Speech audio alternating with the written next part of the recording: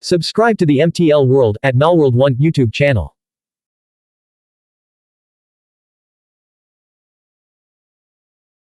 Novel, Night Without Borders.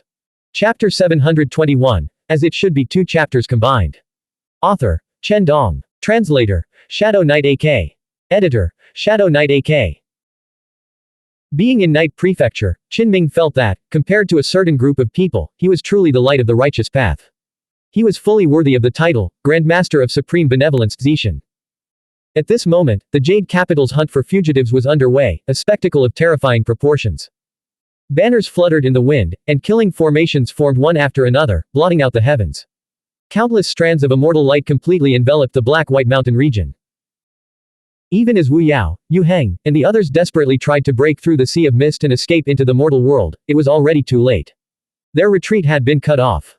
The gold ranking hung horizontally across the night sky, its blinding divine radiance piercing the heavens. It drew down the vast heavenly light from beyond the world, faintly accompanied by the long-vanished radiance of ancient stars. The Tao ranking appeared profound and boundless, merging with heaven and earth as if it were the very embodiment of the Tao itself. Meanwhile, the new ranking was tasked with passing judgment, enumerating the crimes of the several wanted fugitives who had reached the 8th realm. If one were to describe the scene as a ruthless, one-sided slaughter, the new ranking was undoubtedly the one doing the slaughtering. Lu Mo stood high in the air, staring down at the monstrous fugitives, completely ignoring Qinming's accidentally spoken aloud, heart's word. The heavenly immortal Yu Heng's face darkened with fury as he roared, "Lu Mo, where is your backbone? To think you'd sell yourself out." Number 5 spoke softly, "It's as he's selling out." That single remark turned Yu Heng, a being of the 8th realm, livid. The truth was simply too stinging. Seeing Lu Mo's attitude, daring to demand a bounty from the Jade Capital, the crowd immediately understood that he would never compromise his own interests. In the midst of this confrontation, Yu Heng and Mo Yuan unexpectedly received a piece of top-secret intelligence. From this day forth, Lu Mo shall heed summons for action but need not present himself for formal audience. What? The 2 decayed heavenly immortals' expressions changed drastically. What an extraordinary honor this was. The Jade Capital's higher-ups and Lu Mo had actually reconciled to this extent. Throughout history, only in extremely special circumstances would a great sage be granted such a status, the freedom to not be required to attend court in the Jade Capital, enjoying complete autonomy. Their eyes turned red with envy. They came from noble backgrounds, nearly imperial royalty themselves, yet in the end, they had been reduced to fugitives. A mere rogue cultivator from the lower realm had actually staged a counterattack and attained such a transcendent status. Wait, something's wrong. The one who sent this is Lu Haitu. Yu Heng and Mo Yuan immediately snapped to attention. Receiving top-secret information at this timing meant the problem was far more serious than they had imagined. Previously, they had always assumed an old acquaintance from the Jade Capital was sending the messages. After all, their ancestors had once held high positions. Even if their family's power had since vanished like smoke and clouds, some old connections should still remain. However, in the full view of everyone, even an old acquaintance wouldn't dare risk sending a message now. They had completely realized it now, they had fallen into a massive trap from the very beginning. Lu Mo, his robes fluttering, was bathed in a gentle rain of auspicious light. Like an ancient sage who had attained the Tao, he nodded to the 2 of them and smiled. "It is I." Upon hearing this, Yu Heng and Mo Yuan nearly spat out mouthfuls of blood. The tea had gone cold the moment the person left. What, old subordinates? This was all a ruse. Lu Mo, you. Even as heavenly immortals, the 2 could no longer restrain themselves and unleashed a torrent of abuse. Heavenly God Lu's expression remained serene. He simply tuned out their furious tirade, gazing at the clouds drifting across the sky with an air of detached indifference, completely unruffled by either praise or insult. Before Twin Tree Village, Qinming found the whole situation absurd. Today was supposed to be old Lu's tribulation crossing. He should have been facing either a natural disaster sent by heaven or a man-made calamity, something that would push him to the brink of life and death. Yet, in the end, how had it turned into a comedy? Kill. Taoist Master Guan Shu roared. Seeing the reinforcements from the Jade Capital arrive, he fought with even greater fervor. He and his senior brother, Guan Chen, unleashed their full power, battling the colossal azure demonic form condensed from the silver eyeball. The 2 brothers had arrived with a peerless killing formation, their resolve unshakable. Having set their sights on the ancient monstrosity, they seemed determined to fight it to the death. The battle was a brutal bloodbath, raging unabated within the sea of mist. At this moment, the expressions of the several 8th realm fugitives were utterly grim. Number 5 sighed. That old monster in the Jade Capital whose lifespan is about to run out is just too cowardly. Why couldn't he go completely mad before he dies? Yu Heng deeply agreed. Exactly. Why didn't he take Lu Mo with him? In truth, they knew this was merely a wishful thought, an utter impossibility.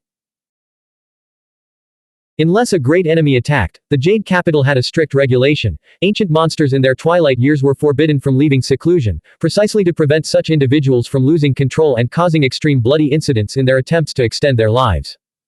How could an 8th realm ancient monster on the verge of passing away compare to a rising star like Lu Mo? The latter had successfully undergone nirvana and was now in the prime of his life. A toast to you all. Lu Mo, his feather robe fluttering and his white hair contrasting with his youthful face, raised a jade cup.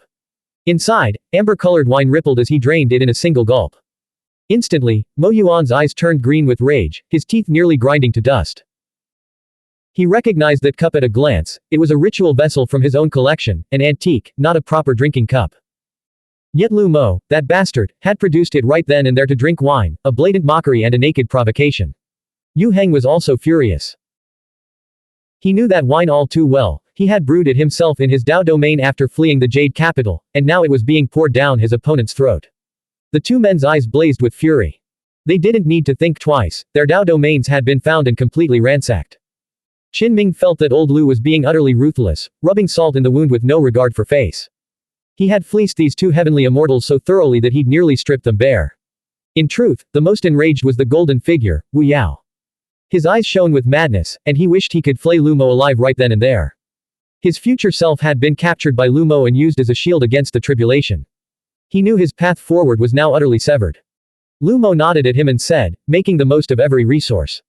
Clearly, he was venting Qin Ming's anger. These were the very words Wu Yao had repeated more than once after crippling Qin Ming, each word dripping with contempt and utmost humiliation. Now, old Lu was returning them in kind. You beast! Wu Yao roared. Lu Mo sneered. Can't stand it when it happens to you. After all these years, do you not know what you've done? The causes are hard to sever, but today's fruit was already predestined. Wu Yao took the lead in the attack, shouting, everyone, what are you waiting for? We must break through today and vow to slay this villain in the future. Kill. Yu Heng and Mo Yuan were the first to respond, immediately unleashing their full power in an attempt to tear through the night veil and break the encirclement. Lu Mo lightly waved his wide sleeve, turned gracefully, and departed the scene without a speck of dust tainting him. He descended beneath the black and white tree, standing aloof and detached from the chaos. The night sky was ablaze with countless strands of immortal light in a dense tapestry of divine seals, pressing down like a brilliant sea of stars. The Jade Capital had already sealed off this area, forbidding them from entering the mortal world. The 8th realm fugitives were all trapped within the sea of mist. Immediately, a terrifying light of slaughter poured down, the gold, Dao, and new rankings were resonating. Furthermore, numerous immortals descended, their figures numerous and imposing. They brought with them great formations, unleashing a boundless killing aura as they jointly besieged the 8 realm beings. With a thud, Yu Heng and Mo Yuan, who had dared to push forward, instantly coughed up mouthfuls of blood. Cracks spider-webbed across their bodies as they were blasted back into the sea of mist. The two glanced back and saw that Wu Yao had not truly attacked. Instead, he had seized the opportunity to vanish, merging into the void. Wu Yao. You deserve to have your future self taken to overcome the tribulation. They cursed. A voice roared from the heavens, seal the void. The number 2 fugitive possesses a cave heaven exotic treasure. Do not let him use it to escape. At that moment, Lu Mo raised a finger, condensing a black-white immortal seal in the void. He pointed the way for the gold ranking, pinpointing exactly where Wu Yao's exotic treasure was hidden. In an instant, sword beams as thick as mountains and colossal thunder fire that connected heaven and earth descended upon that very spot. Wu Yao's face turned grim as the void was torn asunder. His cave heaven exotic treasure suffered a heavy blow, emitting a loud crack as he was forced out into the open. He knew exactly what had gone wrong. It was his palm-sized bronze gate. After learning about his future self's predicament, he realized this directional teleportation gate could no longer be used. The situation was clearly much worse than he had imagined. Lu Mo must have tampered with the bronze gate he had stored in his grotto heaven. This was supposed to be his escape route, but Lu Haidu had severed it in advance. Wu Yao snatched the palm-sized bronze gate from his grotto heaven and violently detonated it. The gate immediately dissolved into yin-yang qi, ceasing to be a physical object. More than that, wrapped within the black and white qi was a fragmentary artifact, the heavenly halberd of the Xuanhuan Dao lineage. 4 years ago, it had escorted Qin Ming on his journey to Tushita Palace, only to be intercepted by a golden figure and fallen into Wu Yao's hands. The two artifact spirits within the heavenly halberd had both been sealed. Wu Yao had intended to wear down their wills over time. Qinming had mentioned this to heavenly god Lu in his desire to rescue the heavenly halberd. Without a doubt, Lu Mo's black and white chi had formed the bronze gate not only to cut off Wu Yao's retreat but also to bait the heavenly halberd and aid its escape. Rumble. In the heavens, lightning fell like a waterfall, flooding the area below and striking Wu Yao relentlessly, denying him any chance to merge back into the void. Wu Yao, his hair disheveled, stumbled backward. To think I would escape so soon. The heavenly halberd had broken free. Open a path of survival for it, Lu Mo transmitted his voice. The falling thunder formed a sea, yet it avoided the heavenly halberd. Lu Mo personally guided the weapon, drawing it under the black and white tree. Xiao Qin. The two artifact spirits within the heavenly halberd, Xuanhuan and Six Desires, were both shocked. They had assumed Qinming was doomed, with no hope of survival. Who would have imagined that they would reunite after surviving their respective tribulations? Qinming stepped forward and said, "Seniors, you suffered because of me. It was I who dragged you into this back then." The great battle to besiege the 8 realm beings erupted instantly. Yu Heng, Mo Yuan, and Wu Yao, covered in blood, retreated into the sea of mist. Number 5 had already charged ahead, plunging into its depths. As for the silver eyeball, that ancient giant fiend, it was under a relentless attack by Guanshu and Guanchen. Old Taoist Guanshu usually presented himself as a refined and scholarly immortal, but he harbored a fierce temper beneath his calm exterior. After suffering a blow, he had gone to call for reinforcements, operating on the principle of repaying grudges with grudges and kindness with kindness, expressing his feelings directly. The gold ranking and Tao ranking, trailing a sky full of burning starlight, descended into the sea of mist. Along with them, one killing formation after another materialized, encircling the great experts. The two old Taoists, though drenched in blood, were relieved of their worries upon seeing reinforcements arrive. With their backs now secure, they unleashed their full power, activating Tushita Palace's killing formation and engaging the silver eyeball in a blood-soaked battle without retreat. From their bodies, talismans continuously shot into the air, igniting to materialize weapons like the Vajra ring and the 7-star sword, which bolstered the formation. Those two Taoist masters are ferocious. The onlookers marveled at the sight. They're old Taoists from Tushita Palace, they walk the line between the black and the white, naturally, they're bold and uninhibited. What?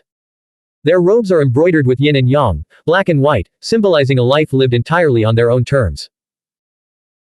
Meanwhile, within the Sea of Mist, the 8th realm entities were turning on one another. Earlier, Wu Yao had used 2 decayed heavenly immortals to clear the path, which had provoked their resentment. Now, Mo Yuan realized he couldn't escape and began to laugh hysterically. Wu Yao, so this is your future self. After it took Lu Mo's tribulation in his stead, it was torn to pieces. I must say, the flavor is quite authentic, it's a great supplementary material. They had torn apart the false divine cocoon, which was also the true substitute body, and each person had claimed a piece, secretly absorbing the remaining mysterious substance. Number 5, completely shrouded in a black robe, said in a deep voice, "If we join forces, we still have a slim chance of survival." Yu Heng laughed bitterly. Stop dreaming. After the Jade Capital's revival this time, they are determined to establish their authority. None of us will survive. He then exhaled a breath of turbid air and said, "Enough. I am gravely injured and can no longer hold on. Help me out, and I will try to open a path of survival for you all by fighting them to mutual destruction." What do you plan to do? Yu Heng replied, "I will self-destruct to try and tear open the blockade. But you must swear, whoever escapes must avenge me in the future and kill Lu Mo." With that, he truly leapt out of the Sea of Mist, charging toward the mortal world. Everyone, aid me. Wu Yao, number 5, and the others were stunned by his actions, but they immediately exerted their full strength to help him break through. Boom. A blood-red rain erupted across the sky as heavenly immortal Yu Heng decisively self-destructed. This unleashed a terrifying phenomenon. The mystical substances throughout the Sea of Mist began to boil, Tao resonance surged violently, and withered Tao flowers continuously fell. Then, fierce winds howled, and ghosts and gods shrieked in agony. The great Tao of this realm seemed to fall into chaos, as if the apocalypse had arrived. Yu Heng, I will go with you. Heavenly immortal Mo Yuan's eyes were bloodshot. He roared and chased after him, self-destructing immediately after. With the aid of Wu Yao and number 5, the two powerful cultivators tore a rift open in the sealed heaven and earth. No one had expected these 2 decayed heavenly immortals to be so fierce and resolute, making such a choice. The sky burned with blood-red rain, the heavens turned crimson, and Tao imprints crisscrossed wildly, threatening to destroy the entire realm. All the earth immortals trembled in fear. Even with the protection of the peerless Great Formation, they couldn't help but retreat. Just then, an ancient voice echoed from the inverted jade capital suspended in the sky. Using flesh and blood as a formation, burning one's origin to project the light of the spirit into the distance. You seek to escape with your divine souls. You shall not leave. At these words, many were stunned. Thick Tao chains plummeted from the heavens, spreading across the void. Suddenly, two shrill screams pierced the air outside Black White Mountain. The lights of the spirit of Yu Heng and Mo Yuan emerged, only to be instantly shackled.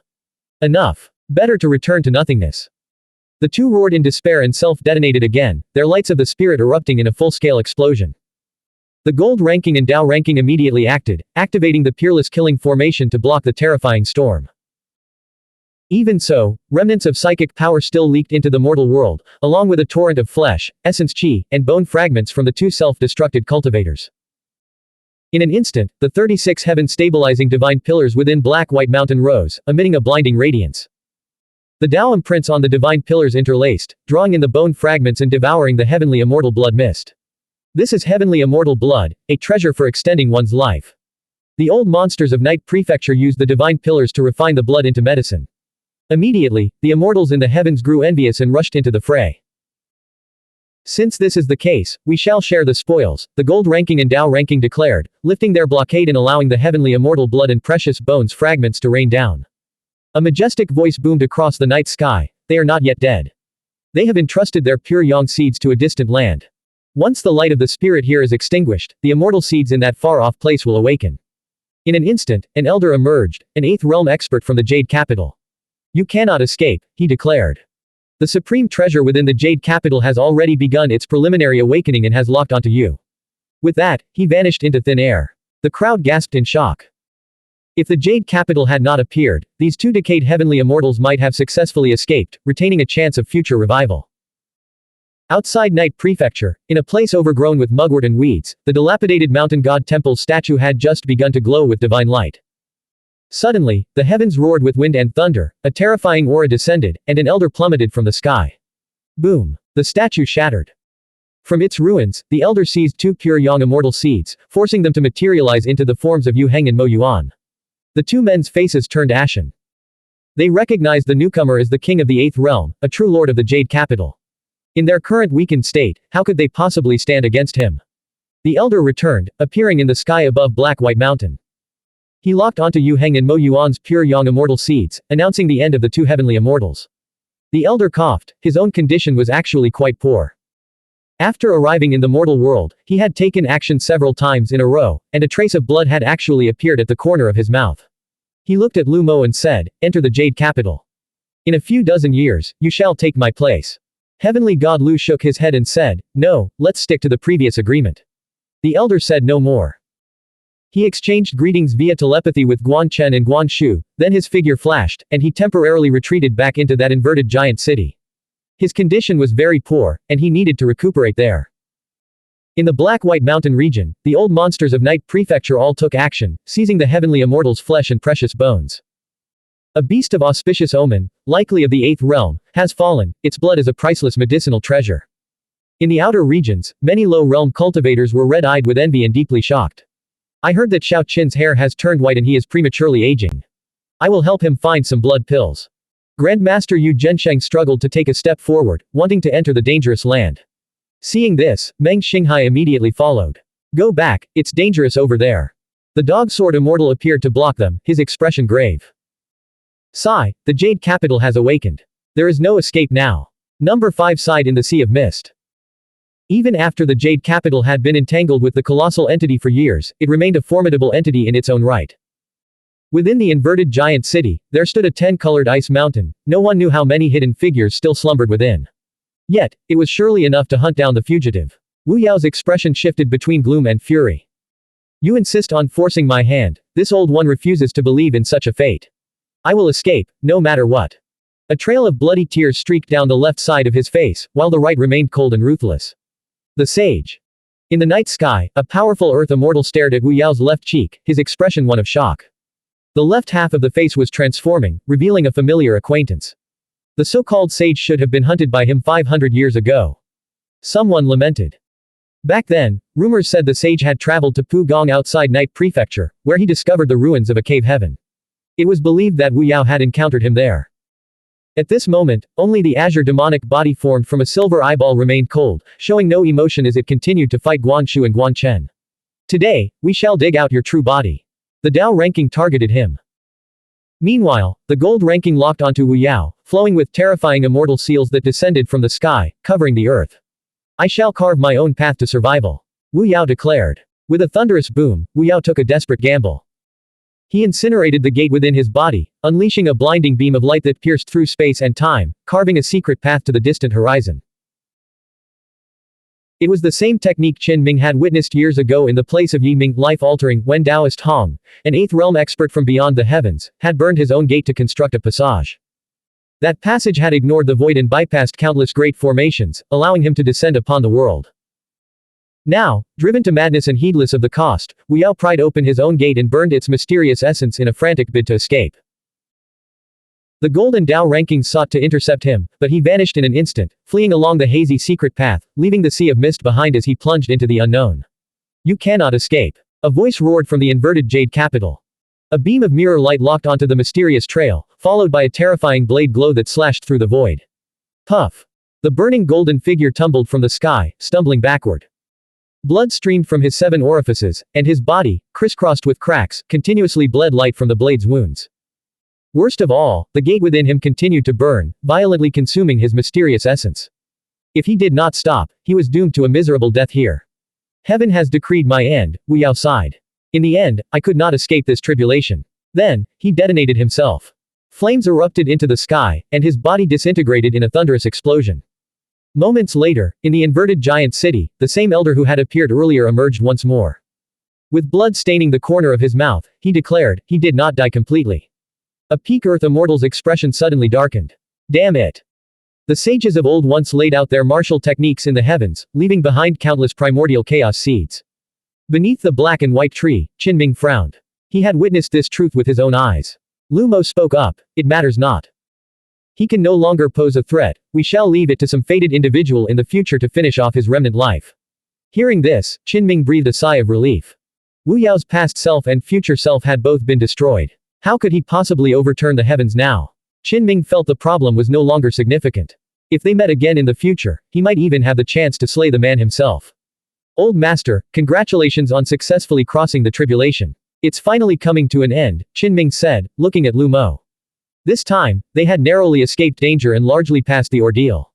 Lu Mo replied, it should have been so.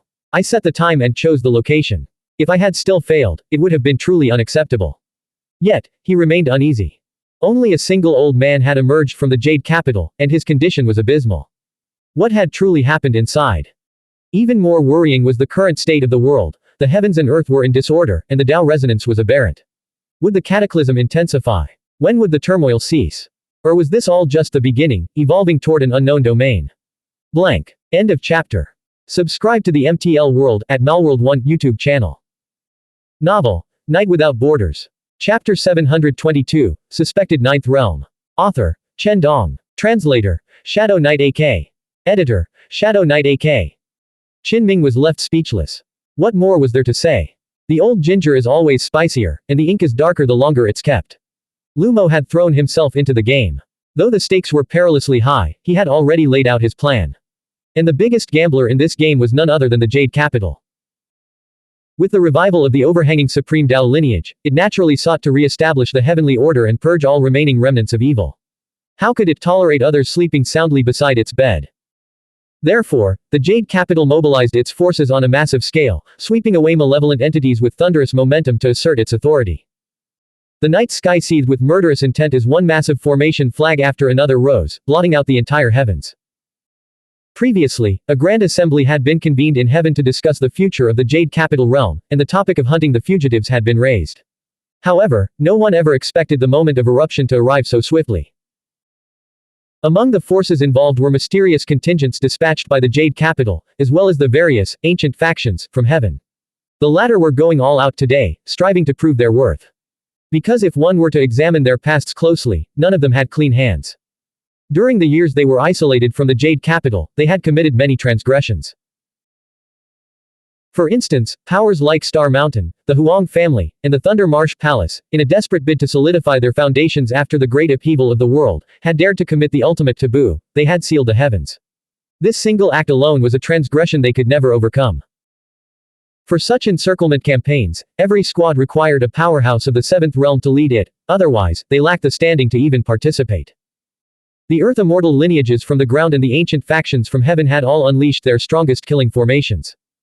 Some fought to atone for their sins, some sought military merit, and many more craved heavenly immortal blood. Whatever their motives or mindsets, they had all gone berserk with bloodlust. At this moment, only, number 5, and that legendary ancient monstrosity remained within the Sea of Mist. Kill. The battle cries shook the heavens. The resonance of numerous great formations left number 5, his entire body shrouded in a black robe, staring helplessly at the sky in despair. Heaven wants me dead. There was a time when he had reigned supreme, yet in the blink of an eye, he had become the prey. Lu Mo's mouth twitched as he spotted a group of old fellows from Night Prefecture, having obtained a portion of the true blood from Yu Heng and Mo Yuan. They were charging toward the Sea of Mist with the ferocity of ruthless bandits. The 36 heaven-stabilizing divine pillars were indeed profoundly miraculous. Nourished by the blood of 8 realm beings, they erupted with an earth-shattering, world-shaking killing intent. Of course, the old monsters of Night Prefecture did not charge to the very front. The main stage was naturally reserved for the Dao ranking, the Gold ranking, and the mysterious squad that had emerged from the Jade capital. They coveted heavenly immortal blood, but they also understood that safety came first. No need to panic. My Huang family's 8th realm expert in the Jade capital is still alive. The ancient factions in the heavens, while actively hunting heavenly immortals, were also communicating with relevant parties and learning information that thrilled them. Why did the Huang family's eldest daughter hold such a transcendent status? Some even called them the royal daughters. It was primarily because the clan's foundation was too deep. Every few generations, a powerful expert would enter the overhanging supreme Dao lineage. Just as in this era, an ancient monster of the Huang family still lived within the Jade capital. Does my purple heaven, Zishao cave still have an ancestor alive? Other ancient factions were also cautiously inquiring, their hearts filled with apprehension. What era is this? Are you still relying on ancestral protection? Nowadays, heavenly immortals cannot dwell in the world for long, they've mostly died of old age. Even if some are still alive, they can't emerge and are suffering through the 10-colored ice mountain. Amidst the tense pursuit of the culprits, the secret exchanges among many great powers never ceased. I advise you all to pay more attention to those anomalous ones who can walk in the mortal world unaffected. The revival of the Jade capital had caused a massive impact, leaving many great powers deeply unsettled. In the Sea of Mist, number 5's black robe burst, revealing his true form, an elder with a full head of silver hair. His body was rapidly expanding, becoming boundlessly vast. This was his heavenly immortal body. Clearly, he was not in the 8 convergence realm. After transforming his life form, the so-called heavenly immortal was actually hideous. Number 5's entire body was covered in a black carapace that shimmered with the luster of dark metal. Along his sides, over 1,000 arms flailed and writhed, tearing the void and twisting time itself, a sight both ferocious and terrifying. The heavenly immortals of mortal tales were either refined and ethereal or breathtakingly beautiful. But true heavenly immortals rarely retained human form, their true visages were grotesque. The aura he radiated silenced the entire world. Many veteran Earth immortals and top-tier Earth gods felt an indescribable oppression, as if an invisible flying immortal mountain had descended upon their hearts, forcing them to submit and fall to their knees. This is his true 8th realm body. He's going all out. Golden ranking warned. Earlier, Wu Yao, Mo Yuan, and the others had refrained from revealing their complete forms, because they still hoped to escape alive. In this era, without rare treasures like Primordial Qi or Xuanhuan Qi, 7th realm Earth immortals dared not strike recklessly. How much more so for beings of the 8th realm? The energy consumption would be unimaginable. Now, number 5 had gone mad. He descended in his hideous heavenly immortal complete form, charging outward in a savage onslaught, burning through his very life origin with every passing moment. Instantly, top-tier killing formations were overturned, their formation platforms shattering. Great banners burst into flames, their vast surfaces disintegrating in a thunderous collapse. Some Earth immortals coughed up blood and were sent flying. The golden ranking swept across the sky, blocking number 5's path. Everyone, don't panic. He is only at the quasi-8th realm right now. In this environment, even if he fights desperately, he cannot regain his full power, someone shouted. 2 streaks of thunderfire shot from number 5's eyes, shattering the void and striking directly toward the person who had shouted.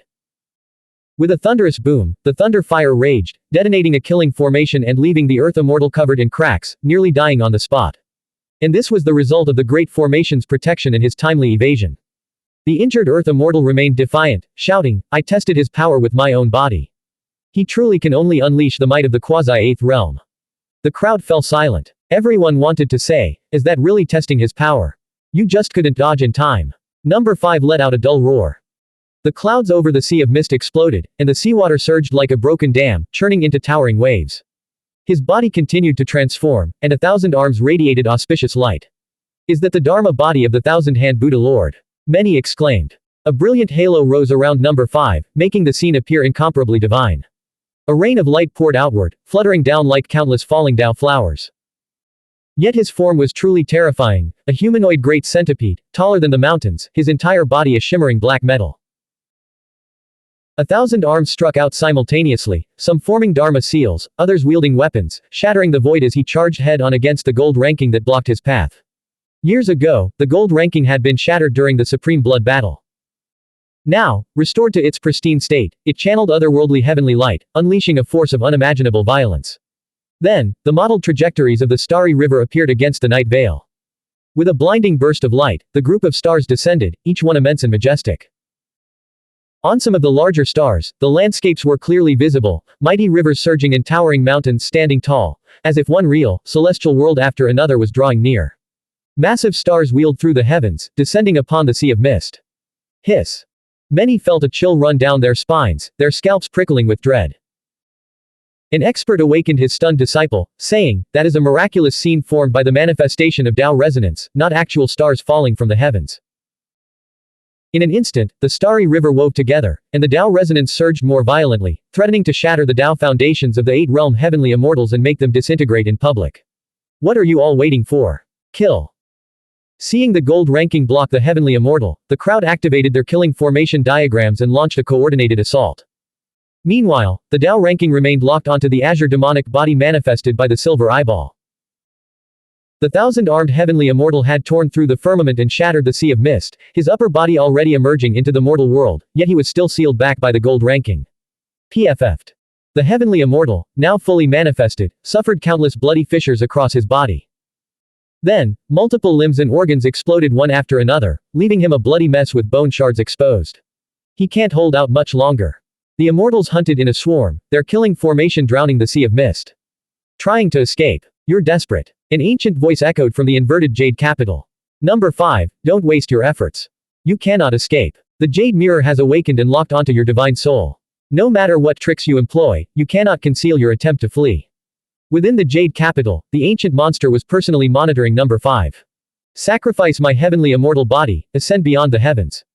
Driven to despair, number 5 performed a blood sacrifice upon himself, attempting to escape the night mist world. Only beings of the 8th realm could even attempt such a path. However, the raging Tao resonance surged like thunder fire, drowning him in its fury. Tribulation Chi. The Tao resonance has completely transformed into heavenly thunder, wind disasters, fire disasters, and so on. The tribulations have descended. Everyone looking up at the sky felt their hair stand on end. Above the night veil, various tribulation chi surged forth one after another, battering the 8-realm heavenly immortal until he was riddled with holes before finally exploding. Heavenly immortal blood rained down, and fragments of precious bones fell. Another gluttonous feast. All the immortals rushed forward, using formations to seize the creation. Beneath the black and white tree, Qin Ming's expression was grave. He said, "Is that the beyond the heavens? The turbulent Tao resonance naturally seals the path. A decayed heavenly immortal in a weakened state couldn't even break through it." Lu Mo was also gazing at the sky, his expression solemn. The beyond the heavens and the ground shrouded in night mist seemed to be separated by an inexplicable domain. Heavenly immortals did not die so easily. Number 5's pure yang consciousness had lodged itself within the thunder and fire, merging with the lightning in a bid to escape. However, he was slashed out of it by a blade and ultimately failed to get away. Every 8-realm being has a life-saving technique. Though your pure yang consciousness here has been extinguished, the jade mirror has seen through your fate. There is still an imprint of you in the distance. A terrifying beam of light shot out from the jade capital, plunging into the depths of the pitch-black night. Ah! Number 5's shrill screams echoed from afar. The people's hearts refused to settle. Heavenly immortals were too difficult to kill, a single slip-up would allow them to escape. Now, only the azure demonic body formed by the silver eyeball remained, still locked in a blood battle with the 2 old Taoists from Tushita Palace. The Tao ranking spoke, "Fellow Taoists, I shall assist you. It had held back earlier primarily to support the gold ranking and prevent number 5 from escaping. At the same time, it had been suppressing the silver eyeball, intervening invisibly without directly joining the fray. Good. Taoist Master Guan Shu nodded. Though he and Guan Chen had brought a top-tier killing formation, they still failed to subdue this legendary ancient giant fiend. Instead, they were now covered in blood. What is his true origin? This doesn't seem to be his true body, Guan Chen asked the Dao ranking, his heart pounding with dread. The Dao ranking replied, these eyes are not an illusion, they are part of his true body. Whether his main body still exists in this world is hard to say. The azure demonic body formed by the silver eyeball remained utterly indifferent, showing no emotional fluctuation even in this desperate situation. All causes are difficult to sever, it spoke calmly. I had intended to leave, but I was affected by a mysterious karmic thread.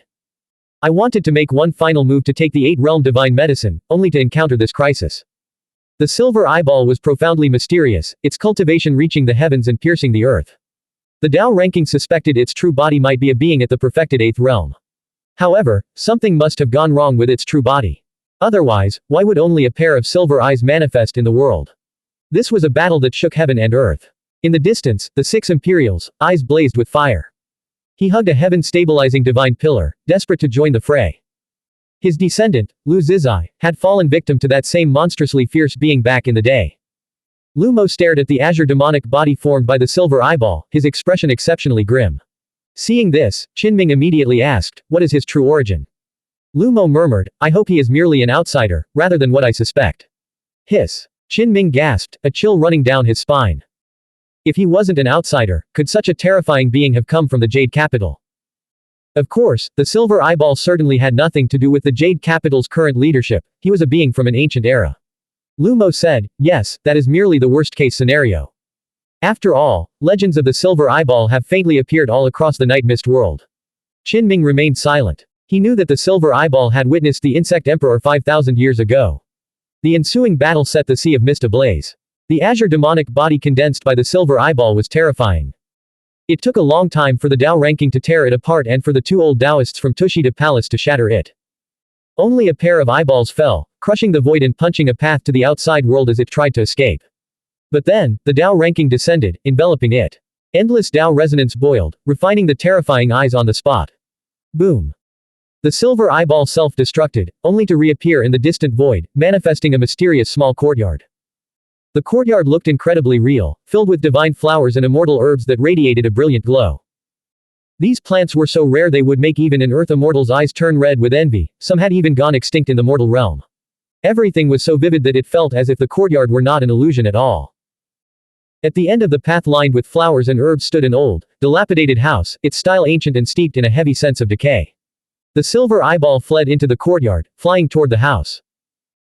The Dao ranking swept across the sky, freezing space and immobilizing the silver eyeball, as if it had been trapped within a motionless painting. Suddenly, a terrifying scene unfolded as the dilapidated house began to tremble. Then, everyone heard the sound of slow, aged footsteps echoing from within the ruined room, like someone hobbling, about to step outside. The slow yet unmistakably real sound of those footsteps, like an ancient being moving with great difficulty, drew closer to the doorway. Many people clutched their chests, their faces turning deathly pale. They felt as if their hearts were about to explode, vibrating in perfect unison with the footsteps. At that moment, the silver eyeball gradually began to move. Boom. The Dao ranking erupted with brilliant immortal light, merging with heaven and earth as if it had become the incarnation of the great Dao, completely suppressing the small courtyard and the house below. The terrifying footsteps slowed, and everyone let out a sigh of relief. Cough. Suddenly, from within the house, which now carried a heavy scent of decay, came an old man's cough, the ragged, labored breath of a long-term invalid. Everyone's scalp tingled with dread. This was too eerie. Then, many people felt their 5 viscera vibrating in resonance with the cough, as if their bodies were about to disintegrate. The earth immortals in the sea of mist felt as if their hearts had been seized, their faces contorted in agony. Even the dense killing formations could not block the sensation. They stumbled backward, on the verge of falling into the sea. The small courtyard appeared incredibly vivid, seeming to have fully materialized into reality.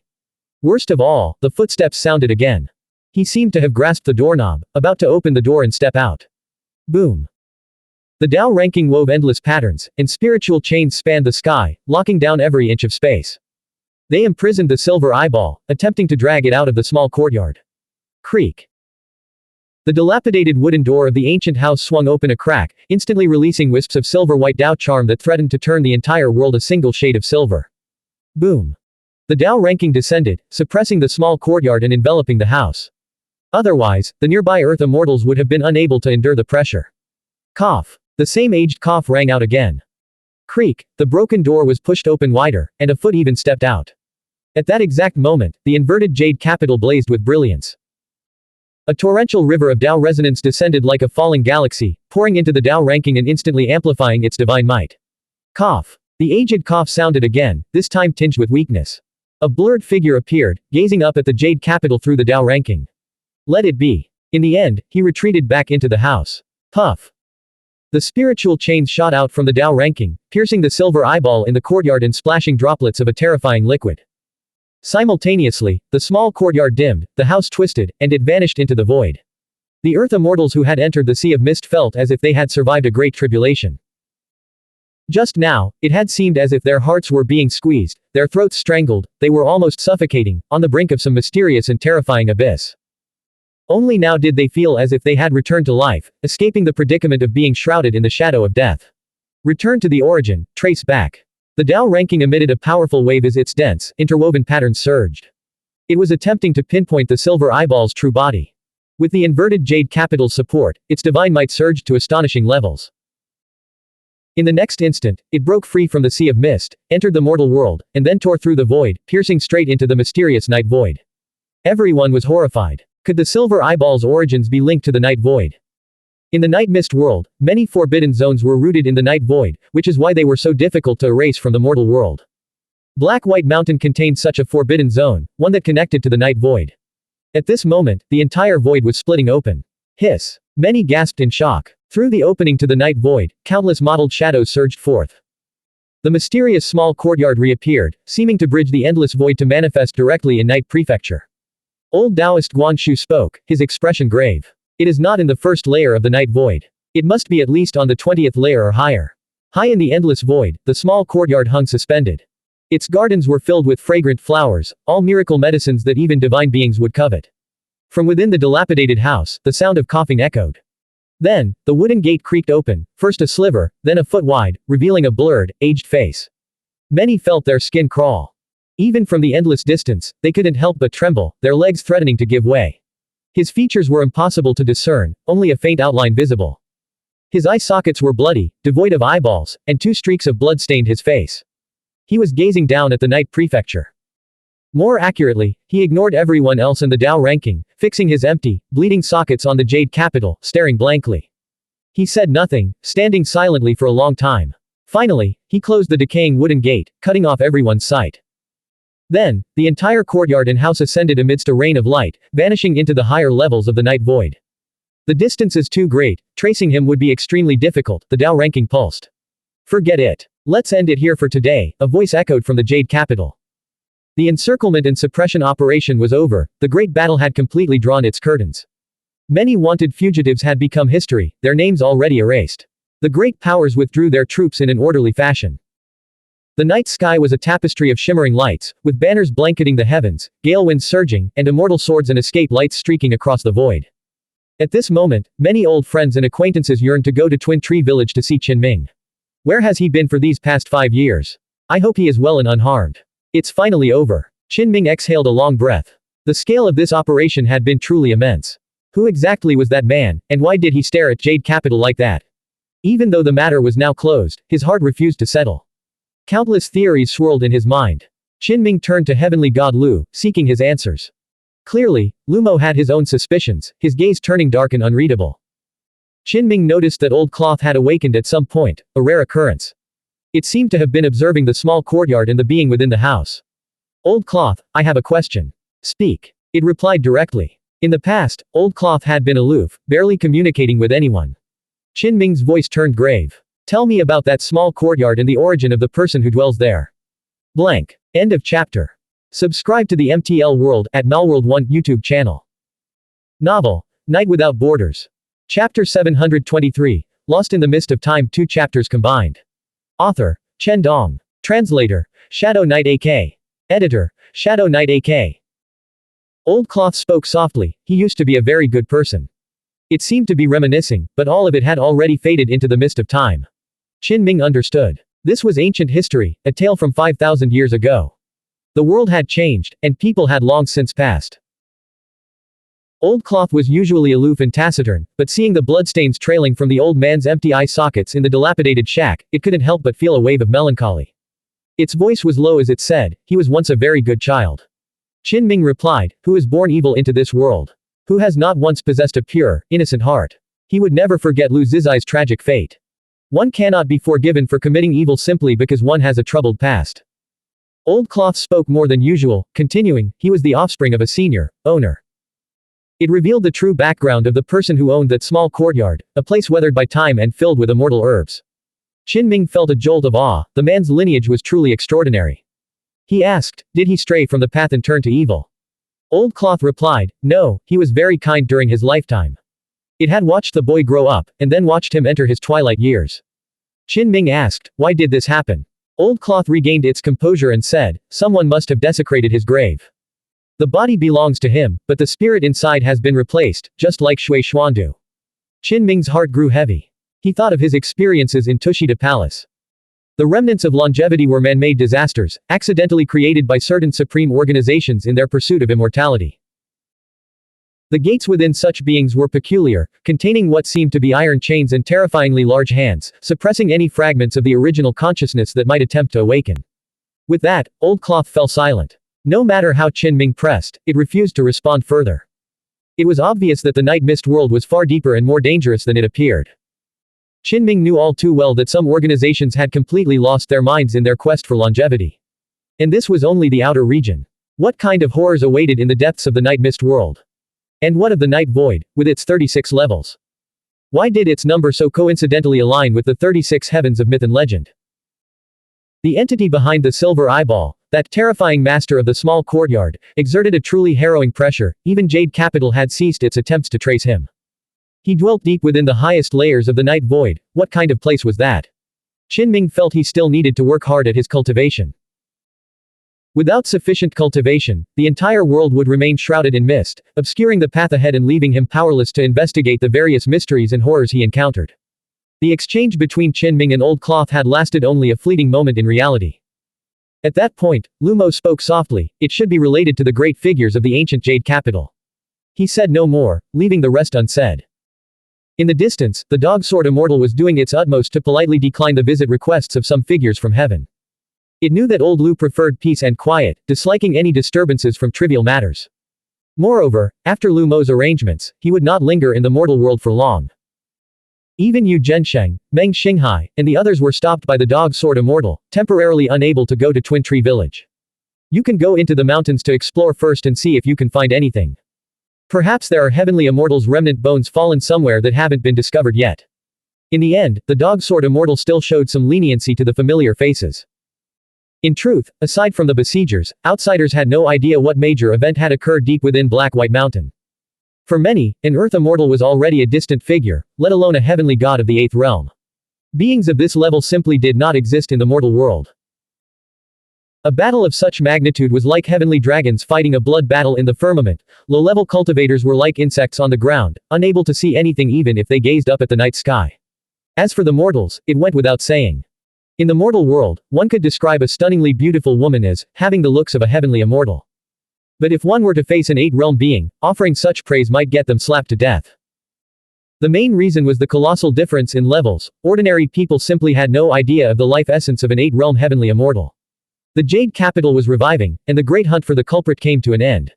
However, the aftereffects had not completely subsided. For example, some Earth immortals from the heavenly old factions had to personally intervene to extinguish the fires. Years ago, when the supreme blood battle concluded, the sage had imparted his martial techniques in heaven. At that time, scions of several great clans had sought primordial seeds from him. Investigate. If any anomalies were found, they were to be dealt with ruthlessly. A few old Earth immortals personally oversaw this matter, rushing back to their clans in a frenzy, fearing that Wu Yao might use their bodies as vessels for his soul returning. The resurgence of an eight-realm being would be catastrophic. In truth, by the time they took action, it was already too late. What was meant to happen had already occurred. However, the consequences were not as severe as they had imagined. Wu Yao's past self and future self had both been slain. The so-called primordial chaos seeds lacked the power to reverse his fate. On that day, chaos indeed erupted in heaven. A few young cultivators died instantly, their flesh and blood exploding violently as the essence condensed by the primordial chaos seeds within their bodies tore through space and vanished. Others survived but suffered grievous injuries to their primordial essence qi, as a mysterious devouring force seized a portion of their essence of origin. A third group felt only a slight weakness, their foundations too deep for a single primordial seed to shake. During the chaos, some seeds were intercepted and instantly destroyed. Others vanished before anyone could stop them from escaping. Everyone knew Wu Yao had not completely perished. There is no need to worry. A mere handful of seeds, even if they were to coalesce, could only piece together a fragment of his shattered power. He is now utterly severed from the 8 realm beings. Experts in the Jade Capital had performed a divination, concluding that Wu Yao could, at most, recover to the 7th realm. He could never return to his peak. Furthermore, his lifespan was nearly exhausted. Barring any unforeseen events, he had, at most, a few decades of lingering existence left. To not die immediately, but to instead endure such a slow and agonizing decline, perhaps for an 8 realm being like Wu Yao, this was a far more cruel fate.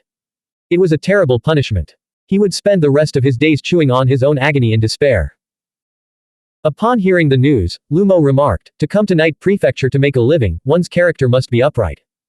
Otherwise, it is not a place you can simply enter, nor is it a place you can simply leave. The incident also had a significant impact on the surface world. A group of ancestors from Night Prefecture, brimming with killing intent, traveled through the Mist Gate to Pugong, heading for the sage's nominal Dao lineage, where his disciples still remained. It is not the sage's fault, but what a pity. The calamity was entirely of Wu Yao's making. Lu Yu, the 6th imperial ancestor, fell silent. He and the sage were contemporaries, seeing an old acquaintance meet such a tragic end left a bitter taste in his heart. The people of Night Prefecture immediately stormed Pugong, surrounding the Dao lineage to settle the score.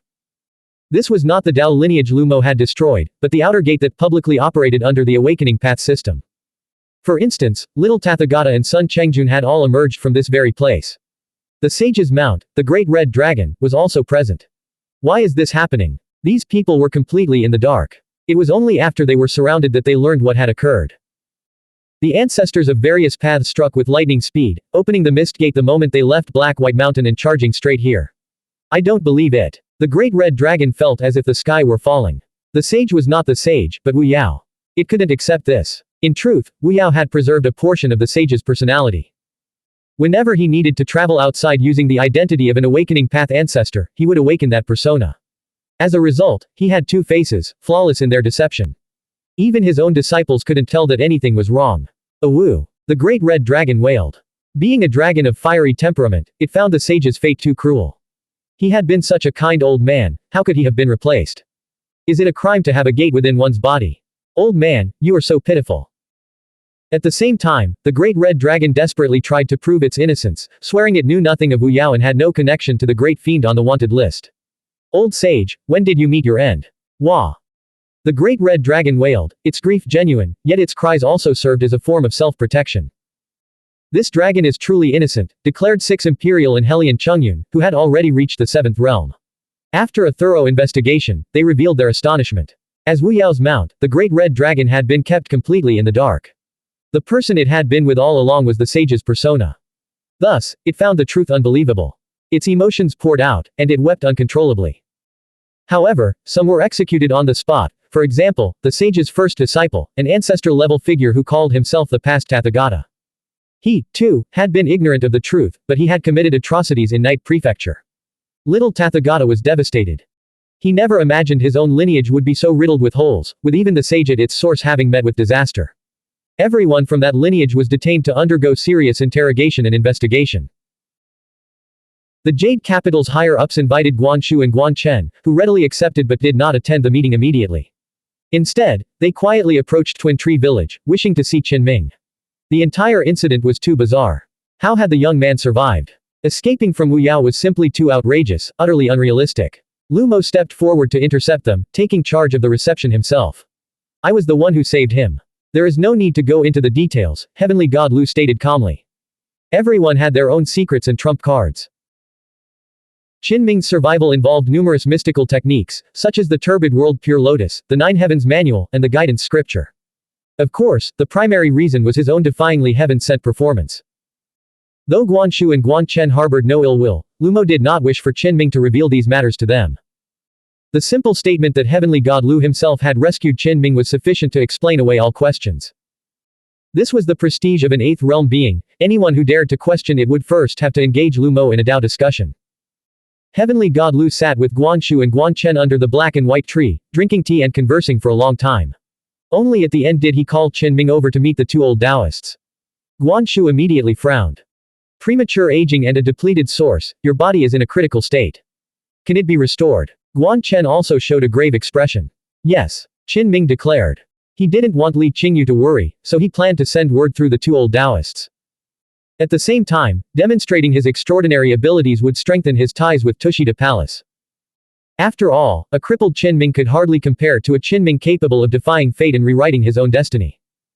Li Qingyu was cultivating at Tushita Palace, so sending this news back would also benefit her. But the two old Taoists hesitated. Standing so close, how could they not see the extent of Qinming's physical depletion, his white hair cascading down? They were convinced this body was utterly ruined. He can. Lu Mo spoke up, once again vouching for Qinming. He even cited an example. Years ago, in my night prefecture, there was a peerless heavenly pride named Lu Zizai. His fate was also tragic. Someone pried open his gate and drained all his mysterious substances. Yet in the end, he lived a second life, his vitality surging even more than before.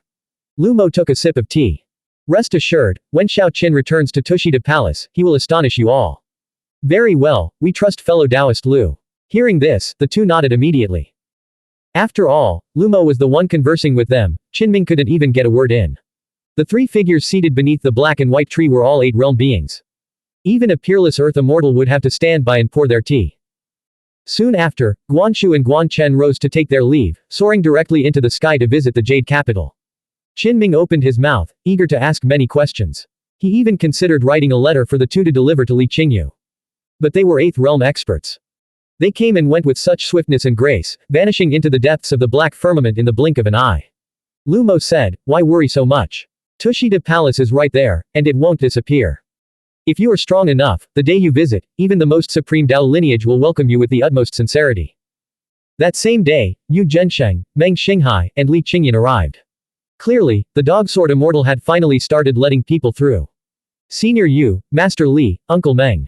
Qinming immediately rose to greet them. Go see your old acquaintances first. I have something to say to you later. Lu Mo transformed into black and white mist and vanished from the village entrance. His time was limited, he could not remain in the mortal world for long. Xiao Qin, what happened to you? Meng Xinghai strode forward. Seeing Qinming with his white hair disheveled and a sickly pallor, he couldn't believe his eyes. His heart ached. In his memory, Qinming was youthful and vibrant, full of vigor. Now, he bore the mark of vicissitudes, the wear and tear of 1,000 sorrows. This was hard for him to accept, and his eyes reddened slightly. He truly regarded Qinming as his own child or nephew. Xiao Qin, are you injured?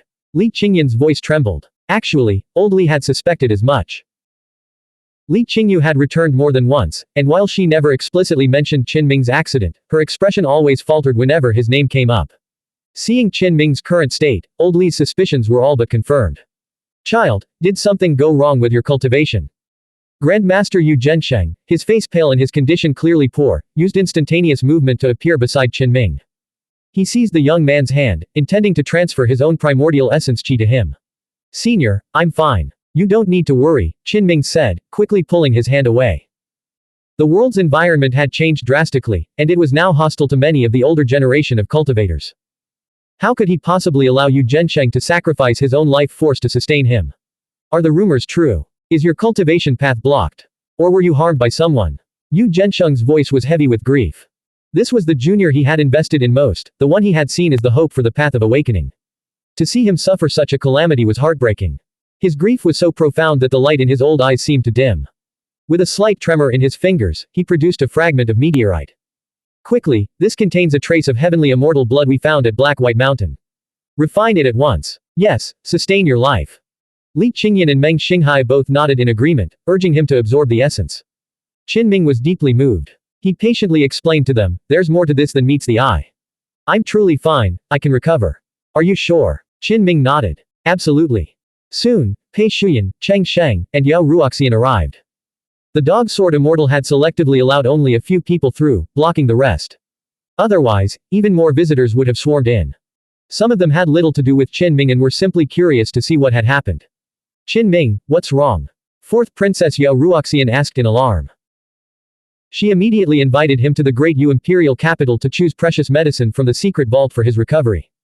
Qin Ming replied, "Thank you for your concern, Princess. I'm just a bit weak lately, I'll be fine after some rest." Duke Pei, what's with that look? I'm not like you. Seeing him still in the mood to joke, the others felt his condition might not be as severe as they had imagined. The group chatted for a long time before Qin Ming told them he would gather with them again after a few days of recuperation. The main reason was that heavenly god Lu was waiting for him and could not stay in the mortal world for long. Alright, Xiao Qin, focus on your recovery first. I'll stay in Kai Sha City, Yu Zhensheng said, and Li Qingyan nodded in agreement. Worried about his health, the others urged him to enter seclusion immediately to recover. Qin Ming felt a pang of guilt. After all these years, he had failed to host them properly. However, these were his own people, they understood his situation and wouldn't hold it against him.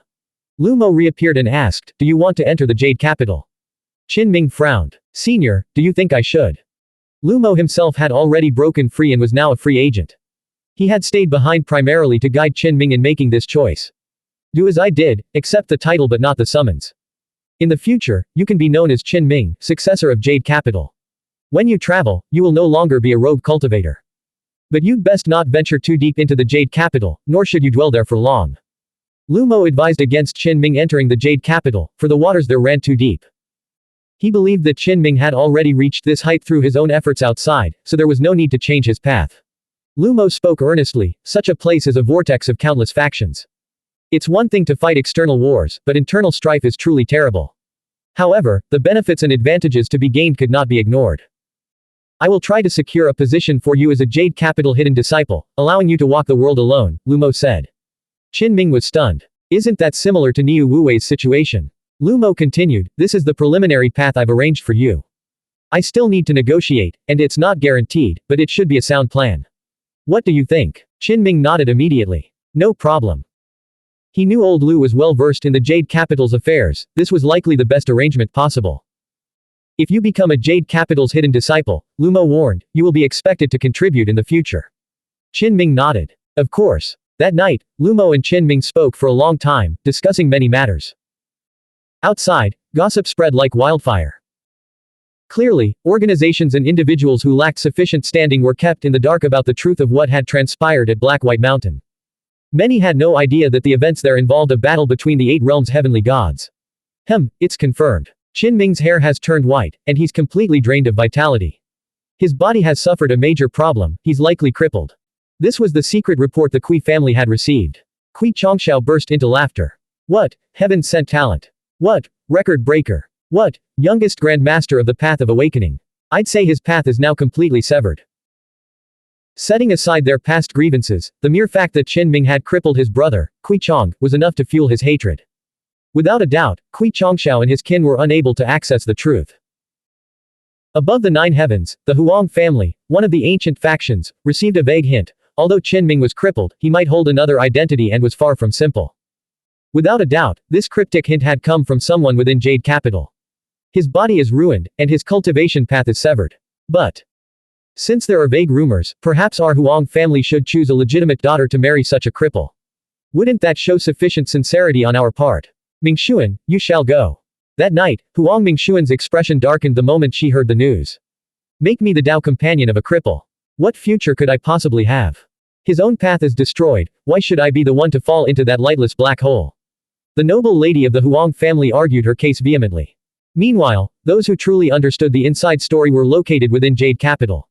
Hiss. A great sage who emerged from our Jade Capital realm. Crippled. That may not be the truth. Even the 8th realm ancient monsters were stirred.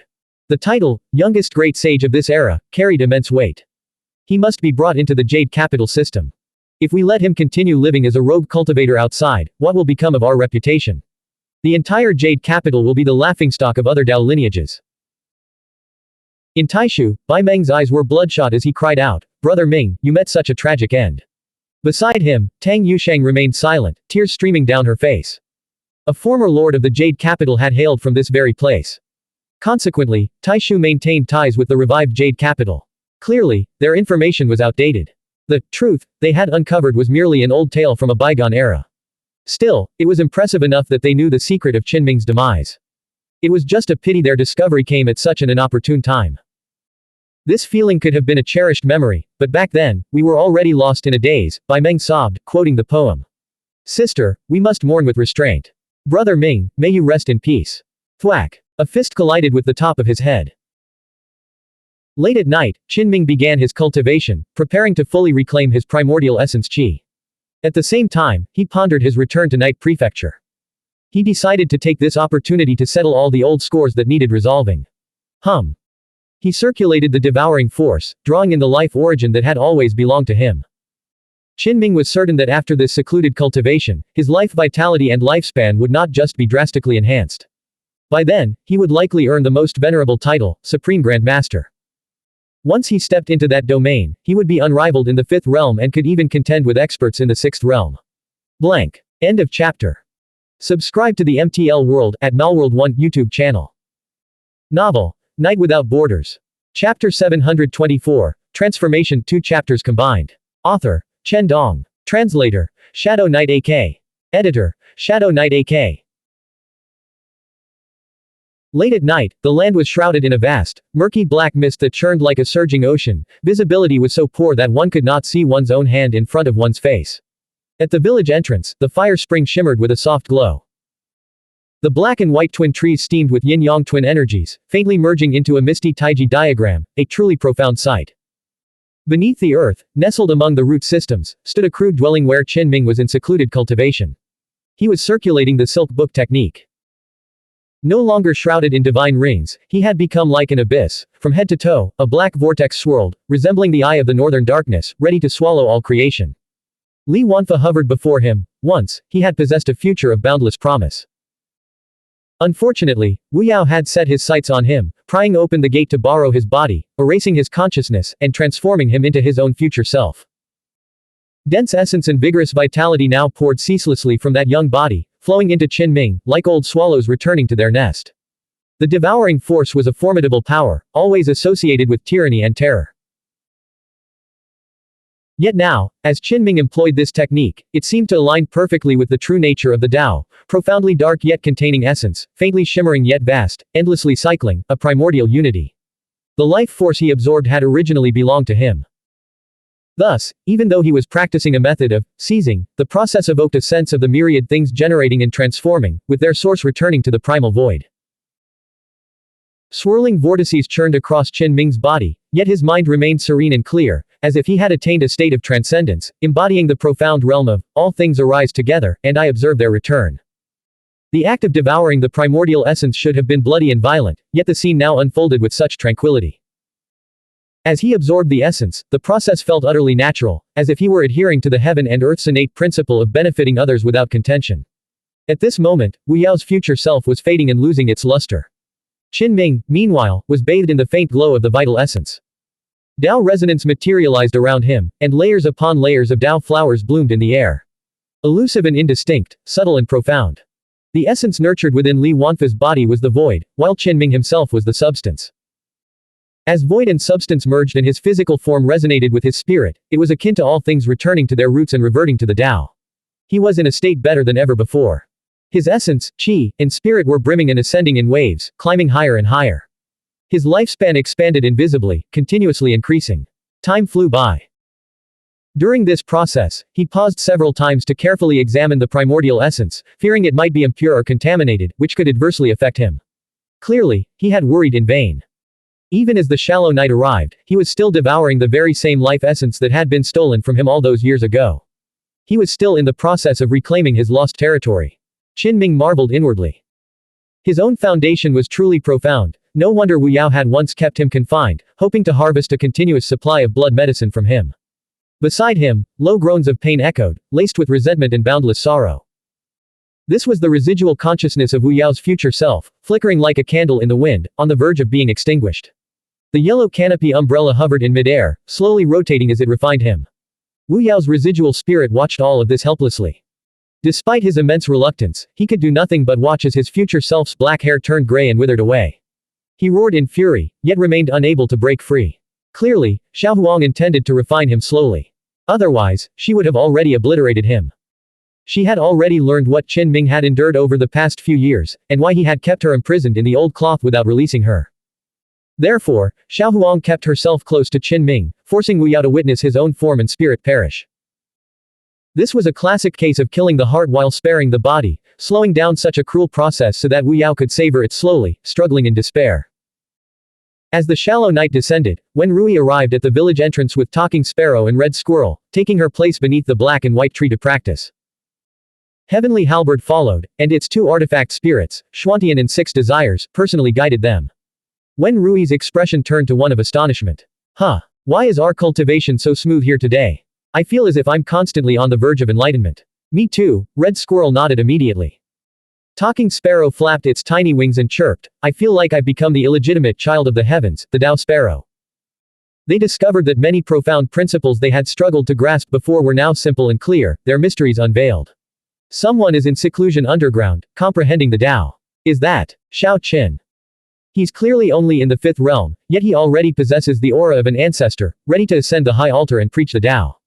Xuantian and 6 Desires, having guessed the truth, could not calm their hearts. The crude structure Lumo had built blocked their line of sight.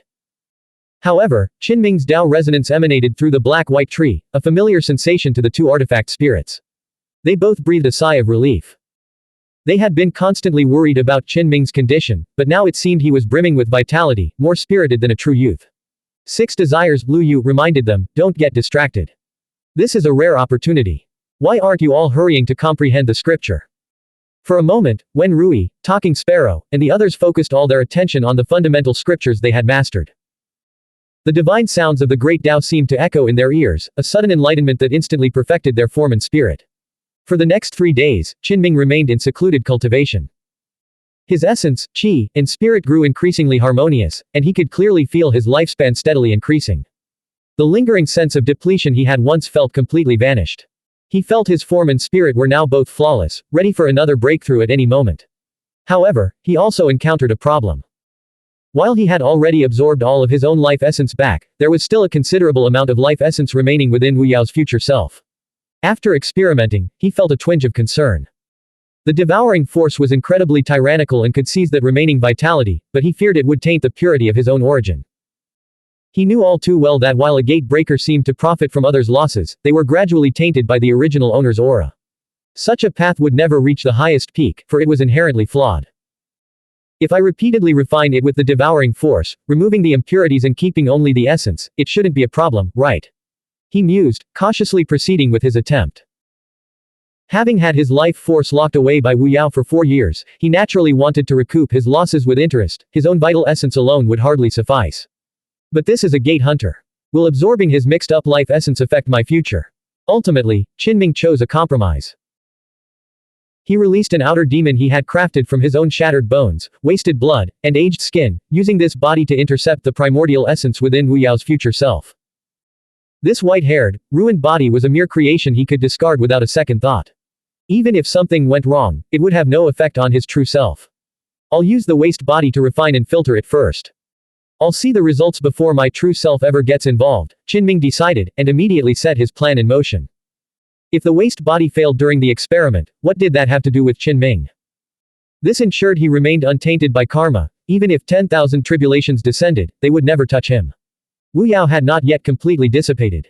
A final wisp of his consciousness materialized within the purple chi swirling beneath the yellow canopy umbrella. His face was contorted, his eyes nearly splitting from rage. Was he truly this insignificant? His entire life's essence, the very core of his being, was not even worthy of Qin Ming's eye. He was utterly rejected, left to be refined by a mere waste body. Qin Ming spoke, what are you staring at? What you consider a treasure of the immortal pearl is, to me, something I can obtain with a wave of my hand. After one more nirvana, I will have everything. This so-called life-extending substance has corrupted your mind, causing you to lose your path and blinding you to your true future path. Wu Yao felt utterly stifled and indignant. If his opponent were merely boasting, he could have ignored it, but the man was actually walking that path, and succeeding. Qin Ming asked, Xuanhuan, this man's consciousness is a treasure trove. Can't we extract even a little bit from it? The yellow canopy umbrella replied, it's not impossible. For now, we'll just roughly refine him without touching the restrictions deep within his soul. We can save those for later, when we might be able to break them. Qin Ming nodded. With his waste body absorbing Wu Yao's life essence, black hairs began to sprout amidst his own white ones, and the wrinkles at the corners of his eyes gradually smoothed out. Could this, outer demon, form of mine actually evolve into the body of a great sage? He was astonished. The absorption capacity of his waste body was simply too formidable, its performance in refining and utilizing primordial essence was frighteningly excellent. He was extremely satisfied and nodded. This is good. It suits my identity. Meanwhile, his true body's three treasures, essence, qi, and spirit, had completely merged, reaching the great perfection stage. He was ready to break through at any moment. His waste body began to regain its youth. His complexion turned ruddy, the aura of old age vanished, and he rapidly transformed back into a young man, his vigorous vitality swiftly returning. At this rate, the waste body had a promising future. It could become an unparalleled outer demon within the inner sage, outer demon domain. Meanwhile, Qin Ming's true body moved a short distance away. He was preparing for a breakthrough, aiming to ascend to the supreme realm he was destined to tread upon. In truth, back when he was at the 7th and 8th heavens of the Grandmaster realm, he could already look down upon all opponents below the ancestor level. Now, he was pushing his limits to their absolute peak. Having now stepped into the 9th heaven, he no longer needed to compare himself with others. This was his own supreme Grandmaster realm. I suppose my body won't shatter into pieces this time, right? Qin Ming's body had once been completely depleted. After its revival, not only did he undergo a personal nirvana, but even the silk book technique adjusted itself, altering the energy circulation pathways. Now, this fundamental scripture was even more suited to him. Qin Ming pondered, rather than the scripture transforming, it's more accurate to say my body, in its nirvana, autonomously adjusted the scripture to adapt to the changes. Though the cultivation technique designed for the dead was profoundly mysterious, it wasn't impossible to interpret it from a different perspective. Xuanhuan. Qin Ming's face darkened. He saw the yellow canopy umbrella had already prepared a memory crystal, ready to record his various agonies. It truly couldn't bear to see him well. Xuanhuang's enchanting figure appeared on the umbrella's surface. She spoke, "Do you know how I survived those 4 years in the pitch-black heavenly prison? It was dreadfully dull, and I only got through the days by watching the recordings of your memory crystals shattering." Qin Ming really wanted to hit it. His transformation began. This time, he had taken no treasure medicine herbs. Relying solely on his own abundant essence, qi, and spirit, his body grew searingly hot as it began a comprehensive rebirth. For many, this was a realm they yearned to approach but could never touch. Clearly, this breakthrough would not only elevate Qin Ming's strength but also bring forth even more wondrous benefits. True rebirth meant a complete shedding of the old to make way for the new. Through this transformation, he could sever the decayed aura, nourish a burgeoning vitality, and even glimpse a corner of longevity. Qin Ming was undergoing a comprehensive sublimation from the inside out, his form and spirit achieving nirvana together. I didn't crack much this time. This means my silk book technique is stabilizing and becoming more complete day by day. The revival of the Jade Capital had a profound impact, rippling through both the heavenly realm and the mortal world. Over the course of several days, countless major organizations and ancient mountain peaks pulled out all the stops, scrambling to gather intelligence and forge connections to seize the coming tide. Now that Jade Capital has shaken off the entanglement of that colossal entity, its leadership is actively scouting the distance, seeking to understand the changes occurring across the Night Mist world. As the crowds speculated, hidden truths began to surface. The Jade Capital might be leaving. It's returning to its original homeland. This revelation sent shockwaves through the crowd. The Jade Capital had hovered above the Night Prefecture for an immense span of time. Rumors suggested it had been searching for something, only to ultimately come up empty-handed. It's leaving. What are we supposed to do? Actually, the Jade Capital began exploring its homeland years ago. The Jade Capital was once known as the Primordial Dao lineage. Reliable reports confirmed that Jade Capital would migrate, at the earliest, in a few months, at the latest, in 2 or 3 years. What secret does the Night Prefecture hold that could keep the Jade Capital here for so long? This was the question on everyone's lips, yet no one could provide a definitive answer. There's a theory that a supreme treasure might be buried beneath the Night Prefecture. Even after the ancient era's great war left the land crippled and desolate, monstrously talented figures still occasionally emerge from its soil. The Demon Province. Some ancient monsters suspected that the supreme treasure might have shattered and merged into the Night Prefecture, occasionally nurturing extraordinary prodigies. Otherwise, after the ancient war, the Night Prefecture had declined and become a remote land.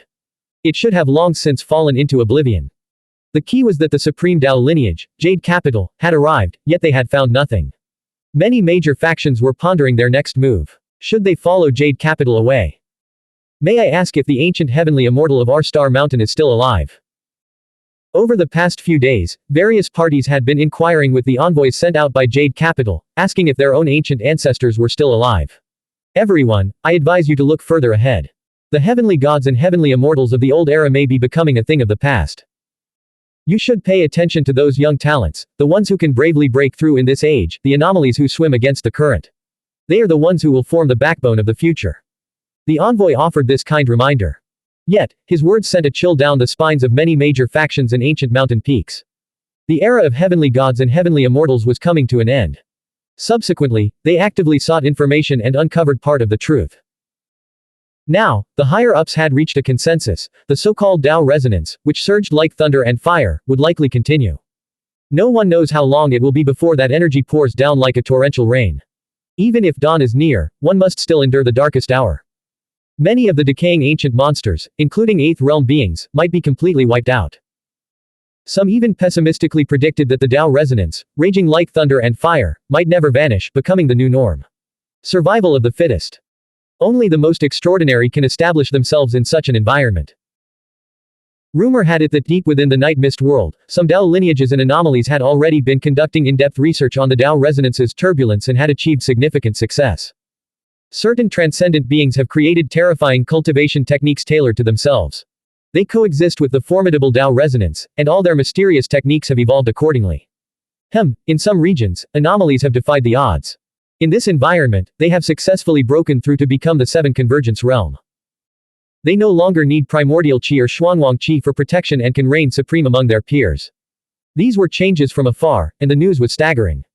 Those who shun the world will be abandoned and eventually eliminated, those who adapt to this era will take their place. One must integrate with the present age and forge a new path. Many newly formed major organizations and established powers were thrown into panic upon hearing the news. They realized that a profound transformation had likely already begun. Qin Ming's breakthrough proceeded smoothly. Although fine cracks appeared on his skin this time, his body did not disintegrate. During the process, he had unleashed the violent chaos force, attempting to worsen his injuries, but his physical body remained remarkably stable and did not tear apart. This is how it should be. Only when the physical body remains intact, and the pure yang remains incorruptible, maintained in its most sublime state, can the silk book technique truly approach perfection. Qin Ming was quite satisfied. He rose to his feet, appearing as if he had merged with the Tao itself. His flesh and blood shimmered with a precious glow. A single wisp of his pure yang consciousness, infused with heavenly light, radiated outward like a blazing sun suspended in the sky. If his spirit were to leave his body, it would be absolutely comparable to 10 suns hanging in the heavens. In the past, Cao Qianqiu had caused a great commotion whenever he moved while in the Ancestral Realm. Now that Qin Ming stood in the Supreme Grandmaster Realm, the phenomena he naturally carried were no less impressive. The 9th heaven of Grandmaster Realm. I am very close to the Ancestor Realm. Qin Ming reflected on his journey. At less than 30 years of age, he held great promise of becoming the youngest Grandmaster Ancestor in history. The 6th realm of the awakening path, Xuanhuan. The path's predecessors have trodden may no longer be suitable for me. Once I enter the Ancestor Realm, I must also research my own techniques. Qin Ming felt that he needed to keep his feet on the ground and start everything from what he already had. Just as he was doing now, he wanted to thoroughly study the 10 sacred demonic essences, then separate them, allowing sacred substance to be born within his own body. This way, he could become strong enough without needing to refine external materials. In a sense, all the sacred demonic essences were external objects. This was something he had wanted to do for a long time, but he had never taken action. Now, Qin Ming felt that the time was finally ripe. After his rebirth, he felt that his entire domain had undergone a transformation and was at its peak state. He could now take his first steps on his own path. After Qin Ming came out of seclusion, he called Wen Rui over. "Ah, uncle, you look so much better." Wen Rui was overjoyed. He saw that most of Qin Ming's white hair had disappeared, replaced by black hair. Most importantly, the aura of death that had once clung to his uncle was gone, and his eyes shone like the stars. "Wen Rui, you must sharpen yourself quickly and prepare to inherit some of my sacred demonic essences." Qin Ming gave him guidance on his cultivation and made his request. Lu Wenrui, Su Mohua, and Zhang Sheng were all his disciples and should inherit certain opportunities. Upon hearing this, Wen Rui nearly burst into tears. He thought his uncle was entrusting him with his final wishes, otherwise, why would he give away his own sacred demonic essence? He choked out, "Uncle. I don't want the sacred demonic essence." You will definitely succeed in your nirvana. Qinming didn't know whether to laugh or cry. I possess the primary root of the sacred demonic essence origin. I can detach a portion of the rootlets to help you condense the rarest form of sacred demonic essence.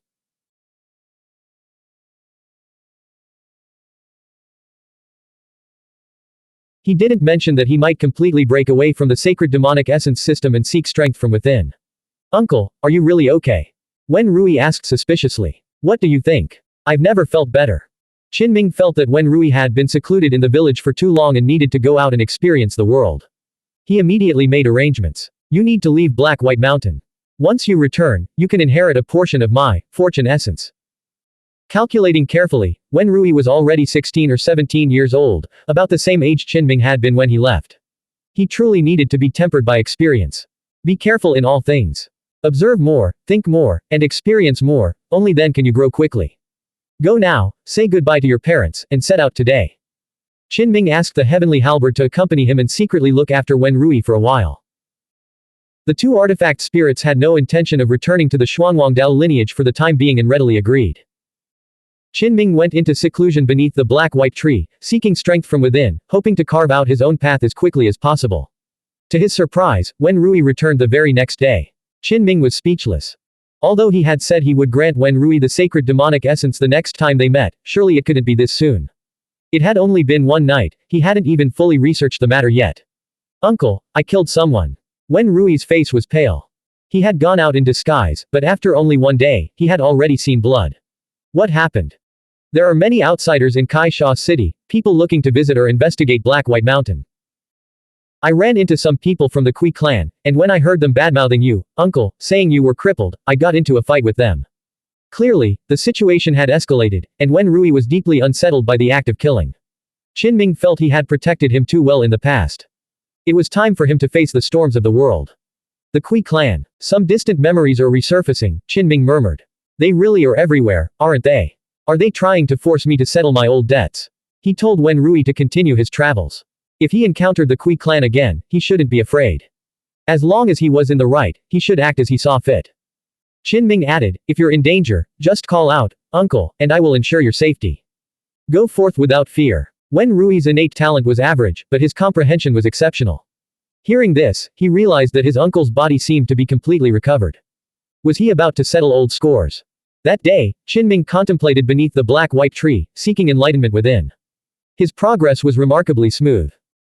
His current state was excellent, so he decided to capitalize on this momentum and forge his own path, rather than rushing to Kaisha City to meet old acquaintances. For him, this would have a profound impact. The overall environment was changing, an invisible, grand transformation had already begun. Many powerful cultivators and prodigies were actively breaking through their own limitations to adapt to an era where Dao resonance surged like thunder and fire. Qinming, by following his own heart, was naturally reshaping his future path. I heard a hidden disciple has appeared on the surface. His condition isn't great, yet he was chosen.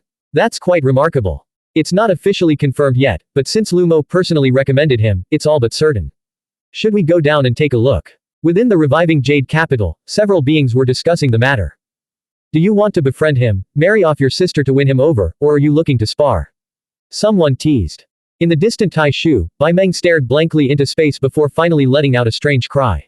Brother Ming is still alive. Does that mean I burned spirit money and wept for him in vain?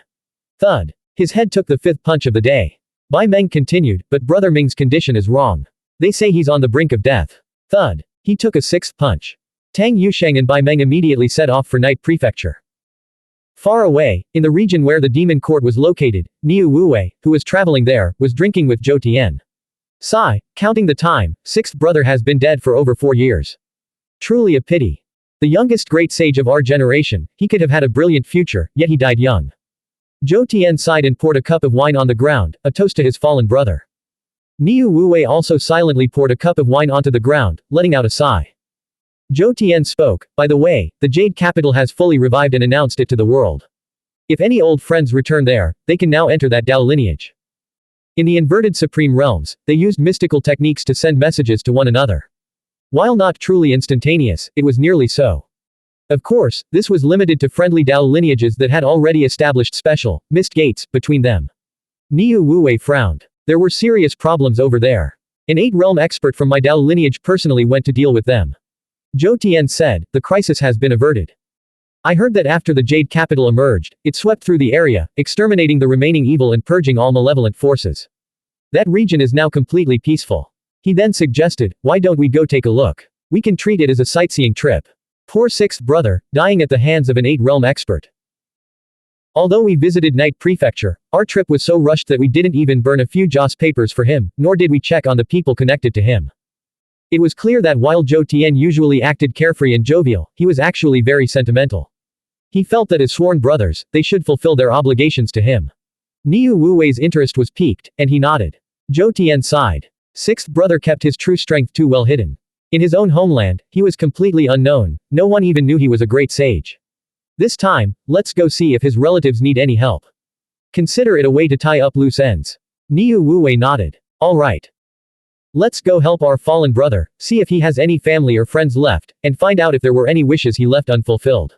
The 2 great sages set down their wine cups, their decision made. Should we call eldest sister, 2nd brother, and 3rd brother? They were preparing to depart for Night Prefecture to stand by their fallen comrade, Qinming, and settle his final affairs. Blank. End of chapter. Subscribe to the MTL World at Malworld 1 YouTube channel. Novel, Night Without Borders. Chapter 725, Taichu, the Primordial Beginning, 5,130 plus words. Author, Chen Dong. Translator, Shadow Knight AK. Editor, Shadow Knight AK. Underground, beneath the roots of the black-white tree, Qinming sat in a simple dwelling, reviewing his knowledge. As he contemplated the mysteries of the Tao, he slipped into a state of profound enlightenment. Essence overflowed from his body, and spiritual light ascended within his heart. He used his soul, spirit, and flesh as the substantial, and the heavenly light, true fire, and all the sacred demonic essence energies as the illusory. He merged himself with the external world, allowing the substantial and illusory to complement and sustain each other, subtly aligning with the true nature of the Tao. As Qinming sat in stillness, his presence took on a profound depth. His eyes held the northern nether abyss, and his mind was clear and untainted. His essence, qi, and spirit climbed steadily, and layers of flowers of the Tao bloomed sequentially outside his body. His inner world was radiant, and his outer appearance manifested spontaneously. At this moment, his pure yang consciousness was empty and clear, and his inner self merged with the external heaven and earth. Every movement carried the wondrous momentum of returning to the origin and achieving the unity of heaven and man. Qinming's mind was as pure as crystal, sparks of thought flashing violently as he fell into an epiphany. He reviewed all the techniques, unified all the malevolent energies, observed his true self within, and sensed the great heaven and earth without. In a state of vague uncertainty, he touched upon what he sought and gazed directly at its essence. He desired a power born from within, since his spirit and flesh constituted the substantial reality, they ought to possess a strength no less powerful than external forces. Qinming did not intend to abandon external power. In this life between heaven and earth, who could truly be isolated from the world? To seek within oneself did not mean to sever ties with the external heaven and earth. Internally generated, externally derived. Qinming pondered. Inadvertently, the thought of inner sage, outer demon, crossed his mind. In the unseen depths, he felt a connection and captured more spiritual insight. Sure enough, any fundamental scripture valued by 8th realm beings possessed a terrifyingly profound foundation. When approached from a different angle, it could yield unexpected enlightenment. To birth a stronger sacred power within the physical body. Qinming's eyes grew deep and profound as he gazed into the void. The Silk Book was his fundamental scripture, governing all techniques and emphasizing the concept of returning to one. Now, by seeking within himself, he had unconsciously aligned with the very essence of this path. Heavenly light, true fire, all the sacred demonic essences, they must all be fully transformed, transitioning toward a state of singularity. This is Xuanhuan, the primordial unity, and it can be self-generated. Gazing toward the path ahead, Qinming found his direction. In the void, a golden lotus manifested on its own, withering and then flourishing. Its falling petals were some as brilliant as the morning glow, others as withered as fallen leaves, cycling through prosperity and decay. Qinming remained silent and still, his back leaning against yin and his arms embracing yang. The Tao's mechanisms flowed around him, appearing clear and flawless, yet giving off an impression as deep as an abyss. Seated beneath the black-white tree, he contemplated the profound and looked to the future, naturally finding it easier to comprehend the changes of yin and yang. This was no bad thing, it did not conflict with the Xuanhuan path of convergence he sought to walk. The great Tao is simplicity itself. Qinming exhaled, his voice soft yet resonating with the Tao. The various sacred demonic essences and heavenly light could be categorized by yin and yang, transforming into two opposing domains. Perhaps it doesn't need to be so absolute. All things are contained within the 5 elements. I should first leap toward 5. How could the physical body self generate sacred power? Qin Ming's consciousness merged with his flesh and blood, continuously exploring deeper within. Soon, he entered a state of profound stillness. Outside his body, countless visions manifested, stars twinkled, and the sun and moon hung in the void. These were the manifestations of the true scripture's primordial Tao forms as he contemplated their essence. In the end, each true scripture condensed into a single page, densely inscribed with the patterns of the Tao. Within Qin Ming's mind, page after page of scripture fluttered down like streaks of spiritual light. Though different scriptural interpretations tapped into varying potentials of the flesh, they all shared common ground. In his epiphany, Qin Ming asked himself, is it necessary to distinguish so sharply between the body's inner and outer realms? As he surveyed all the techniques and looked inward at his true self, Tao resonance flowed through him. He gradually took on a majestic and solemn appearance, resembling an enlightened grand sage, his entire body bathed in golden light. Years of cultivation, countless heavenly lights, various sacred demonic essences, and other spiritual substances have already been intertwining, blending together to form a mysterious essence. Qin Ming realized that as his cultivation deepened and reached this height, the potential he could unlock from his physical body was far greater than he had ever imagined. In particular, as he consciously organized these internal forces, he sensed an indescribable spirituality flowing like a gentle stream deep within his flesh and blood. In the great heaven and earth, the night mist shrouded the land. Deep within his body, the unknown domains were likewise veiled in a vast, nocturnal darkness, awaiting to be opened, a realm brimming with mystery. Primal chaos returns to one. In truth, I have long been on this path, Qin Ming sensed. He discovered that within his body, golden meridians interlaced like great dragons, and acupoints had transformed into immortal lakes, storing his ever-deepening potential. They crouched like dragons and accumulated like immortal lakes. The dragons drank from the lakes, connecting the heaven and earth bridge that spanned his entire body, dispelling the black mist in the unknown regions and cultivating the wilds within the soil of his flesh.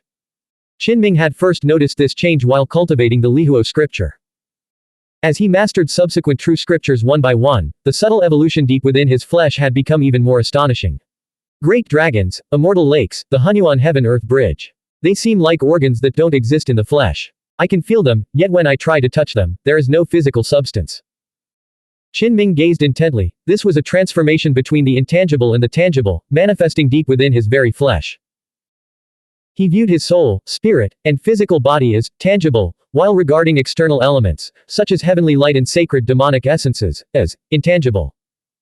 From this perspective, the interplay of the intangible and tangible within his body could, theoretically, give birth to his own sacred substance. In that moment, a multitude of thoughts raced through Qin Ming's mind. The convergence of various techniques and external elements into one, it aligned perfectly with the path he had long been pursuing. In truth, he had already begun putting this into practice and verifying it through experience long ago. The so-called chaos force was a title deliberately hyped up by predecessors to elevate the Silk Book technique. Qin Ming had been exploring this path on his own, stepping onto it unconsciously and now personally practicing it. Within his golden dragon-shaped void meridian, Qin Ming saw wisps of a substance, formed by the convergence of all things into a primal unity, flowing slowly. I need to accelerate this process, he thought. Boom. A thunderclap erupted outside, jolting Qin Ming's divine soul and snapping him awake from his Tao comprehension realm. He felt no annoyance, however, instead, he saw an opportunity to put his ideas into practice and test the viability of his theories. Qin Ming emerged onto the surface, standing beneath the black-white tree. Above, the sky was a churning void of black clouds and blinding lightning. Another torrential storm was brewing.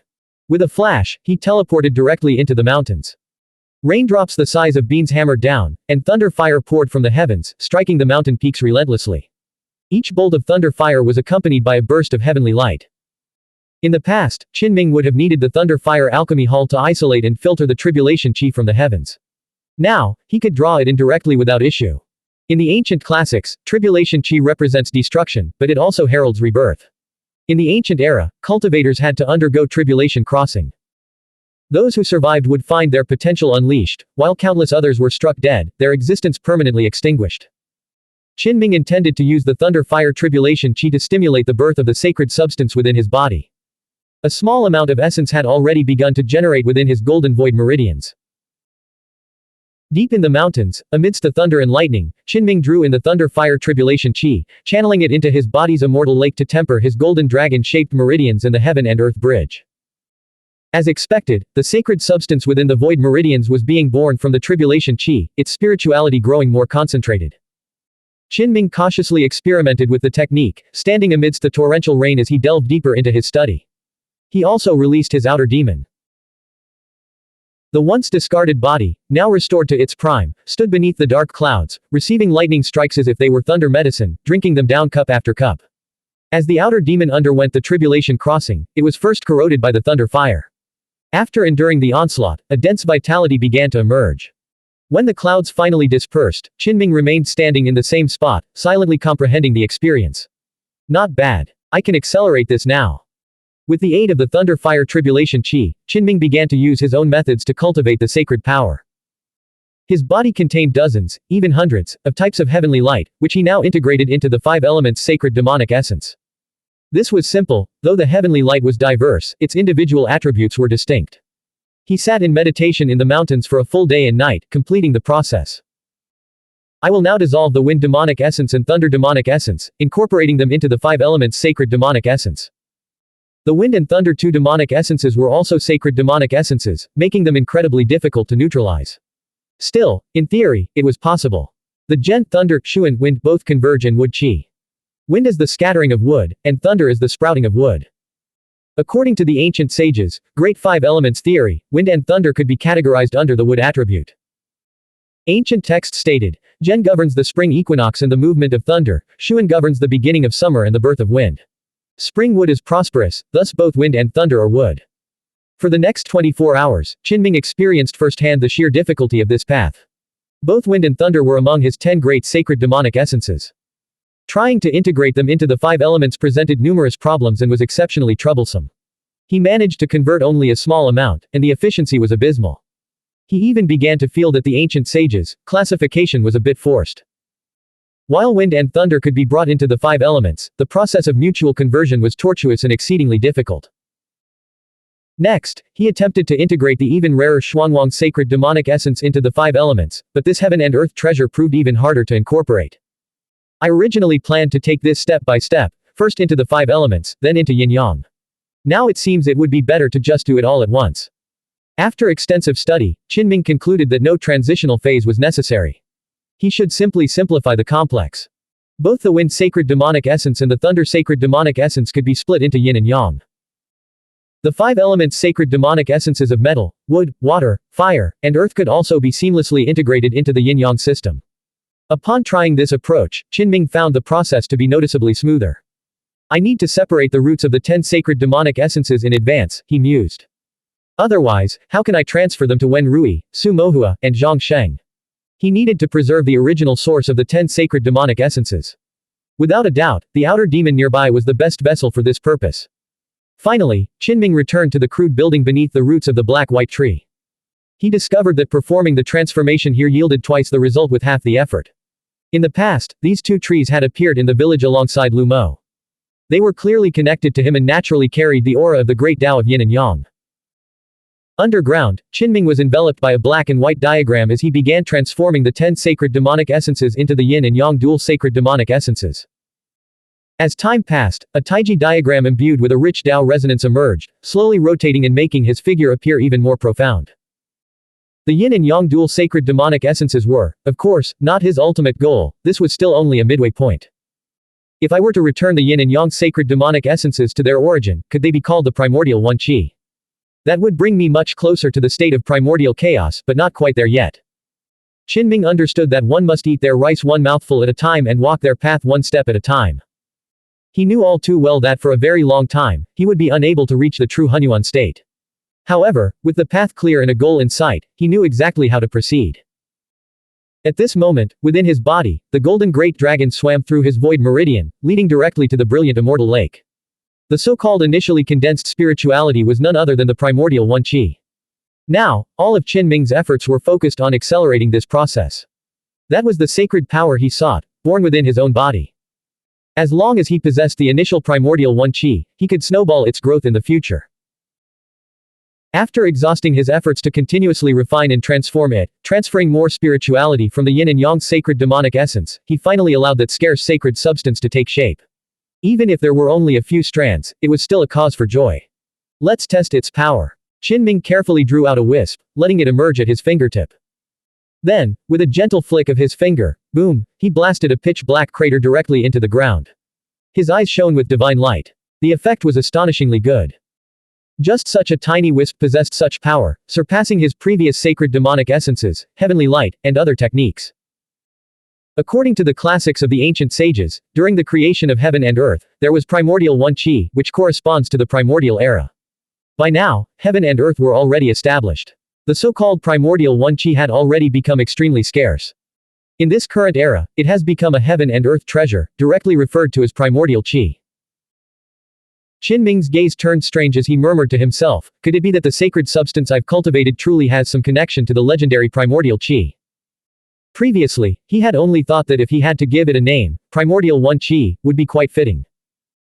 After all, he had brought all the sacred demonic essence energies, heavenly light, and true fire back to their original source to birth this sacred substance. Whether it truly shared similar characteristics remained to be verified in the future.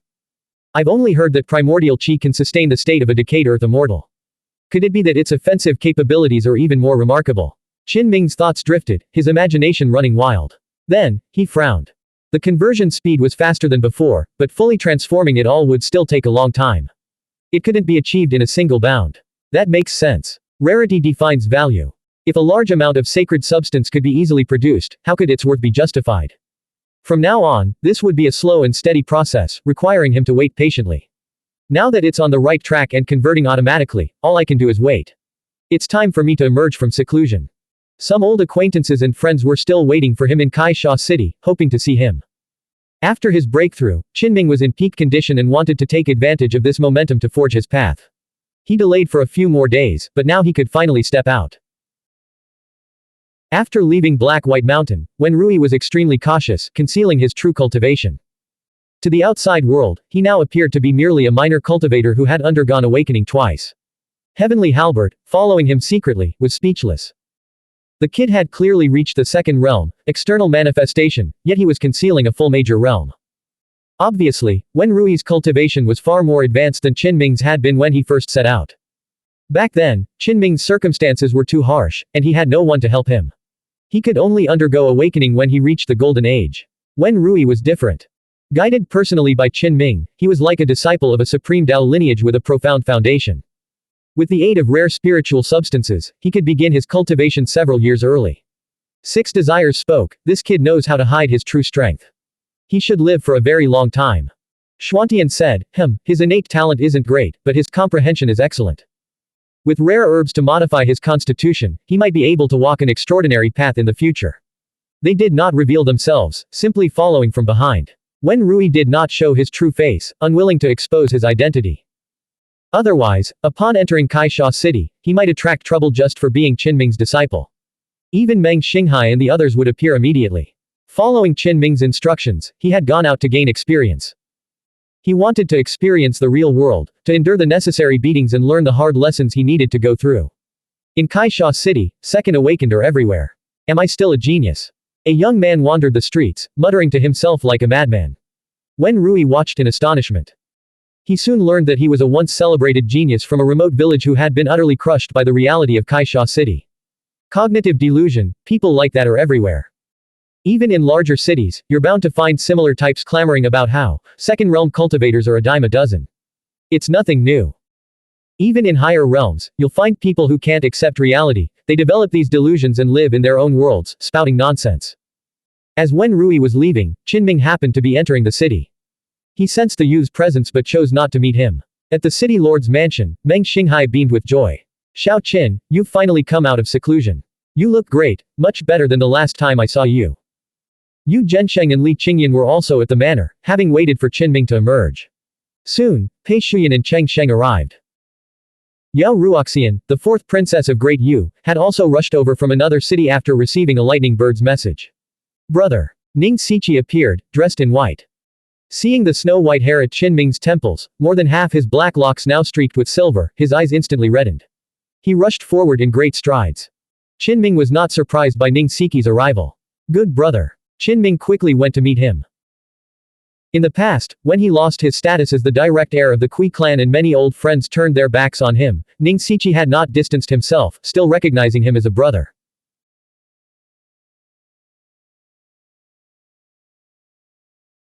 When he sank into Black White Mountain and fell completely into the mire, many people vanished from his world. Only Ning Siqi, upon learning of his situation, traveled 10,000 miles to bring him the Lihuo scripture. To purchase this extraordinary technique back then, Ning Siqi had spent his entire family fortune. How did you end up like this? Your hair has turned so white, Ning Siqi said, his voice filled with distress. I'm fine, don't worry, Qinming said, comforting him in turn. Come with me to Twin Tree Village for a while later, Qinming quietly invited. All right. Ning Siqi nodded. He walked the esoteric path but had not yet reached the fourth realm. Qinming had also studied the esoteric path extensively and wanted to exchange insights with him to help him improve his cultivation. Furthermore, Qinming wanted to use extraordinary means to help Yu Zhensheng achieve a breakthrough.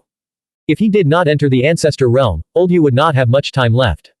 In the current environment, he could easily pass away from natural causes. Qinming estimated that barely reaching the Ancestor Realm would be Yu Zhensheng's absolute limit. Master Su Mohua had arrived.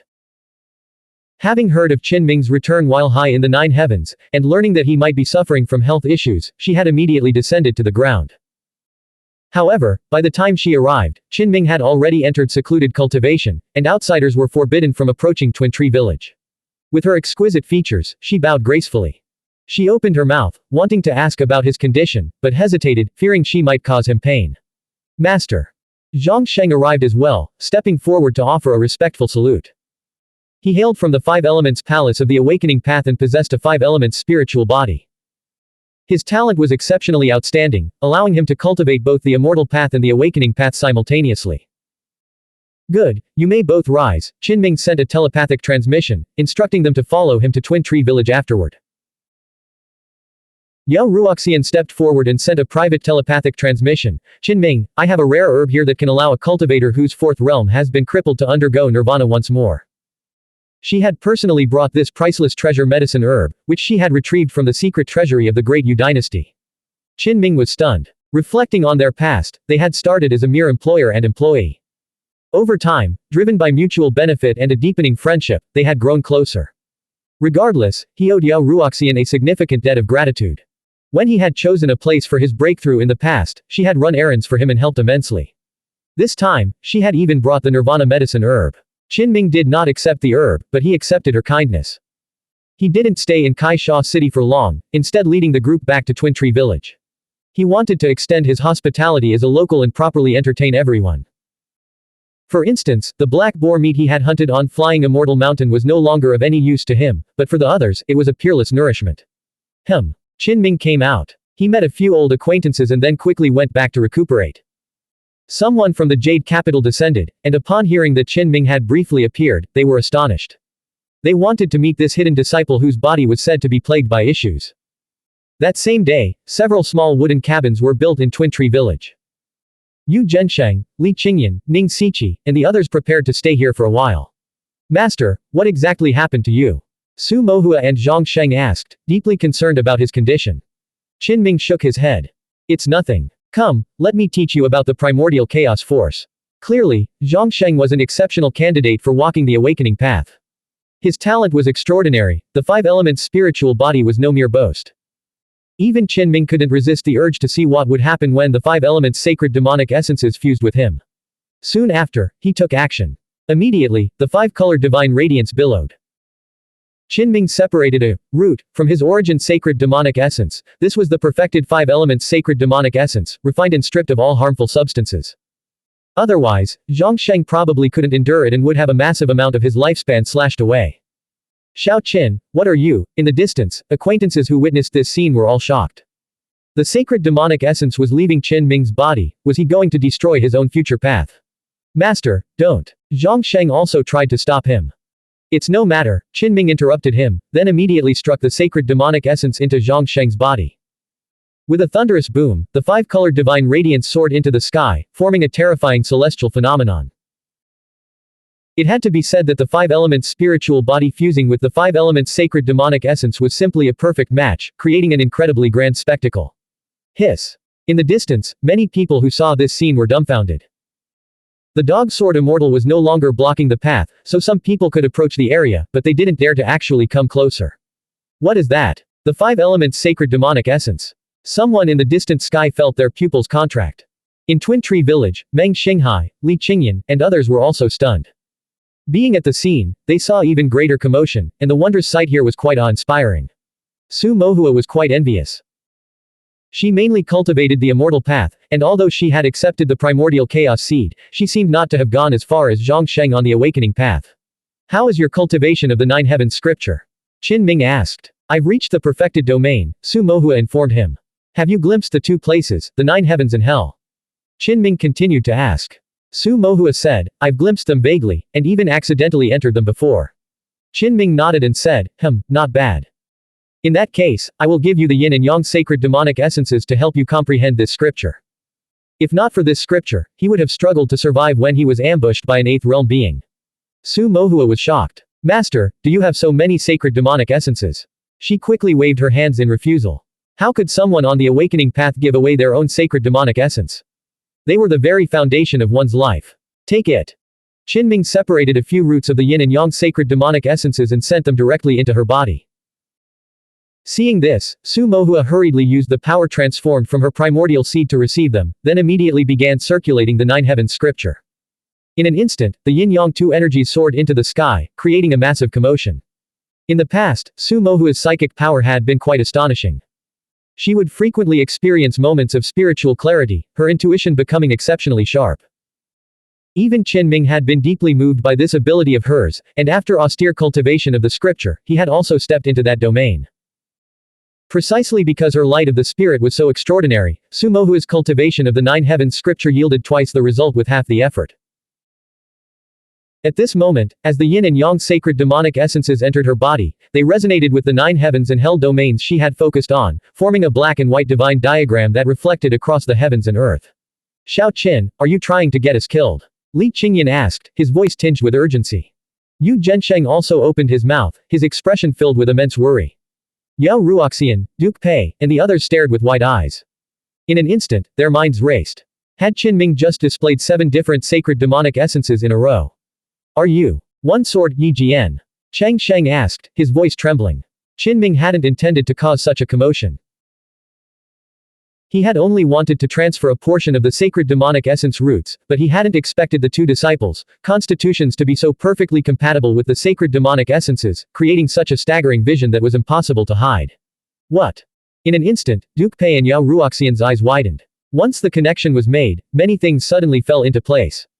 In the distance, those gazing at the scene were all stunned, their hearts pounding.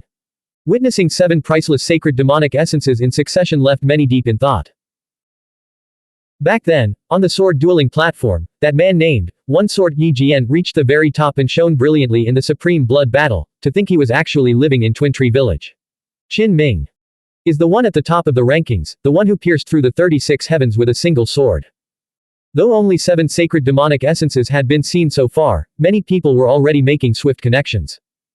After all, Qin Ming had disappeared for over 5 years, and One Sword had vanished at the exact same time. Not only that, but Jing Jiapai and Tai Yi haven't appeared for over 5 years either. Holy crap. Soon, by analyzing the timeline and the locations where the target figures had appeared, people arrived at a conclusion they found hard to believe. Qin Ming, Jing Jiapai, Tai Yi, and the one who pierced through the 36 heavens with a single sword. They are likely all the same person. That night, the news exploded, spreading in all directions and even reaching the highest heavens, causing a massive sensation. Blank. End of chapter. Subscribe to the MTL World at Malworld 1 YouTube channel. Novel, Night Without Borders. Chapter 726, Identity Exposed, 2 chapters combined. Author, Chen Dong. Translator, Shadow Knight AK. Editor, Shadow Knight AK. In Twin Tree, Shuangshu Village, Qin Ming was imparting knowledge, teaching, and resolving doubts. To him, this was a perfectly normal act, yet it stirred a massive storm in the outside world. The news spread with astonishing speed. Secret letters were delivered to the desks of major factions, their impact rippling across the heavenly realm and the mortal world. In the past, the figure known as Tai, Jing Jia Pai, and one sword Yi Jian had achieved such glorious feats that various factions had repeatedly tried to uncover his true identity, yet to no avail. No one had expected the news to suddenly explode like this. Qin Ming's act of guiding his disciples was like a butterfly lightly flapping its wings, triggering a storm in the distance. Yu Zhensheng, Li Qingyan, and Meng Xinghai all wore worried expressions. Everyone knew that once a sacred demonic essence was fused, it was extremely difficult to separate. For geniuses walking the awakening path, it was of paramount importance, the very foundation of their life's path. How could Qin Ming simply transfer it to others at will? Seeing the grim expressions on the faces of the older generation, Su Mohua and Zhang Sheng were instantly at a loss. They hadn't been able to refuse earlier, they had simply undergone a direct transmission of power, empowerment, and received this astonishing gift without any risk. Rumor had it that sacred demonic essence shortened one's lifespan and depleted one's vital essence, yet none of these side effects had manifested in them. It's fine, Qin Ming waved his hand, reassuring the two. For others, the sacred demonic essence was impossible to separate from its roots, unable to withstand much strain, and almost bound to their very essence. He, however, faced no such restrictions. Throughout his journey, he had assimilated dozens, even hundreds, of types of heavenly light, using them to nourish the sacred demonic essence. This had allowed it to grow stronger year after year, becoming virtually inexhaustible. Even if it suffered some loss, it could recover quickly. If word got out that he had refined so many heavenly lights, the outside world would surely fall into a deathly silence. Many heavenly lights were extremely tyrannical, also severing one's lifespan. Yet, some rare ones could nurture the flesh and spirit. Each type of heavenly light had different attributes. But as long as one could subdue it and gradually adapt to its intensity, they could eventually leverage its unique traits to nourish themselves. The so-called sacred demonic essence was also considered the essence of heavenly light. Master, you should still take it back, Su Mohua murmured, fearing that this act would harm Qin Ming's awakening path. The others also looked over, worried that his actions would damage his frail body. Don't worry, I'm in excellent condition. Separating a small amount of sacred demonic essence roots truly had no impact on Qin Ming himself. Are you sure? As his close friend, Ning Siqi could ask him anything directly. I'm fine, Qin Ming replied with a smile. With him saying so, the others found it difficult to press the matter further. Most importantly, his complexion was ruddy and his spirits high. His condition was far better than it had been a few days ago, which somewhat put everyone's mind at ease. You are actually one sword Yi Jia. Peerless sword god, please accept my deepest respect. Cheng Sheng trotted over, his expression shifting from solemn to lighthearted. Yet, this was no mere jest. His expression was utterly earnest. Cheng Sheng walked the esoteric path and was one of the top divine seeds on this path. His status was extremely high, and he was revered as a great god by the younger generation of disciples. But now, he was just like the little disciples who usually swarmed around him, his eyes shimmering with divine scripture as he stared blankly at Qin Ming. Brother Qin, Jing Jia Pai, one sword Yi Jian Tai Yi. They are all the same person. Pei Shuyan also cried out, rushing forward, his emotions wildly agitated. He never imagined that the three legendary top rankers were actually acquaintances. You kept this from me so well. Duke Pei's face was a mask of shock. In the early years, whenever he spoke of one sword Yi Jian or discussed Tai Yi, he had praised them with fervent eyes, admiring them wholeheartedly. At the same time, Pei Shuyan was also profoundly grateful. During the supreme blood battle, one sword Yi Jian had unleashed a killing spree, helping Duke Pei and many others escape desperate situations.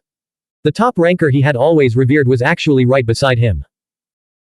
Both Duke Pei and Cheng Sheng had speculated wildly about the true identities of one sword Yi Jian and Jing Jia Pai, even discussing their theories in front of Qin Ming. Recalling this, the two felt a wave of embarrassment and quickly searched their memories for any particularly cringeworthy moments. It was all you. Yao Ruoxian murmured, her beautiful, pale face frozen in shock. The revelation had struck her with immense force. Her mind drifted, flooded with old memories. In the past, she had suspected that Qin Ming might be one sword Yi Jian. But she had never imagined that Tai Yi and Jing Jia Pai were also him. Tai Yi, Jing Jia Pai, and one sword Yi Jian, they're all my brother. The great mystery of all these years is finally solved.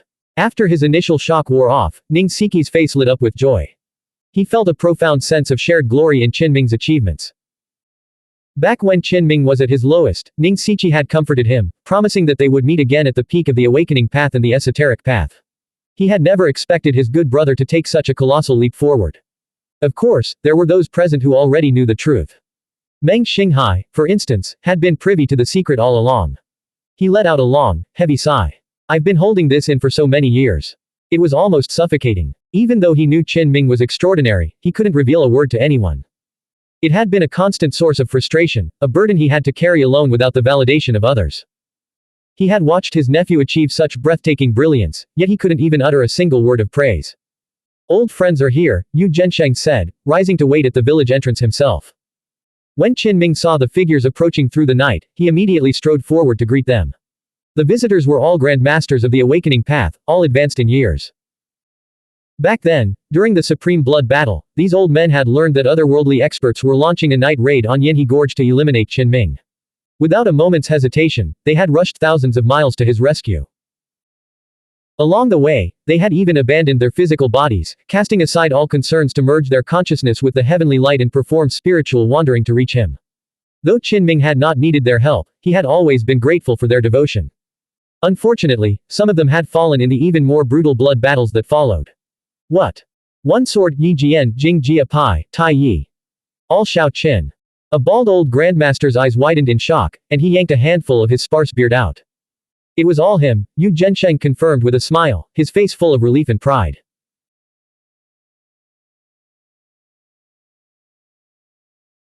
Li Qingyan gestured for them to sit and reminded them to compose themselves. Qin Ming, after paying his respects, personally poured their tea. In truth, anyone who heard the news for the first time would have found it impossible to remain seated. In the eyes of the old Grand Masters, Qin Ming was already exceptional enough, a future hope for the awakening path. Yet now, someone was telling them that Shao Qin held even more absurdly overpowered identities. The top ranker who crushed all rivals on the sword dueling platform. The fierce warrior who slaughtered through a group of peerless prodigies in the supreme blood battle. This old man needs a moment. The news felt unreal to them, like a dream or an illusion. My master is actually one sword Yi Jian Jing Jia Pai, and Tai Yi. Su Mohua was lost in thought. Zhang Sheng was also stunned, standing completely frozen. This truth was far more shocking than the sacred demonic essence Qin Ming had bestowed. The old Grand Masters who had just arrived gradually recovered, yet their emotions remained turbulent. This old man feels as if he's in a dream. Isn't Shao Qin one of our awakening path? Wait, one sword Yi Jian and Jing Jia Pai follow the immortal path and the esoteric path, respectively. Doesn't that mean Shao Qin is cultivating three paths simultaneously? Earlier, everyone had been too stunned by Qin Ming's multiple identities to process the implications. Now that an old Grand Master had pointed it out, the entire group was once again turned to stone.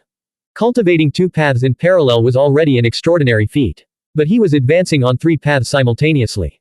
This was simply too terrifying. Some geniuses could barely manage to cultivate a second system, but achieving mastery in it was nearly impossible. Yet Qin Ming had reached heights on each path that were unattainable for ordinary people. The fact that he held the top rank on three different leaderboards, the more one thought about it, the more one's heart pounded with alarm. Master, you are truly a heaven-sent genius. Su Mohua's eyes sparkled with admiration. She felt as if this master of hers, who wasn't much older than she was bathed in holy light, his body gilded in gold. Zhang Sheng nodded in agreement, feeling as if he were beholding a god. Qin Ming shook his head with a smile and began chatting with the old Grand Masters. He treated them warmly, serving the so-called, hidden, white Qilin meat. There was no problem with bringing it out here, after all, no one could recognize it. What kind of meat is this? It's a truly top-grade nourishment. Even a Grand Master like Yu Zhensheng was stunned, let alone the others. It's comparable to a rare treasure medicine. Duke Pei's entire body felt scorching hot, as if he were about to burst into flames. That night, turmoil erupted across the land. What? Qin Ming is Tai Yi. He's Jing Jia Pai. And one sword Yi Jian. In the Kui clan, a group of high-ranking members stood like statues, frozen in shock after receiving a message delivered by a swift-flying messenger bird. Mr. Kui, usually so stern and dignified, couldn't even hold his teacup steady. The tea spilled, soaking his robes. Mrs. Kui was sipping her beauty-enhancing soup when the report reached her. She instantly lost her grip, and the spoon clattered to the floor with a piercing ring. Her face froze in a mask of disbelief. What? In the Beyond the Realm Pure Land, Li Qingshu, who had renamed himself Li Bai, turned pale. Years ago, he had shattered Qin Ming's skull with his purple bamboo staff, yet failed to kill him. Since then, Qin Ming had become a monster, growing wildly and uncontrollably. Cultivating three paths simultaneously. 4 identities as one. How is that possible? Also in the Beyond the Realm Pure Land, Kui Chong, who was attempting to break through his own limitations, smashed his medicine bowl on the floor. He couldn't accept this reality. He recalled how he had once looked down on the abandoned son, only to be crippled by him in the end. Now, knowing Qin Ming's true identities, he felt like a complete joke. How could he ever compare to the brilliant top ranked on the sword dueling platform? That night, everyone who had ever crossed paths with Qin Ming found the news impossible to believe. Some rejoiced for him, others trembled in fear. Above the 9 heavens, the reactions from the ancient mountain peaks were equally profound. They had spent so much time searching for the true identities of One Sword Yi Jian and Tai Yi, only to have the case solved so unexpectedly today. In dojos like Star Mountain and Thunder Marsh Palace, several old monsters stared with profound intensity. Qin Ming is the one they've been looking for. Back then, they had dispatched experts to the lower realms, armed with spiritual chains to capture him, yet they had returned empty-handed. Within the Huang family, the direct descendant Huang Mingxuan gasped in shock, how is this possible? Qin Ming is Tai Yi, Jing Jia Pai, and One Sword Yi Jian. Ah. Just days ago, she had coldly declared that the family shouldn't force her to fill the black hole and that she would never marry a prematurely aged Qin Ming. Now, she had completely lost her composure. This news had utterly shattered her world. High above in the 9 heavens, the heavenly venerable Lu Heng, renowned as the foremost master of physical cultivation, sat in a daze, lost in thought. That young brother of his was damnably young. Years ago, he and Qin Ming had bonded on the sword dueling platform, calling each other brothers and even warmly inviting him to visit his dojo. This younger brother figure was shockingly young. At the same time, his descendant, Lu Zheng, was also stunned. He had dealt with Qin Ming before and had even attempted, at his family elder's request, to play matchmaker for his sister and Qin Ming. The result, naturally, had been a complete failure. Now, Lu Jingli stood beside him, her face flushing with a mix of anger and shock. She simply could not accept the fact that One Sword Yi Jian was Qin Ming. Obviously, many were refusing to accept this. Some even harbored lingering hostility. That bastard sure knows how to put on an act, one sneered. He's the real deal, yet back then he went and created that peerless female sword immortal to impersonate One Sword Yi Jian. The so-called ancient mountain peaks were located right above Night Prefecture. Because of this, they received the report with almost no delay. The saints in the heavenly realm, Wen Dao, Xie Xian, Wu Qingyuan, and the Huang family's son-in-law, Wei Shuzhen, all wore grim expressions upon hearing the news.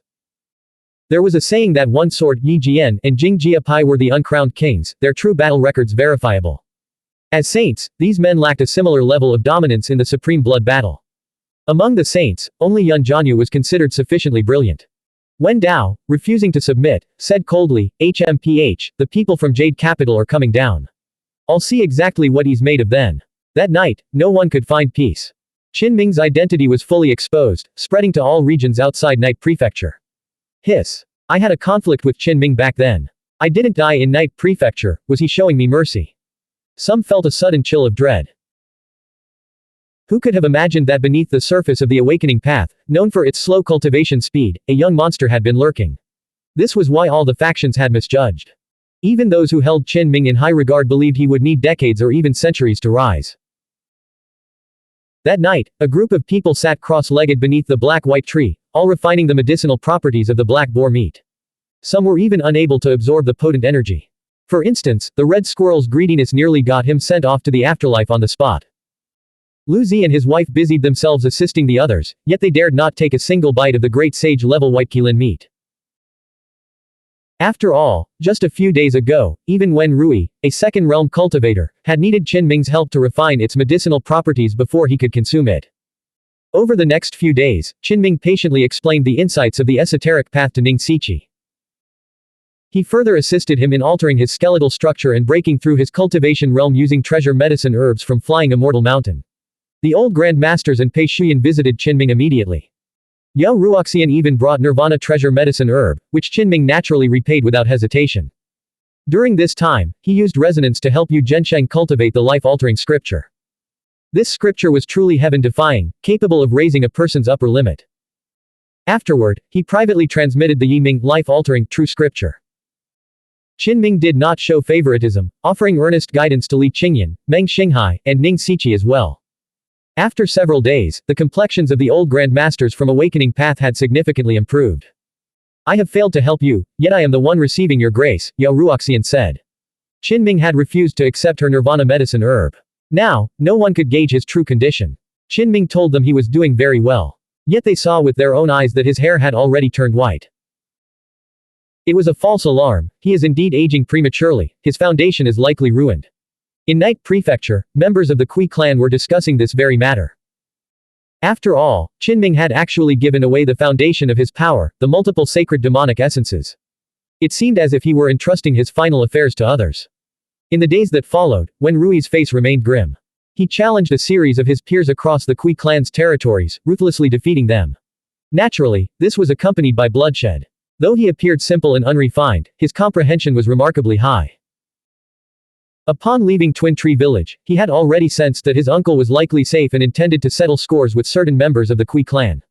Therefore, after stepping out into the world, when Rui had been investigating the clan, along the way, he felt the malice harbored by some of the Kui clan toward Qinming. On what grounds? My uncle once took a fatal blow in your stead, yet after he was exiled, you still kicked him while he was down, repeatedly trying to take his life. Can you simply not bear to see him thrive?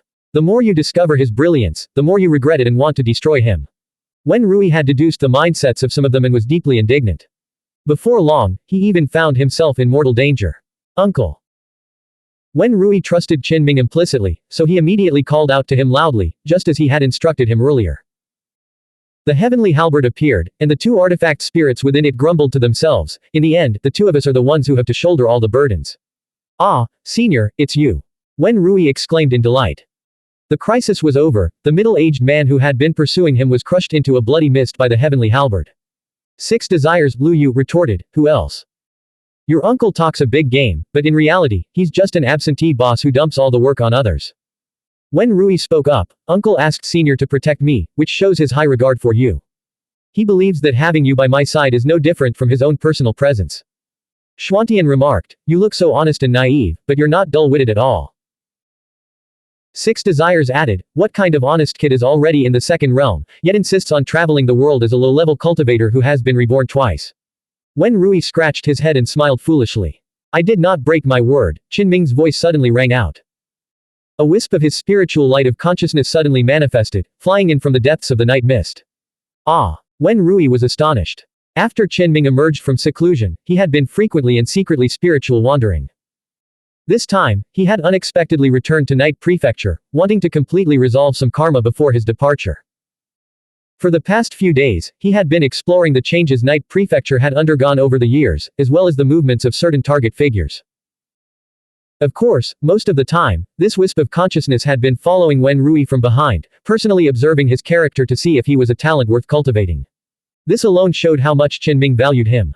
As for Wen Rui's ordinary innate talent, it was no longer a serious issue for Qinming. He possessed numerous rare herbs capable of altering one's innate talent. As long as Wen Rui's comprehension was sufficient, all else would fall into place. Qinming intended for Wen Rui to inherit his legacy. The sacred demonic essences had already been prepared for him, and Qinming was currently screening various true scriptures to find the most suitable ones. This was why he personally and meticulously observed Wen Rui throughout the journey. With this wisp of pure yang consciousness outside, Qinming's true body, though far away at Black White Mountain, could resonate with and perceive everything. Xuanhuan spoke up, Xiao Qin, your techniques are truly remarkable. Even I failed to sense your aura in advance. Knowing his uncle was by his side and Heavenly Halberd was following behind, when Rui's courage surged. Is my uncle here to settle old scores? He realized the gravity of the situation, which was why he had exclusively stayed within the Kui clan's territory from then on. Qinming had originally intended to turn the page, but the hostility from some members of the Kui clan was simply too intense. Therefore, he decided to take action against a few of them. Several more days passed. The commotion Wen Rui caused along his journey grew increasingly significant. An unexpected figure arrived in person. Kui Chongxiao blocked the way ahead, exerting immense pressure on Wen Rui. Over the past few days, the Kui clan's Great Dragon had been in high spirits. Upon learning that Qinming had sent out the sacred demonic essence, he immediately concluded that the abandoned son had met with disaster. What good is a glorious past? If you fall midway and can't laugh at the end, it's all for naught. How tragic. Recently, however, Kui Chongxiao had been in a foul mood. He had received reports of a youth repeatedly striking in their territory, drawing the blood of many Kui clan scions. He has been speaking up for the abandoned son. Could he be from Black White Mountain? This was why Kui Chongxiao had personally taken action. He had even notified the clan's old grandmasters when passing through the ancestral land. In truth, he wanted to see ancestor Kui Zheng. Unfortunately, the ancestor had been elusive in recent years, his whereabouts unknown. Kui Chongshao's wish had gone unfulfilled. My master has been in secluded cultivation for several years. He should be close to becoming a 7th realm expert, shouldn't he? Kui Chongshao's master, Shi Tiān, was known alongside Chu Candlin as the esoteric sect's peerless duo. The latter, without changing his life form, had already become a 7th realm expert before the supreme blood battle. Shi Tiān refused to fall behind and had vanished years ago. Because of this, Kui Chongshao could not obtain any information about the highest level domain from his master. In the distance, Qin Ming's mind cleared instantly upon seeing Kui Chongshao appear. He sensed a faint, blurry aura of an ancestor behind him. Could it be Kui Zheng? Qin Ming immediately projected his spirit outward. He had been searching for this man recently. The old fellow was simply too cautious, remaining vanished without a trace for years. In the past, Lu Zizai had stood up for Qin Ming, personally visiting the Kui clan and even exploring their ancestral land, yet he had failed to find the Kui clan ancestor. Back then, it was Kui Zheng who had withheld the silk book for his own study, refusing to return it. Qin Ming felt he needed to settle scores with those involved. Such an ancestor-level threat could not be left alive to cause further trouble. Far away on Black White Mountain, Qin Ming had already learned of the situation through resonance. Suspecting Kui Zheng's appearance, he set out immediately. In an instant, he tore through space. Meanwhile, Tang Yusheng and Bai Meng stepped onto the soil of Night Prefecture. Even further away, Zhou Tian, Niu Wuwei, and the others were already on their way. They grumbled inwardly, Night Prefecture was far too remote. The various mist gates were spaced so far apart that they had to fly between them, unable to travel directly to their destination. Qin Ming streaked through the night mist, rushing toward the distant horizon. At first, he kept his movements subtle, avoiding any major disturbance. Only at the very end, fearing Kui Zheng might flee, did he begin to accelerate. Who is that? Such a terrifying aura, like the great sun crossing the sky. Along the way, some people looked up in awe, their hearts trembling. Cao Tian also raised his head, his expression turning strange. Then, he followed closely, sensing that something major was about to happen. Qin Ming had already flown far ahead, but suddenly felt something was off. Among the people he saw along the way, there was a familiar face. Cao Qianzhou's heart ape, Xuanhuan, Cao Tian. Years ago, during a sword duel in the heavens, Qin Ming had seen Cao Tian walking with Li Bai. After inquiring later, he suspected this person was a second heart ape, Xuanhuan. Abruptly, he stopped. Cao Tian, who had been chasing after him, was incredibly sharp. He immediately felt a warning alarm and activated a talisman paper without a second thought. In that instant, he saw a terrifyingly large hand emerge from the blazing sun, blotting out the night sky as it pressed straight down toward him. Cao Tian was both shocked and furious, his eyes nearly bursting with rage. He had merely glanced at the man from the crowd, yet as he passed through this place, he was suppressed by that heaven and earth covering hand, which threatened to mercilessly crush him. The action was simply too tyrannical. There he goes. Just like Cao Qianzhou. Blank. End of chapter. Subscribe to the MTL World at Malworld 1 YouTube channel. Novel, Night Without Borders. Chapter 727, Reckoning 5124 plus words. Author, Chen Dong. Translator, Shadow Knight AK. Editor, Shadow Knight AK. Beneath the dense night sky, the mountains and forests stretched endlessly, and a sheer cliff stood solitary and stark. Cao Tian, who had been traveling, had eyes bloodshot with fury, his chest churning with a violent rage that threatened to erupt into a tribulation. High in the sky, a colossal hand descended, blotting out the heavens and pressing down from above. The pitch-black firmament shattered with a thunderous roar. A brilliant great sun hung in the void, dispelling the darkness and illuminating the cliff face until it glowed with a translucent luster. The primeval forest was revealed in breathtaking detail, every leaf and branch, even the floating dust motes, rendered crystal clear.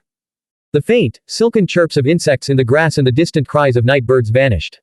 The entire region was filled with a heart-stopping sense of oppression. Cao Tian was covered in blood, his body crisscrossed with cracks, on the verge of collapsing. "Who are you?" he roared, staring up at the sky. His eyes were a web of bloodshot veins, his fury ready to incinerate everything in its path. The opponent remained silent, offering no explanation, and simply struck down with a palm, intent on sending him to his grave. The talisman paper in Cao Tian's hand extinguished, rendering him unable to teleport. He felt as if he were bearing the weight of a colossal mountain, pinned down and unable to move. With a sickening crack, his legs snapped, and his kneecaps exploded outward. He collapsed to the ground. His entire skeleton groaned and shattered, and crimson blood sprayed from the fissures in his flesh. "Why are you attacking me?" he demanded, desperate for an answer. But his attacker ignored him. High in the sky, as bright as day, the blazing sun hung suspended, illuminating all creation. Yet that colossal hand eclipsed his vision, descending like a corner of the firmament falling upon him. Cao Tian coughed up blood. Before he could even touch his opponent, his arms shattered, his shoulder blades flew off, and then his skull cracked open. Fury consumed him. Did the other man even deem him worthy of a response? For all these years, he had always acted as he pleased, doing whatever he desired. He never imagined he would ever fall into such a state. Though Cao Tian was a hard ape, Xuanhuan, he was more like an incarnation, knowing everything old Cao knew. Qinming stood tall in the firmament, his body radiating a blinding divine radiance that evaporated the night mist sea and distorted the void. This moment, today, was just like that moment, all those years ago. Back then, the giant centipede had been ascending to godhood and faced resistance from all sides. Qinming had happened to be there and joined the fray, merely by unleashing a few techniques from the Overlord Testament. After Cao Qianzhou caught a glimpse of his actions, he had attempted to kill him with a single finger strike.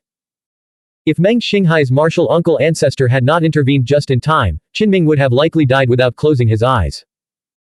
Back then, to old Cao, Qinming was no more than an ant on the side of the road that he found displeasing, an ant he could crush with a single step. Now, Qinming was simply doing what came naturally. Since he had discovered this with Cao Qianzhou's hard ape, Xuanhuan, he would simply clap him to death with a single palm strike. Terrible cracks spider webbed across Cao Tian's eyes, and 2 streaks of blood trailed down his face. His heart seethed with boundless fury, yet his opponent remained utterly indifferent. Years ago, he had been a figure as imposing as a great mountain, his fearsome reputation so vast that he could act with impunity. Who had not feared him?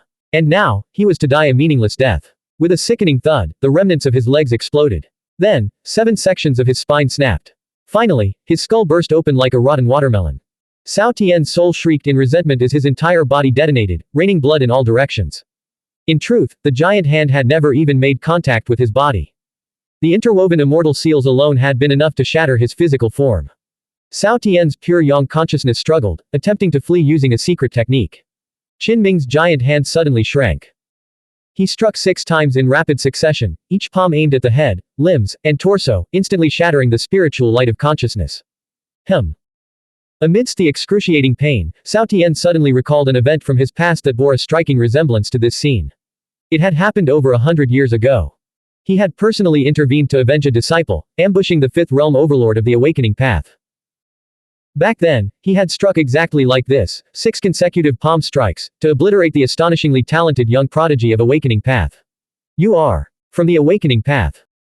Cao Tian's emotions surged violently, filled with resentment and boundless savagery. He was convinced that this entire scene was a deliberate act of revenge against him. Which old bastard is it? Cao Tian roared, exerting every ounce of his strength to shoot 2 beams of light from his shattered pure yang consciousness, attempting to pierce through that blazing great sun. But he was destined for disappointment. He couldn't even get close. His consciousness rapidly disintegrated as a domineering force invaded, acting with reckless abandon as it attempted a full soul search, directly triggering a mysterious restriction. PFF'd. Cao Tian's already torn pure yang consciousness shattered further, incinerating into ash in a single instant. With a wave of his hand, Qinming retrieved a storage bracelet. The blazing sun receded, and the world plunged back into darkness. The chirping of cicadas and crickets resumed in the vast forest, while the distant low growls of exotic beasts echoed through the air. Much later, in a small town far away, an old servant wiped his brow and hurried toward the beyond the realm pure land to deliver a message to old Cao. When he passed through, I caught a blurry glimpse of him, a man with hair half black and half white. The old servant had been consumed by extreme dread, refusing to think or dwell on the encounter, completely severing his connection to the outside world. He had an inkling that if he dared to project his divine sense, he would have died instantly, no matter how vast the distance. He was Cao Qianzhou's servant, a shadow walking in the dark. Old Cao had been planning his comeback for the past 2 years, releasing Cao Tian early to scout out his enemies and gather valuable intelligence in secret. For Qinming, this was merely a minor incident. Once he had a spare moment, he wouldn't mind seeking out the real Cao Qianzhou for a duel. After old Cao was crippled, he recovered for a while. It's suspected that he now possesses a cultivation at the early Ancestral Realm. Back then, senior brother Lu, in the Supreme Grand Master Realm, wanted to test his strength, but he never managed to find him. Qinming withdrew his thoughts and hurried on. He had already extinguished the great sun divine wheel he had unleashed, fearing he might alert his enemies. A journey of thousands of miles was, of course, an incredibly long distance for mortals. In a world shrouded in night mist, many would never reach their destination in a lifetime. Qin Ming, however, crossed the night mist rapidly and arrived in no time. Of course, this was partly due to Wen Rui and the heavenly halberd stalling for time. At this moment, the damaged heavenly immortal weapon had liquefied, covering the young man's body and protecting him thoroughly. Kui Chongxiao had been startled at first sight and wanted to flee. The two artifact spirits, Six Desires and Xuanhuan, deliberately showed weakness. They made the liquid armor dim and dull, as if it would fall off at any moment, feigning a very poor state. Kui Chongxiao's eyes instantly burned with greed. He stared at the liquid weapon on Wen Rui's body, unable to take his eyes off it. He put on a gentle expression and asked, "Which Dao lineage do you come from? Who is your master?" "I come from Black White Mountain. My master is Qin Ming," Wen Rui replied calmly. Kui Chongxiao's gaze instantly shifted. No longer bothering to hide his disdain, his face hardened with a cold sneer. "A disciple of Qin Ming. How interesting. You dare to stir up trouble in the Kui clan's territory. I heard your master's health has taken a turn for the worse. What exactly happened? You can go to Black White Mountain and see for yourself," Wen Rui said. Kui Chongxiao was probing, trying to glean information about Qin Ming's current condition. Wen Rui merely humored him, stalling for time.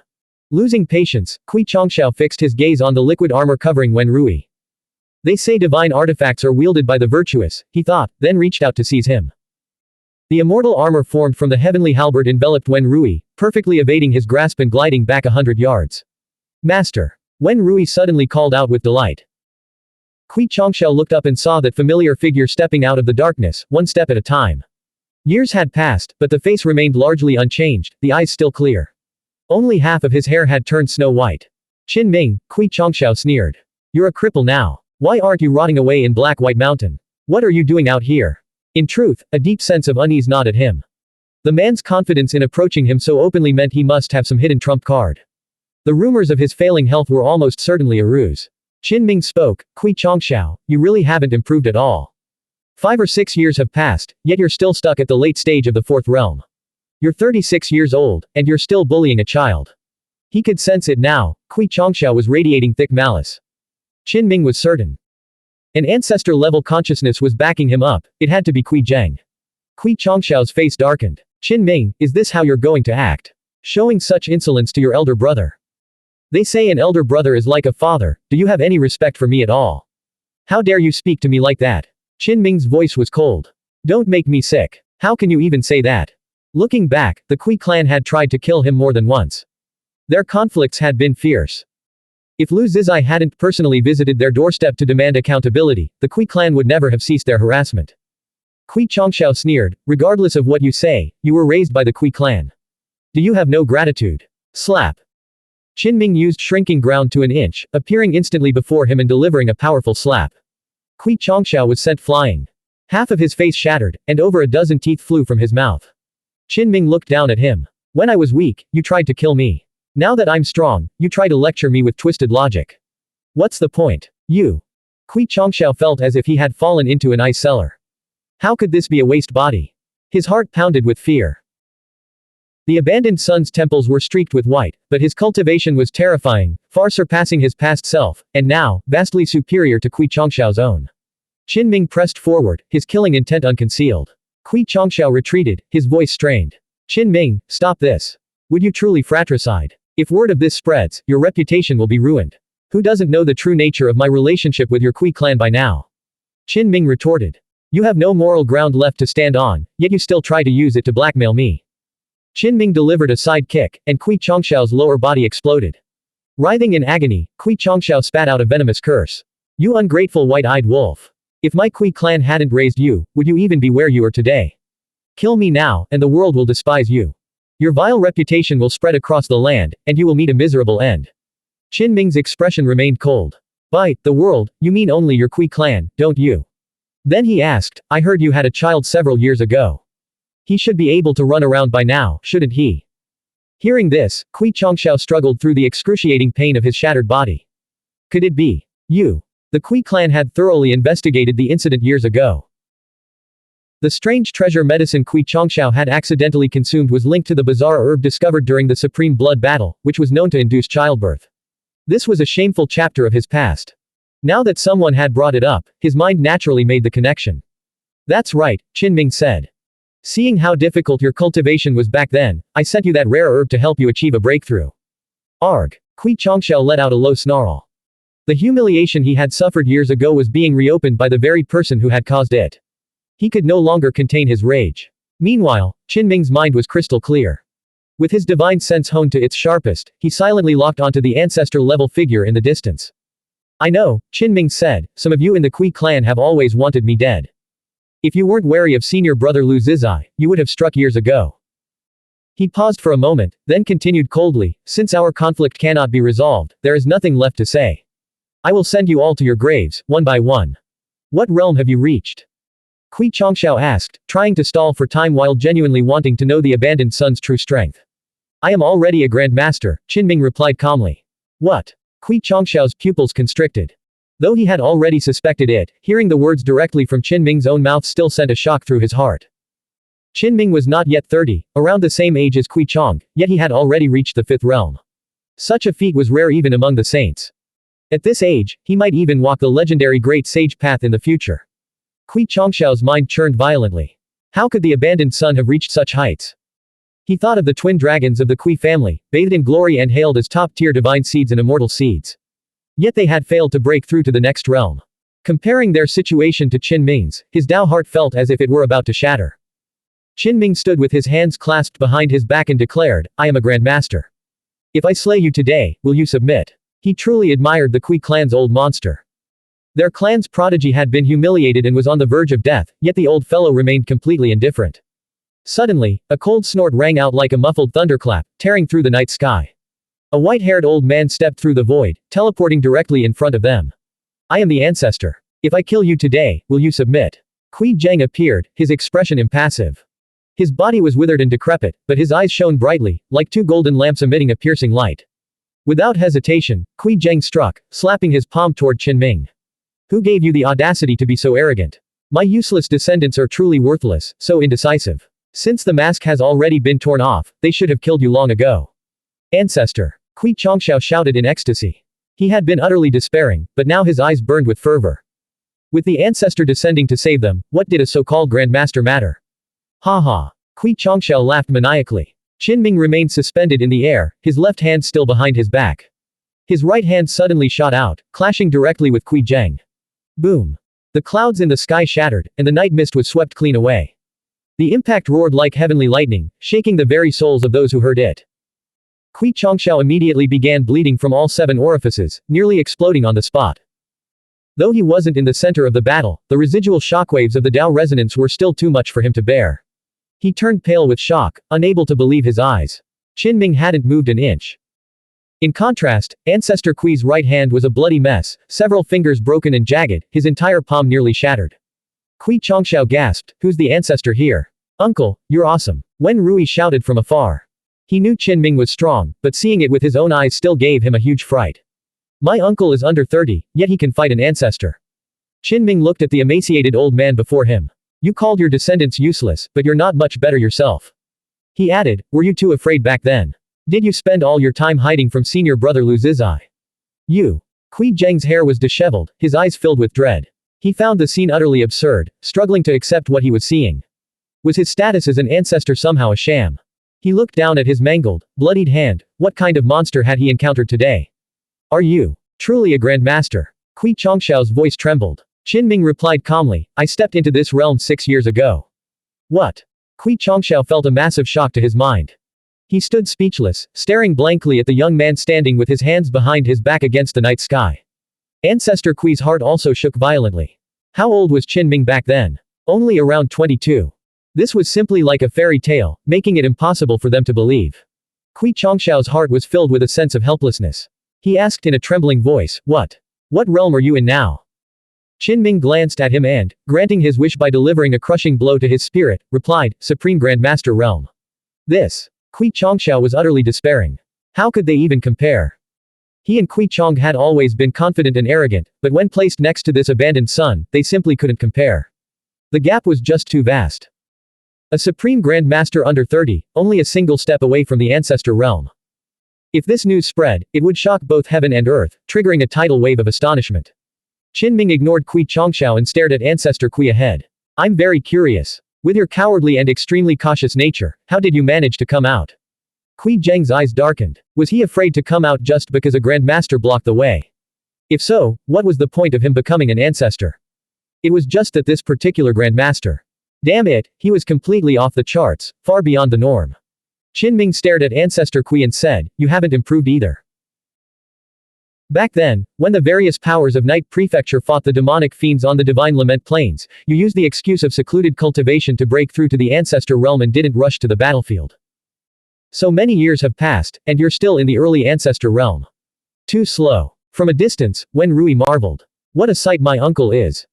Only in his 20s, yet he looked down upon an ancestor with such casual disdain, treating Kui Zheng as if he were nothing. Whether Kui Zheng had truly been breaking through his major bottleneck all those years ago, or if he had simply been too afraid to face death on the battlefield, was now impossible to say. Qinming harbored no goodwill toward him. Today, he had come specifically for this man. An anomaly, Kui Zheng's heart trembled. A supreme grandmaster in his late 20s. Throughout every era, such a being would be a star that illuminates the darkest night, a star of incomparable brilliance. Make your move, Qinming pressed forward. Today, I send you on your way. Kui Zheng teleported, vanishing into the void as he tried to flee. However, the primordial golden bridge beneath Qinming's feet spanned the horizon, cutting off his escape. The great battle erupted. Kui Chongshao looked up, his face ashen. As a peer, Qinming is actually suppressing an ancestor. What kind of heaven-defying scene is this? In the night sky, blood rained down. Kui Zheng, a sixth realm ancestor, was wounded from the very start. Half his body was drenched in blood, and his right arm hung in tatters, nearly severed. Though his profound spiritual power stirred the heavens and earth, causing the thick clouds to churn with his every breath, he was still no match for the Supreme Grandmaster. Slay! Kui Zheng gave a sharp shout. Around him, hundreds of flying swords formed a dense, dazzling swarm, tearing through the night mist sea like a rain of meteors piercing the night sky. They streaked forward with blinding light and destructive force, overwhelming his opponent in a deafening roar. Boom! With a thunderous boom, the heavens above seemed to shatter. Hundreds of flying swords plowed through the night sky, erupting in a cataclysmic explosion. Qinming's form and spirit resonated as he unleashed the cry of the ancestral insect. Instantly, terrifying ripples expanded outward from him. The hundreds of flying swords shattered inch by inch, disintegrating into fine powder in the void. Horrified, Kui Zheng retreated hastily. Even so, he was forced to continuously cast spells to block the rapidly approaching cry of the ancestral insect. Like a mountain collapsing or a tsunami sweeping through, the overwhelming force ravaged the entire night sky. Kui Zheng's already blood-soaked right arm completely exploded, and cracks spider-webbed across half his body. He fled in panic, putting a great distance between himself and his foe. Kui Chongshao's face turned ashen. This was not the outcome he had envisioned. To him, it was utterly absurd. How could their ancestor be defeated by a young man in his 20s? Yet the truth lay bare before him, their ancestor was simply no match for Qinming. Qinming's black hair, streaked with white, flowed freely. The primordial golden bridge beneath his feet expanded instantly, once again blocking his opponent's escape. Kui Zheng looked up at the sky and sighed. A sword's quest for longevity. In an instant, he seemed to regain his youth. The wrinkles on his aged face smoothed away, and he appeared to be in his 20s. Moreover, his white hair turned a vibrant, glistening green. In his hand, a lush green branch appeared, adorned with a few leaves and a single divine flower that radiated a dense, overwhelming vitality. Qinming was slightly taken aback. To comprehend the longevity sword, a technique not recorded in the sustaining world scripture, meant this man was truly extraordinary. As an ancestor, Kui Zheng indeed possessed remarkable abilities. This sword strike was terrifying. It carried an endless, dense vitality that threatened to drain the essence of the surrounding mountains and rivers, causing vast patches of thorns to wither, leaving numerous hillsides bare, and reducing ancient trees and old vines to ash. The branch in his hand was crystal clear, its glistening green leaves and brilliant silver-white petals all inscribed with complex Tao patterns, transforming into a peerless immortal sword. With a sharp clang, Kui Zheng unleashed the strike. Qinming remained composed. The 10-colored sword demonic essence materialized in his hand, and like a needle meeting wheat on, he slashed straight out. Instantly, sword energy soared into the sky, blasting the clouds asunder. Even the night mist, though far away at the horizon's edge, was cleared away, evaporating in the 10-colored sword light. The entire world seemed to be severed, split into two separate dimensions. In truth, Qinming had not only unleashed the 10-colored sword sacred demonic essence but had also infused it with a trace of primordial One Qi. He wanted to test his power, even if he only used a few wisps. Swoosh! Qinming's sword light tore through the heavens, shattering Kui Zheng's longevity sword before it exploded into fragments. Kui Zheng's upper body exploded as it was shredded by the sword energy, sending a mist of blood drifting into the air. This. Kui Chongxiao stood frozen like a statue, his mouth agape, unable to utter a word. Bang. Qinming brought his palm down, striking Kui Zheng's body with a force that shattered his bones and caused him to explode again. Only a small fragment of his remains was left as it crashed toward the earth. My uncle can slay the ancestor. Wen Rui was utterly shocked. The two artifact spirits, Six Desires and Xuanhuan, were also unable to calm their hearts. After Xiao Qin survived a deadly tribulation, his performance had become even more astonishing. Was this the level of combat power a young man in his 20s should possess? They knew that from this moment on, Qinming had likely gained the confidence to compete with the veteran masters. It's time to end this. Qinming extended his hand, which materialized from heavenly light, and seized Kui Chongxiao. The latter screamed, "No!" Poof! The Kui family's great dragon exploded, his form and spirit both annihilated. Kui Zheng, you're next. Qinming's hand shot out, not to seize him, but to search his soul. So be it. Life is but a grand dream, now that I have awakened, it is time for me to depart. Kui Zheng attempted to self-destruct. Qinming suppressed him with the 10-colored sacred demonic essence and unleashed the longevity force. Countless golden threads pierced Kui Zheng's body, pinning him to the void. Kui Zheng let out a bitter laugh. His shock of green hair rapidly withered, turning a dull, lifeless white. At the same time, his remaining flesh began to shrivel. After unleashing the longevity sword, he seemed to have suffered a backlash. His vitality was drained, and an aura of decay filled the air. Simultaneously, his pure yang consciousness was extinguishing. Qinming had pinned his body, but he couldn't stop his spiritual domain from collapsing. Something's not right, Qinming frowned. He looked down at the withered remains, probing them carefully. He established a resonance, capturing the faint remnants of the man's emotions. Qinming's expression changed. Kui Zheng had mastered the sustaining world scripture to a divine level, deriving a law-based secret technique from it, old tree sprouting new shoots. This was the old body he had discarded, he had another, fresh body like a new sprout. Kui Zheng was keenly perceptive. Recently, he had sensed a vague premonition that the great trend was turning against him, and he sought to escape by faking his death. Qinming crushed his broken old body with a single grip. He then turned to Wen Rui, telling him to focus on tempering himself in various places and to no longer concern himself with the Kui clan's affairs. Afterward, he set out alone, heading directly to the Kui clan's ancestral land. Kui Zheng was gone, having vanished long ago. Qinming discovered the Kui clan's hidden strength here, 4 Grand Masters. He unleashed the heaven and earth manifestation, crushing the entire complex of buildings with a single step and sending all 4 of them to their graves. A pity I don't know the divination technique. If 4th brother Zhou Tian were here, he might have been able to divine Kui Zheng's true location. Qinming departed, beginning his journey back. In the beyond the realm Pure Land, Cao Qianzhou's face darkened as he heard his old servant's report. His hard ape, Xuanhuan, had been beaten to death, with someone warning him not to make a comeback. Old Cao, ever arrogant and rebellious, flew into a rage. He immediately split off a portion of his ancestor-level pure yang consciousness and personally went to the scene to trace the culprit. On his way back, Qinming spotted a scrawny old man. Was that Cao Qianzhou? Old Cao's pure yang consciousness was terrifying, radiating heat like the great sun itself. He was currently investigating the scene of the hard ape's brutal death. Suddenly, he snapped his head up, his gaze fixing on a young man with half-white hair. The man looked familiar. In an instant, the atmosphere surged with tension. Cao Qianzhou's pupils constricted. He was certain this was an expert from the awakening path. The Overlord Testament. A distant memory surfaced in his mind. At that moment, Qinming did indeed employ the Overlord techniques. He condensed heavenly light into an Overlord halberd and, without a word, swung it down at old Cao. Cao Qianzhou was furious. It was always he who provoked others, rarely did anyone dare to strike him first. When he had roamed Night Prefecture, how many had dared to challenge his might? In the distance, Zhou Tian, Niu Wuwei, and the others were hurrying toward Night Prefecture. Niu Wuwei had already learned Qinming's entire past from Li Qingyu and shared it with the others during their journey. Hearing this, the great sages were all deeply moved. Qinming was alone and helpless from a young age. To die so hastily in an unknown corner at the end of his life. It's truly pitiful. I heard that even in Night Prefecture, he was suppressed and targeted by some of the major factions. This time, we're going to Night Prefecture to back up 6th brother and demand an explanation. Every time I think about how 6th brother was bullied all the way, my chest feels tight. We'll make up for all his regrets and send the villains who wronged him to the underworld. If the locals of Night Prefecture heard this, they would probably wonder if they were talking about the same Qinming. For instance, Cao Qianzhou, at this very moment, had a few things he wanted to say. Blank. End of chapter. Subscribe to the MTL World at Malworld 1 YouTube channel. Novel, Night Without Borders. Chapter 728, all have arrived, 2 chapters combined. Author, Chen Dong. Translator, Shadow Knight AK. Editor, Shadow Knight AK. Night shrouded the mountains and forests, the wispy, rhythmic chirping of insects came to an abrupt halt. Cao Qianqiu had never expected the culprit to return to the scene of the crime. In the night sky, Qin Ming's hair, half black and half white, perfectly matched the old servant's description.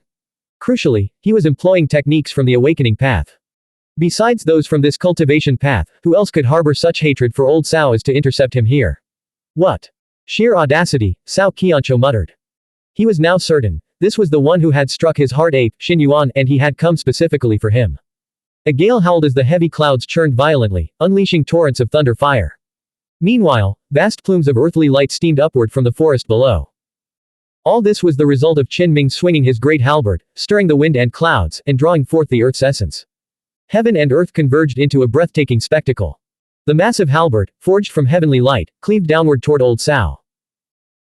Cao Qianqiu felt as though a mountain were crushing down upon him. Forced to retreat, he employed a secret technique to execute a series of instantaneous teleports. With a thunderous boom, the halberd's terrifying blade struck the mountain beneath the night sky, shattering it completely. Cao Qianqiu's pupils constricted. He felt a wave of humiliation. He was the one who always commanded awe and fear, yet now he was the one retreating, unable to even meet the attack head-on. In the night sky, Qin Ming no longer held back. He unleashed his full power, and suddenly, a boundless light soared, condensing into a divine wheel that rivaled 10 suns in the sky. Cao Qianqiu's expression stiffened. Why does it feel like I'm seeing an enhanced version of myself? That aura, that domineering presence, it was something etched into the very depths of his bones. Yet his opponent possessed it in even greater measure. As Qin Ming breathed, the clouds high above churned violently, accompanied by flashes of lightning and peals of thunder. Every movement he made resonated with all creation between heaven and earth. So this is what it means to inherit the Tao resonance and harmonize with the great Tao of heaven and earth. Qin Ming swung his long halberd again. Suddenly, a dazzling beam of light shot forth, like the most violent thunder fire, tearing through the long night as if ignoring the distance in space. Cao Qianqiu's pupils contracted, he realized there was no escape. The blinding light of the long halberd actually shone into the light of the spirit. If he failed to withstand it, his spirit would be severed directly. In an instant, his expression turned grave. Though his body appeared withered and dry, he seemed to possess the power to overturn heaven and earth. Old Cao formed hand seals, one finger pointing to the sky and one to the earth, as if merging with the unseen will of heaven and earth. In a flash, he achieved a state of unity between man and nature, summoning boundless lightning and fire. Then, in the sky above, various mysterious substances spun frantically and descended with extreme speed. On the ground, endless earth chi surged upward, resembling dozens or even hundreds of dragons raising their heads as they converged upon him. He was drawing upon the power of heaven and earth. Grand visions manifested both above and below, converging like 2 colossal hands closing together. Cao Qianqiu truly lived up to his reputation as a former supreme ancestor. Even with much of his cultivation severed, his insight, comprehension, and techniques remained astonishing. His entire body was bathed in the flying immortal light rain. His wide sleeves billowed, his white hair streamed in the wind, and his eyes crackled like lightning, sharp and terrifying. Amidst the blinding radiance, the 2 colossal hands formed by the heavenly and earthly visions clamped down on the halberd. Old Cao exerted his full strength, attempting to snap the gleaming halberd blade. Boom. Yet, in the next instant, the halberd vibrated violently, shattering the grand heavenly and earthly vision. The 2 closing hands exploded outward. At the same moment, Cao Qianqiu let out a muffled groan and staggered backward. He had been pointing one finger to the sky and one to the earth, but now those fingers were broken and bloody, his palms nearly obliterated by the halberd's strike. Of course, that blood was the embodiment of his pure yang consciousness, effectively his primordial essence. His physical body remained in the beyond the realm pure land, he had not descended in person. Cao Qianqiu's expression shifted drastically. The technique he had just unleashed was nearly as powerful as if his true body had struck. He had used his spirit to leverage the power of heaven and earth, yet the opponent had still broken through it with sheer force. The younger generation is truly formidable, he said in a low, heavy voice. At the same time, he was grinding his teeth in fury.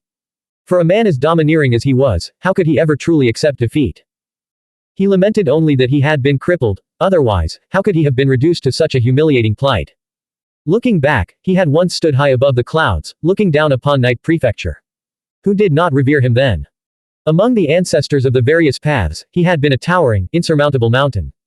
Yet, after being crippled for nearly a decade, had the world already forgotten him? Now, even a latecomer dared to attempt an ambush against him. Cao Qianzhou's voice was a low rumble. When the time comes, heaven and earth will lend their strength. His pure yang consciousness flared violently. He seemed to be communicating with a profound, unseen will, borrowing an extraordinary power. It was as if runes of time itself were swirling around his body. Old Cao had resorted to a forbidden domain technique. Even if the price was steep, he was willing to pay it to survive this ordeal and obliterate the young man who looked down upon him from the night sky. In an instant, thunder rolled across the firmament, and yin mist surged across the ground. Two vastly different forces clashed, supreme yang and supreme yin intertwining and twisting space and time. He was borrowing power. Though this was only a portion of his pure yang consciousness that had traveled here via spiritual wandering, he now possessed the power of his true body, as if he were stealing strength from his own future self. Cao Qianzhou's aura soared, descending upon the area like a majestic, crushing mountain. His hair and beard stood on end, his withered frame brimming with such astonishing energy that it warped the night sky. Suddenly, he threw his head back and laughed wildly, his demeanor exuding a frenzied arrogance. Qinming would not simply stand by and watch him complete the forbidden domain technique. Soaring high above the clouds, he gripped the overlord halberd with both hands, churning the wind and clouds as he struck downward. So it truly is the techniques from the overlord testament. Old Cao narrowed his eyes. He had already guessed that Qinming was fighting on the overlord behalf. How could he be unfamiliar with those familiar moves and that bold, sweeping style? Old Cao's heart leapt. This opponent had not only realized every theory from the overlord testament but had even surpassed the original.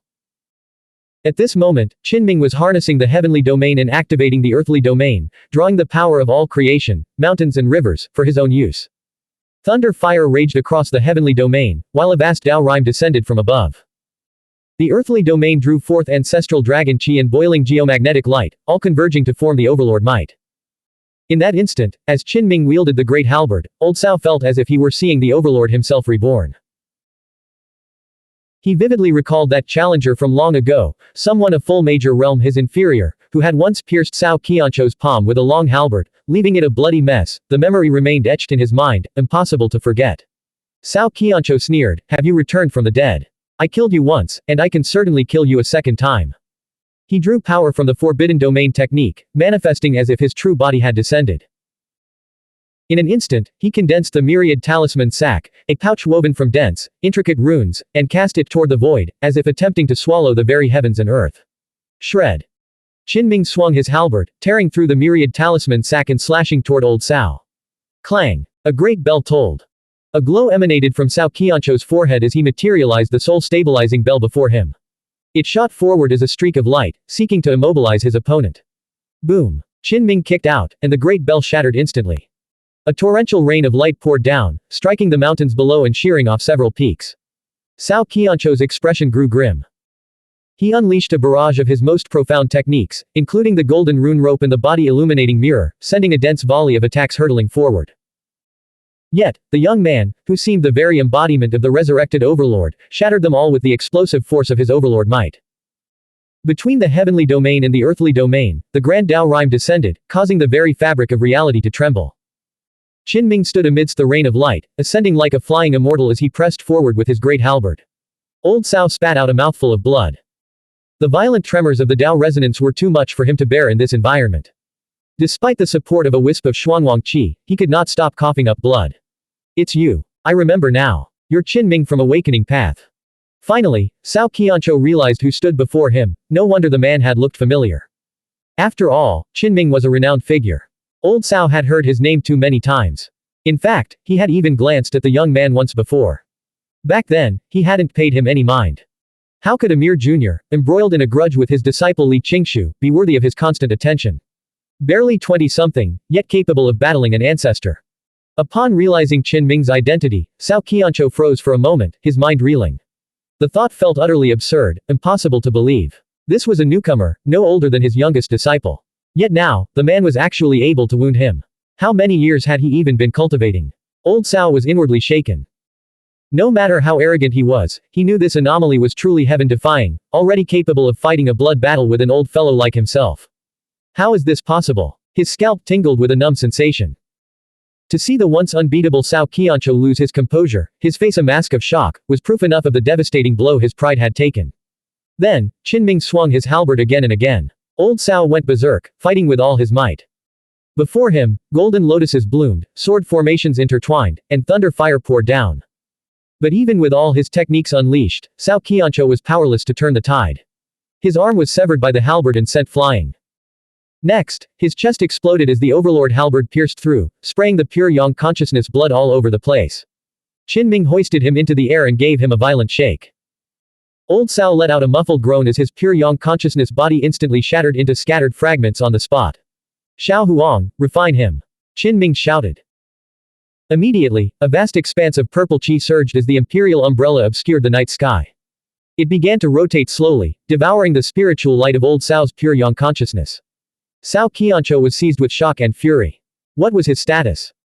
How had he fallen to such a state, to be used as fodder for a demonic artifact?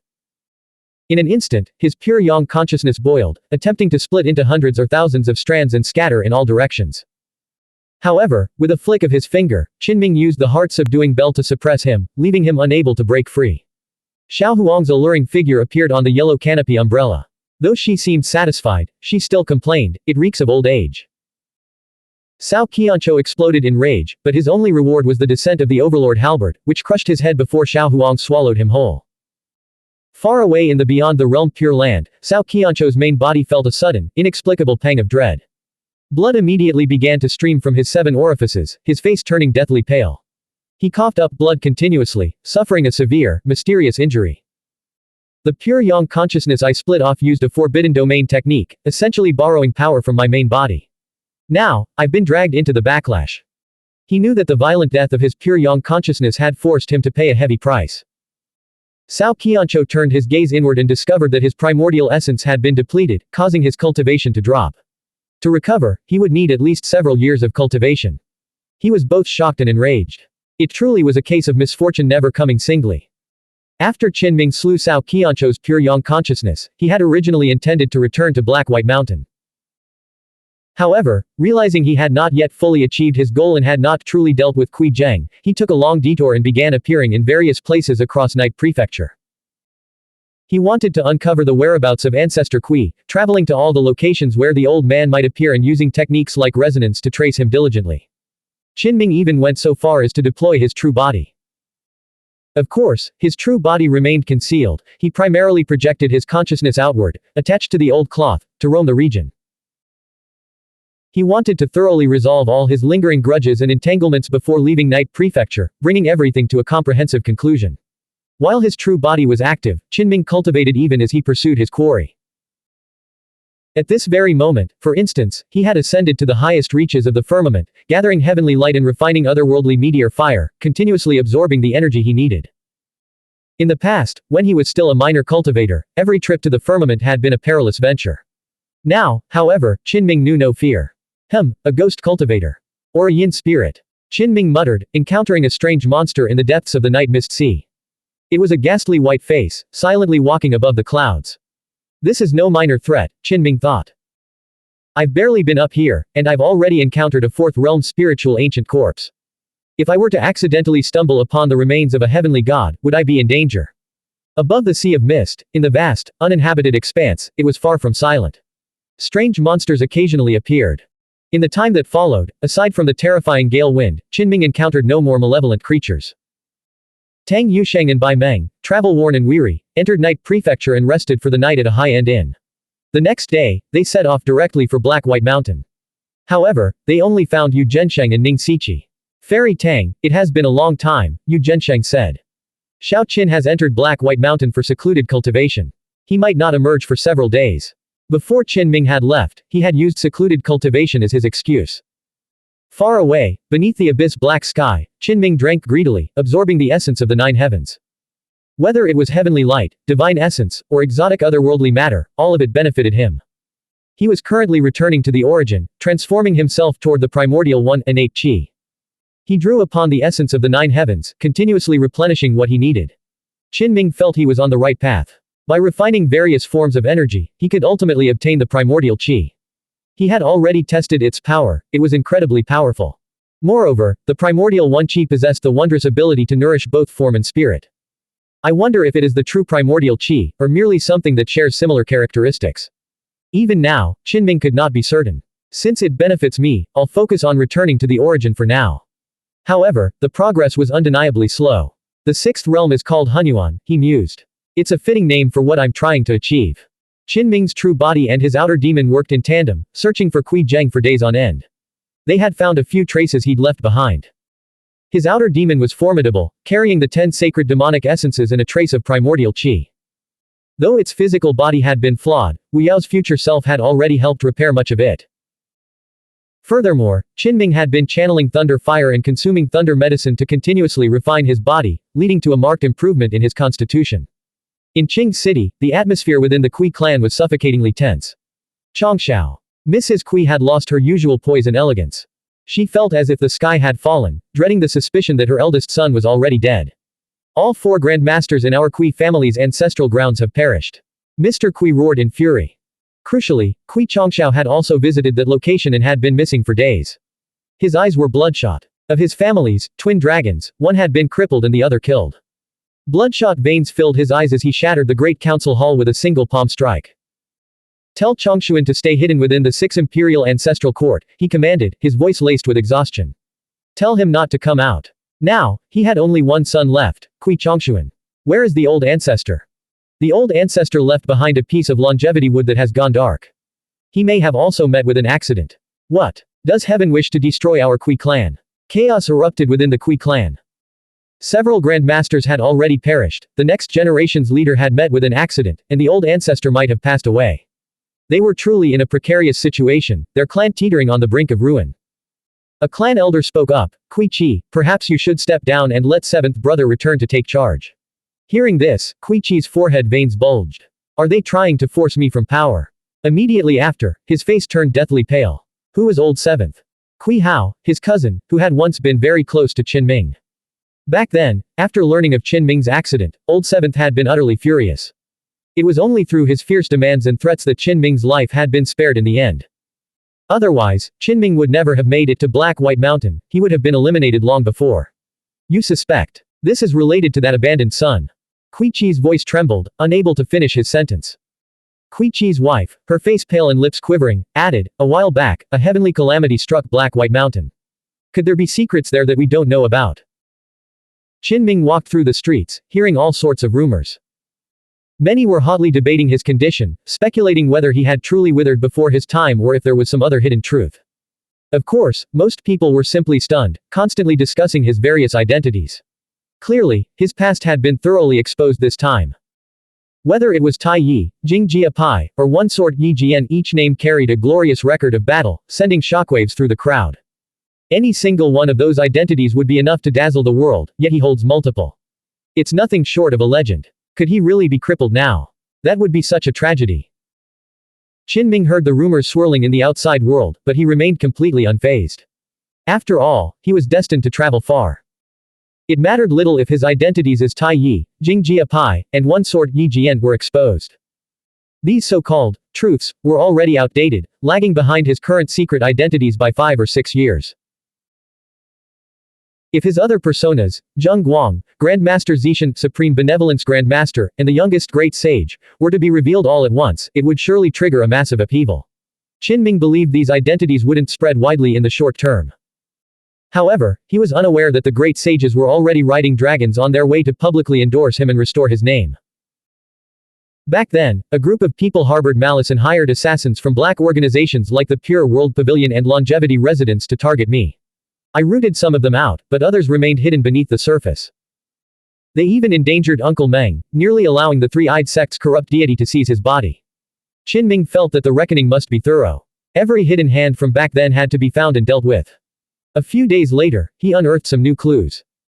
During this time, Wen Rui traveled throughout Night Prefecture, gaining a wealth of precious life experience. One day, he arrived at Kunling, hoping to retrace his uncle's footsteps and relive his past. Suddenly, he noticed an ox-head demon staring at him. Isn't that the young man from Black White Mountain? Niu Wuwei asked. The great sages had arrived, having entered Night Prefecture not long ago. To them, this desolate place was far too remote. If they hadn't visited once before, they never would have found the right path. Years ago, they had accepted Li Qingyu's invitation to enter Night Prefecture and had passed through the Black-White Mountain region in haste. Because of this, they recognized Wen Rui. Even though Wen Rui had concealed his identity and hidden his true face, his cultivation was far too shallow to escape the great sage's piercing gaze. He stood completely exposed. They also noticed Heavenly Halberd, who was following right beside Wen Rui. "Senior, is that you?" Zhou Tian exclaimed in shock. He instantly recognized the weapon as Zhang Ran's, the one rumored to have been stolen by a golden figure years ago. Were sixth brother's remains preserved?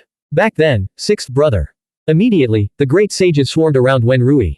Wen Rui felt a massive headache coming on, completely at a loss. Heavenly Halberd spoke. Alas, Xiao Qin's end was too tragic back then. His primordial essence was extracted, his heart's blood was gouged out, and his hair turned snow white. For a moment, Meng Jiu was lost in thought. Could the youngest great sage have met such a brutal end? Hearing this, Wen Rui's eyes instantly reddened. He finally understood what his uncle had endured. Zhou Tian spoke. "Good child, don't cry. We are here to stand up for your uncle, Qin Ming. Senior, were any of Qin Ming's remains left behind? Alas. Six Desires sighed deeply.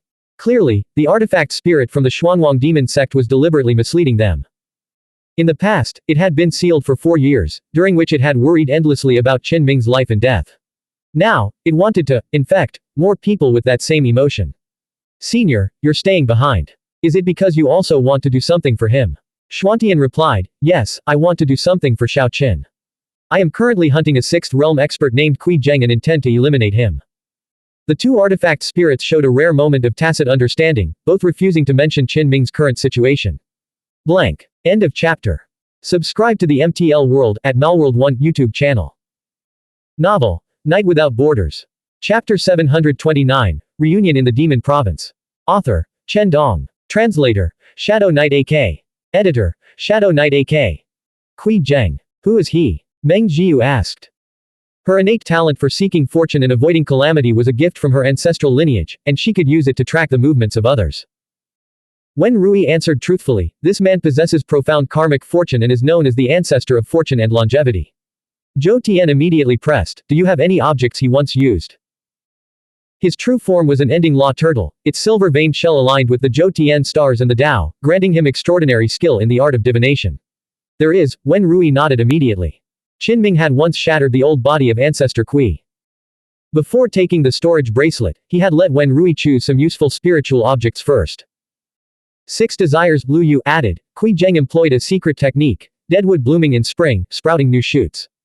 He has severed all ties to his past, shedding his old identity like a cicada leaving its shell. It matters not. Let me try, Zhou Tian said. Bright silver veins interlaced across his body, and his expression turned grave. Night shrouded Kunling. The fire spring flowed gently. The entire city lacked walls, its prosperity radiating outward from the various great academies that formed its core. Wen Rui introduced, my uncle once studied here. The others nodded inwardly. This city seemed unremarkable, that Qin Ming could rise in such a remote place truly made him an anomaly. If sixth brother had not met with disaster and had grown up smoothly, what heights would he have reached in the future? The untimely death of the youngest great sage was a tragedy that left everyone lamenting. Silver light swirled around Zhou Tian, forming hexagrams. His voice was deep and slow as he said, the scorched turtle divination reveals that the Gen trigram governs the mountain and the dewy trigram governs the marsh. The person is hidden in deep mountains and vast marshes, far from any city. Then, he floated in midair, circled a few times, and pointed in a certain direction. Walk that way. The peak forest where he is located is continuous, surrounded by great waters. The result came so quickly, exceeding everyone's expectations. Zhou Tian exhaled a breath of turbid air and said, it is only a vague sense. I still need to constantly calibrate the direction. Xuantian spoke up, then what are we waiting for? Let's go catch Kui Zheng. Meng Ziyu's delicate brows furrowed slightly. Why do I vaguely hear someone mention the name, Tai Yi? Niu Wuwei's face remained a mask of stoicism as he asked, could it be that second brother also hails from the demon province? Zhou Tian burst into laughter upon hearing this. What a coincidence. Could this place also be your homeland, second brother? Tai Yi remained expressionless. What could he even say? They had actually guessed correctly. Niu Wuwei shook his head solemnly. Impossible. On the way to Night Prefecture, second brother looked like a complete lost cause with directions. How could he be from here? Unless he's a cunning old fox. Zhou Tian nodded. True. This Tai Yi is not the second brother. He's just an imposter. The corners of Taiyi's mouth twitched involuntarily. Damn it, the two of them were actually insulting him to his face.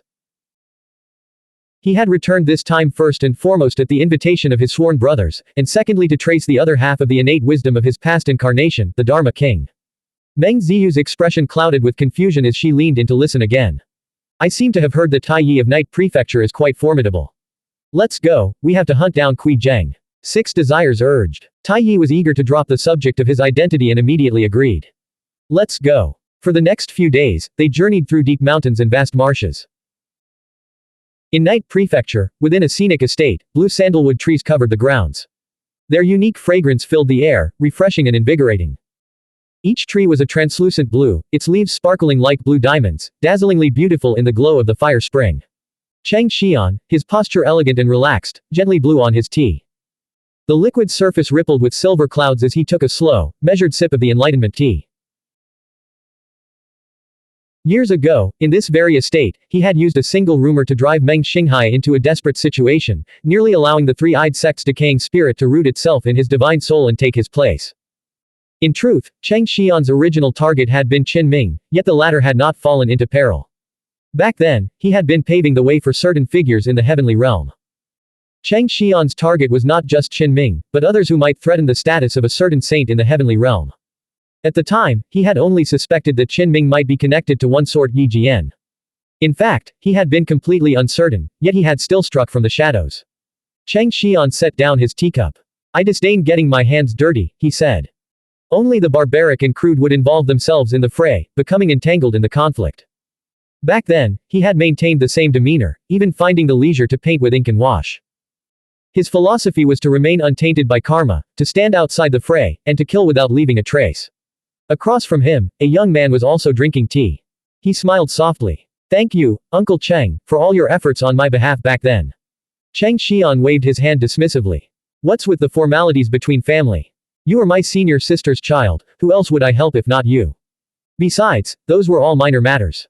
Back then, I merely stirred the waters a little. He set down his teacup. Unfortunately, we didn't fully succeed. I truly never expected that Qin Ming was actually one sort Yi Jian Tai Yi, and Jing Jia Pai all at once. To be four individuals in one, it's truly terrifying, a complete anomaly. The young man opposite him nodded. Fortunately, he didn't compete with me for the saint position. Otherwise, the new ranking and golden ranking would both have favored him. Now, he didn't care.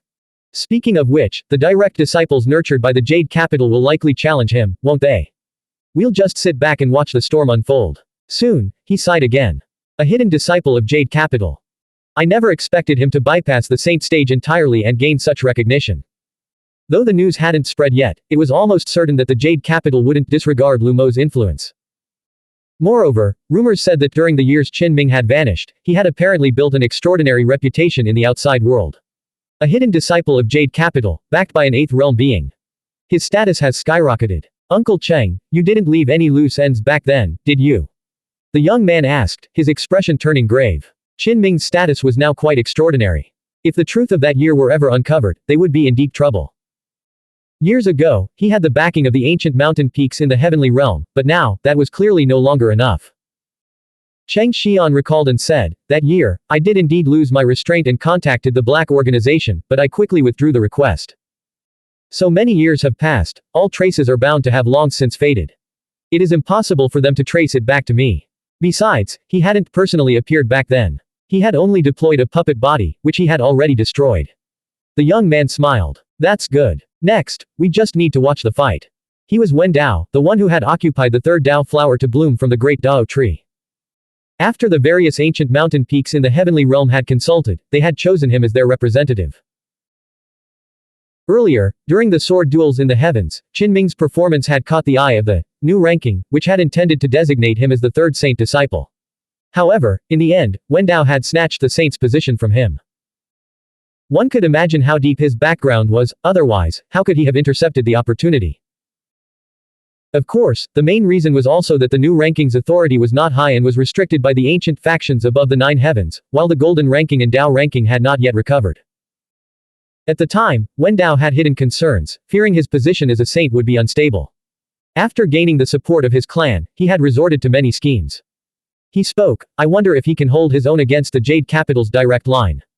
I heard they've already descended to the surface world, they should be closing in on him soon. One sword, Yi Jian and Jing Jia Pai were formidable, but the core disciples trained within the Jade Capital were absolutely terrifying, their true depths unfathomable. Cheng Xian smiled faintly. It would be best if his body truly has problems, preventing him from fighting. Otherwise, if he suffers a crushing defeat, how will he have the face to continue calling himself a hidden disciple? Wen Dao also smiled and said, true. The status of a hidden disciple is extremely high, on par with the direct line trained within the Jade Capital. An ordinary person couldn't possibly bear such a position. He naturally hoped Qin Ming would be utterly defeated.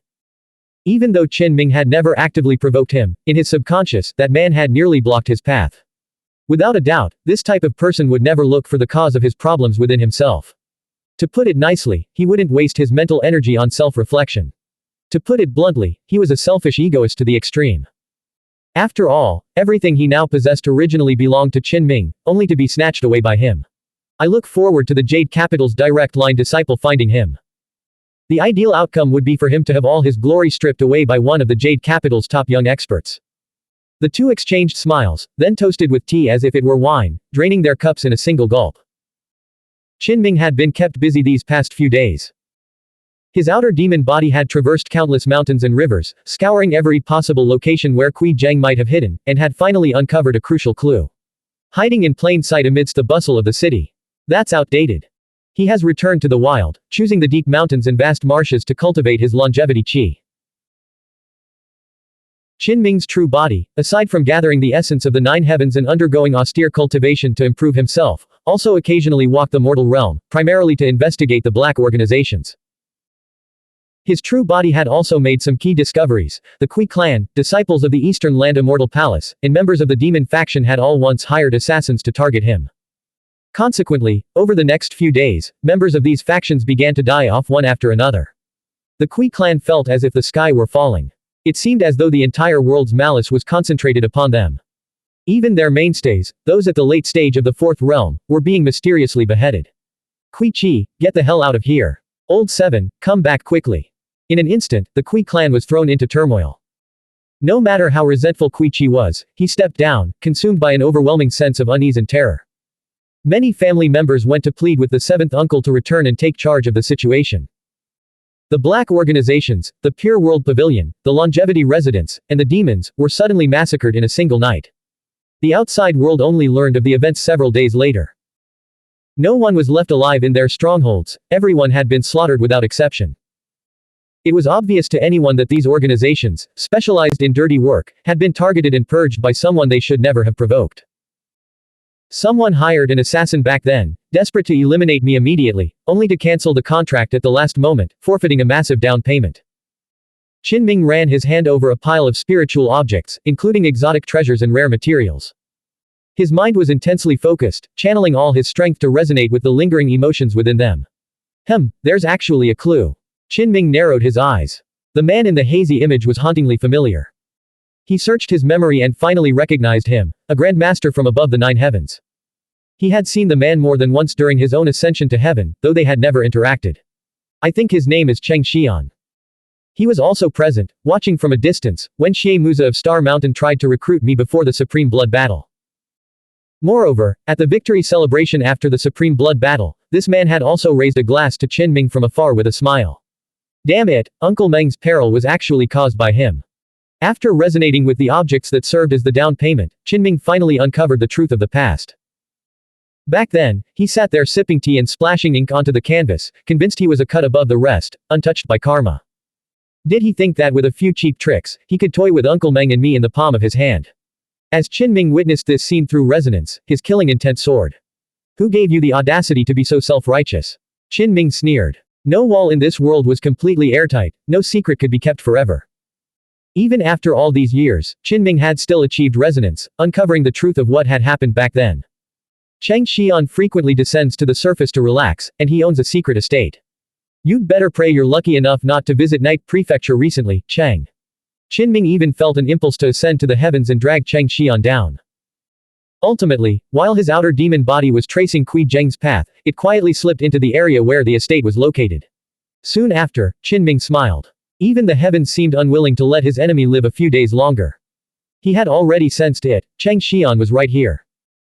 Of course, with the Jade Capital hunting criminals and the heavenly gods battling on Black-White Mountain, Night Prefecture has been the center of so many major events lately. How could he not come to investigate? Qin Ming's true body returned to the vast night sky to continue his cultivation. Besides gathering the essence of the 9 heavens, he was also studying the technique of manipulating Dao resonance. Without a doubt, this would become a major hurdle that all future cultivators would have to overcome. Although he himself was not yet affected by the larger environment, he could harness the turbulent Dao resonance to target his enemies, unleashing terrifyingly destructive power. Inside the mysterious estate, Cheng Xian was admiring his own painting when his hair suddenly stood on end. He felt as if a prehistoric beast had just locked its gaze upon him. He spun around and locked eyes with that familiar face. Compared to years ago, Qin Ming had changed little, save for the half of his hair that had turned white. His gaze remained as piercing as ever. "Brother Qin, what brings you here?"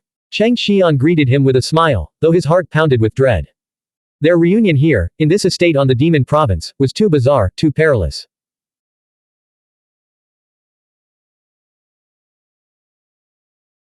Beside him, Wen Dao felt a chill seep into his bones. His smile froze as he stood up to greet the visitor. "Brother Qin, it's been a long time. I never imagined that one sword Yi Jian, Jing Jia Pai, and Tai Yi were all personas of the same person. Your performance in the Supreme Blood Battle was truly unparalleled, a role model for our generation to look up to."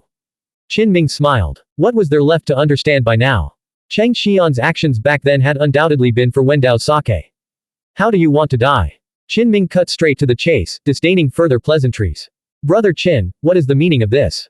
Cheng Xian's expression darkened, feigning outrage. Qin Ming used the shrinking ground to an inch technique, vanishing and reappearing instantly before him. With a single kick, he shattered half of Cheng Xian's face. The man was sent flying, smashing through the wall and collapsing into a pool of blood. "You!" Cheng Xian roared in fury and terror. He knew the truth had finally come out. But he couldn't understand. Every clue should have been severed, every trace erased. How could they have found him? It was obvious Qin Ming was holding back. Otherwise, Cheng Xian would have been blown to smithereens on the spot. Back then, Cheng Xian was already a 5th realm expert at the 6th heaven of the Grandmaster realm. Years had passed, yet his cultivation remained stagnant, unable to achieve a breakthrough. Even so, he still belonged to the youthful faction, a truly outstanding figure among his peers. Only a tiny handful of people could even compare to him. "I don't understand." Cheng Xian stammered through the excruciating pain. His heart trembled in terror. "Just how powerful is this Qin Ming? It feels like I'm facing an ancestor. Don't you remember what you did back then?" Bang! Qin Ming kicked out again. This time, Cheng Xian's lower body shattered. The horrific injuries spread upward, blood mist billowing, until only his torso and head remained. "Ah!" Cheng Xian screamed silently. "Brother Qin, I was wrong. I shouldn't have harbored those treacherous thoughts back then. But in the end, no great harm was done. You and Meng Xinghai are both safe. Please, spare me." Cheng Xian's bones were far softer than expected. His former elegance and ease vanished completely, leaving only a terrified man groveling on the ground, begging for mercy. Beside him, Wen Dao suddenly activated a teleportation talisman, attempting to flee. As long as he could escape this place, even if his past deeds were exposed, the people in the heavenly realm should still be able to save his life. Qin Ming's gaze swept over him, and the talisman paper in his hand immediately exploded. Next, Wen Dao felt as if the flying immortal mountain were pressing down on him, making it impossible for him to fly away. With a loud bang, he was crushed to the ground, unable to move a single muscle. He was utterly stunned. Is the gap between us really this vast? He wondered. Weren't we both saint-level figures back then? How are we not even in the same league anymore? He struggled to speak, saying, "Brother Qin, I have no grievances against you. In the past, we even represented the younger generation in the blood battle against outsiders. We fought side by side. You cannot strike me down now. Do you think you're worthy?" Qin Ming looked down at him. The sheer contempt in his gaze made Wen Dao feel as if his skin were being sliced away. He was filled with shock, rage, and humiliation, yet he helplessly found himself prostrate at the other man's feet, unable to even stand. He felt this was truly too humiliating. Qin Ming said, "Who gave you the confidence to compare yourself to me? During the Supreme Blood Battle, while I was slaying saints, you did nothing but hide in the rear to recover from your injuries.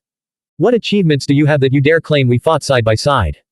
With a casual step, Qin Ming brought his foot down. Boom! Half of Wen Dao's body exploded into a bloody mist, leaving him unable to even struggle. "Are you in the Ancestor Realm?" Cheng Xian and Wen Dao groaned in agony. They couldn't believe it. The overwhelming pressure pinned them down, making resistance impossible. It was as if the entire flying immortal mountain had been dropped on them. Qinming spoke calmly. I am a supreme Grand Master. However, slaying a few ancestors from your clan is well within my power. The words struck them like a psychic blow. How old is Qinming? To have already achieved the rank of Supreme Grand Master. They finally understood. Qinming had long since become a great sage. The so-called hidden disciple of Jade Capital was a title he could claim with ease. The most crucial realization was this: Qinming, in his early 20s, could kill ancestors. At that moment, Wendao fell into utter despair. He realized Qinming was right, they weren't even on the same level. Compared to Qinming, who soared in the night sky, he was as weak as dirt beneath his boots. How laughable. He had once worried Qinming would steal his position, but Qinming had likely never even glanced at him. Ah! Two blood-curdling screams echoed through the mysterious estate. After Qinming finished looting the place, he dusted his clothes and departed. He had erased all traces of his presence, but even if his actions were exposed, he didn't care. The two victims had already confessed, leaving behind clear memory crystals. Shortly after, Qinming set out and entered the deep mountains and vast marshes. 2 days later, he traversed the primitive forest in his outer demon form and discovered Kui Zheng's trail. Soon, a brilliant heavenly light shot into the sky. Above the towering mountain range, a blazing sun seemed to hang in the air, dispelling all darkness. From afar, Zhou Tian marveled, as expected of the demon province. Even the wilderness hides such great experts. What terrifying techniques! Niu Wuwei commented, just like sixth brother, this person is walking the awakening path native to Night Prefecture. Huh, something's not right. Why does he look more familiar the more I see him? That domineering figure with the great sun crossing the sky, illuminating the 10 directions. How does he look a bit like that sixth brother who always acts like a villain? The group was instantly stunned.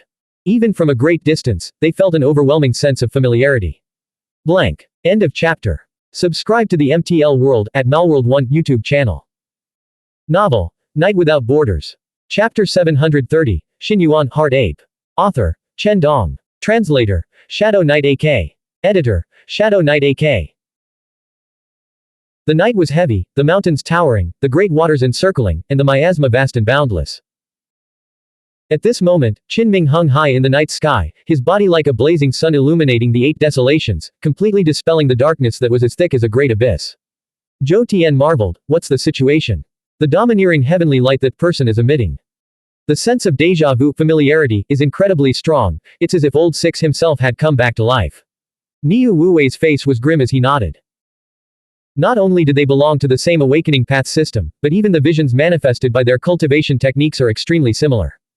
Every aspect of his spirit and aura is an exact match, capturing the very essence of sixth brother.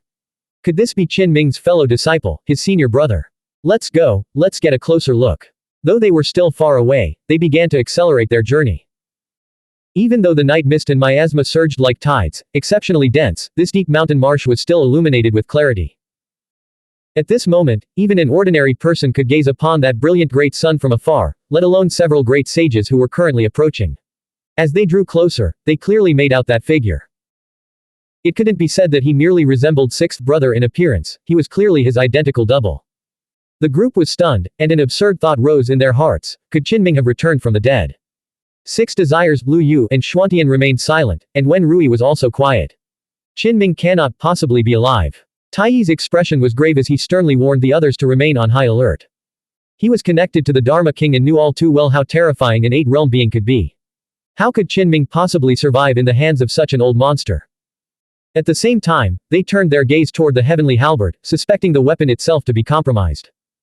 Seniors Six Desires and Xuantian, Meng Jiu said, you didn't escape, as you claim. You were refined, weren't you? Now you're working for that 8-realm being. What are you thinking? Wu Yao was beaten to death long ago. Six Desires, Lu Yu quickly interjected. This misunderstanding was spiraling out of control. In an instant, it found itself surrounded by the great sages. Deep within the great marsh, Qinming had discovered Kui Zheng's cave abode and was currently bombarding it. This was a hidden Dao domain, protected by a spiritual formation that isolated it from the outside world. To an ordinary observer, the area appeared to be nothing more than towering, majestic mountains interspersed with vast lakes and swamps. Qinming transformed into a blazing sun, his torrential light and flame cascading down like a waterfall, completely submerging the mountains and rivers below. Next, he merged with heaven and earth, causing the thick clouds in the night sky to collide violently, summoning thunder fire to strike the landscape below. At the same time, Qinming sensed someone approaching from afar. His flesh and blood shone brilliantly, his body like the great sun, standing in the open. Yet, despite the others approaching from the shadows, he had detected them instantly. This could only mean his spiritual perception was incredibly sharp. Qinming stared at the figures in the distance, then warily glanced at the area further behind them, as if even more powerful beings were following. Boom! Clouds collided, and lightning struck from the 9 heavens, splitting a sheer cliff below. Amidst the thunderous roar, the ground shook violently, and dust billowed into the sky. Meng Jiu, Niu Wuwei, and the others flew toward Qinming. At the same time, 3 elderly figures emerged, surrounding the heavenly halberd, preparing to strike. Wen Rui was carried away by Zhou Tian, escaping the dangerous encirclement. Clearly, when the great sages set out, they did not travel alone, they had guardians accompanying them. After all, any incident involving Qinming, the youngest great sage, would have a massive impact, sounding an alarm for all the top great factions. Naturally, there had to be a secure arrangement for the great sages' journey this time. It's a misunderstanding, 6 Desires Blue Yu hurriedly called out. Senior, you'd better confess everything. Meng Jiu said from a distance. Is that really 6th brother? Zhou Tian stared deep into the great marsh, his face showing shock. The great sages all wore complex expressions as they gazed at the figure radiating blinding heavenly light within the deep mountain marsh. Their hearts were far from calm. Could they really be reunited? Yet they knew that, by all reason, Qinming should be dead. Killing intent gradually surfaced on Niu Wuwei's expressionless face as he said, Who are you? Who has seized my 6th brother's body? Taiyi's pupils constricted. Qinming's body had merged with the thunder cloud, allowing him to manipulate the great momentum of heaven and earth without expending much of his own power. In Taiyi's eyes, Qinming's understanding of the primordial myriad thunder seal was extraordinary, no weaker than his own. He had thoroughly mastered its scriptural principles. Ming Zi, explain quickly. 6 Desires Blue Yu shouted, or else the 3 old bones would strike him down.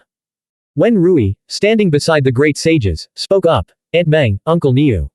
There's been a misunderstanding. Senior's 6 desires and Xuanhuan haven't been refined. More importantly, my uncle, Qinming, is still alive. What did you say? Child, have you also been possessed by an evil spirit?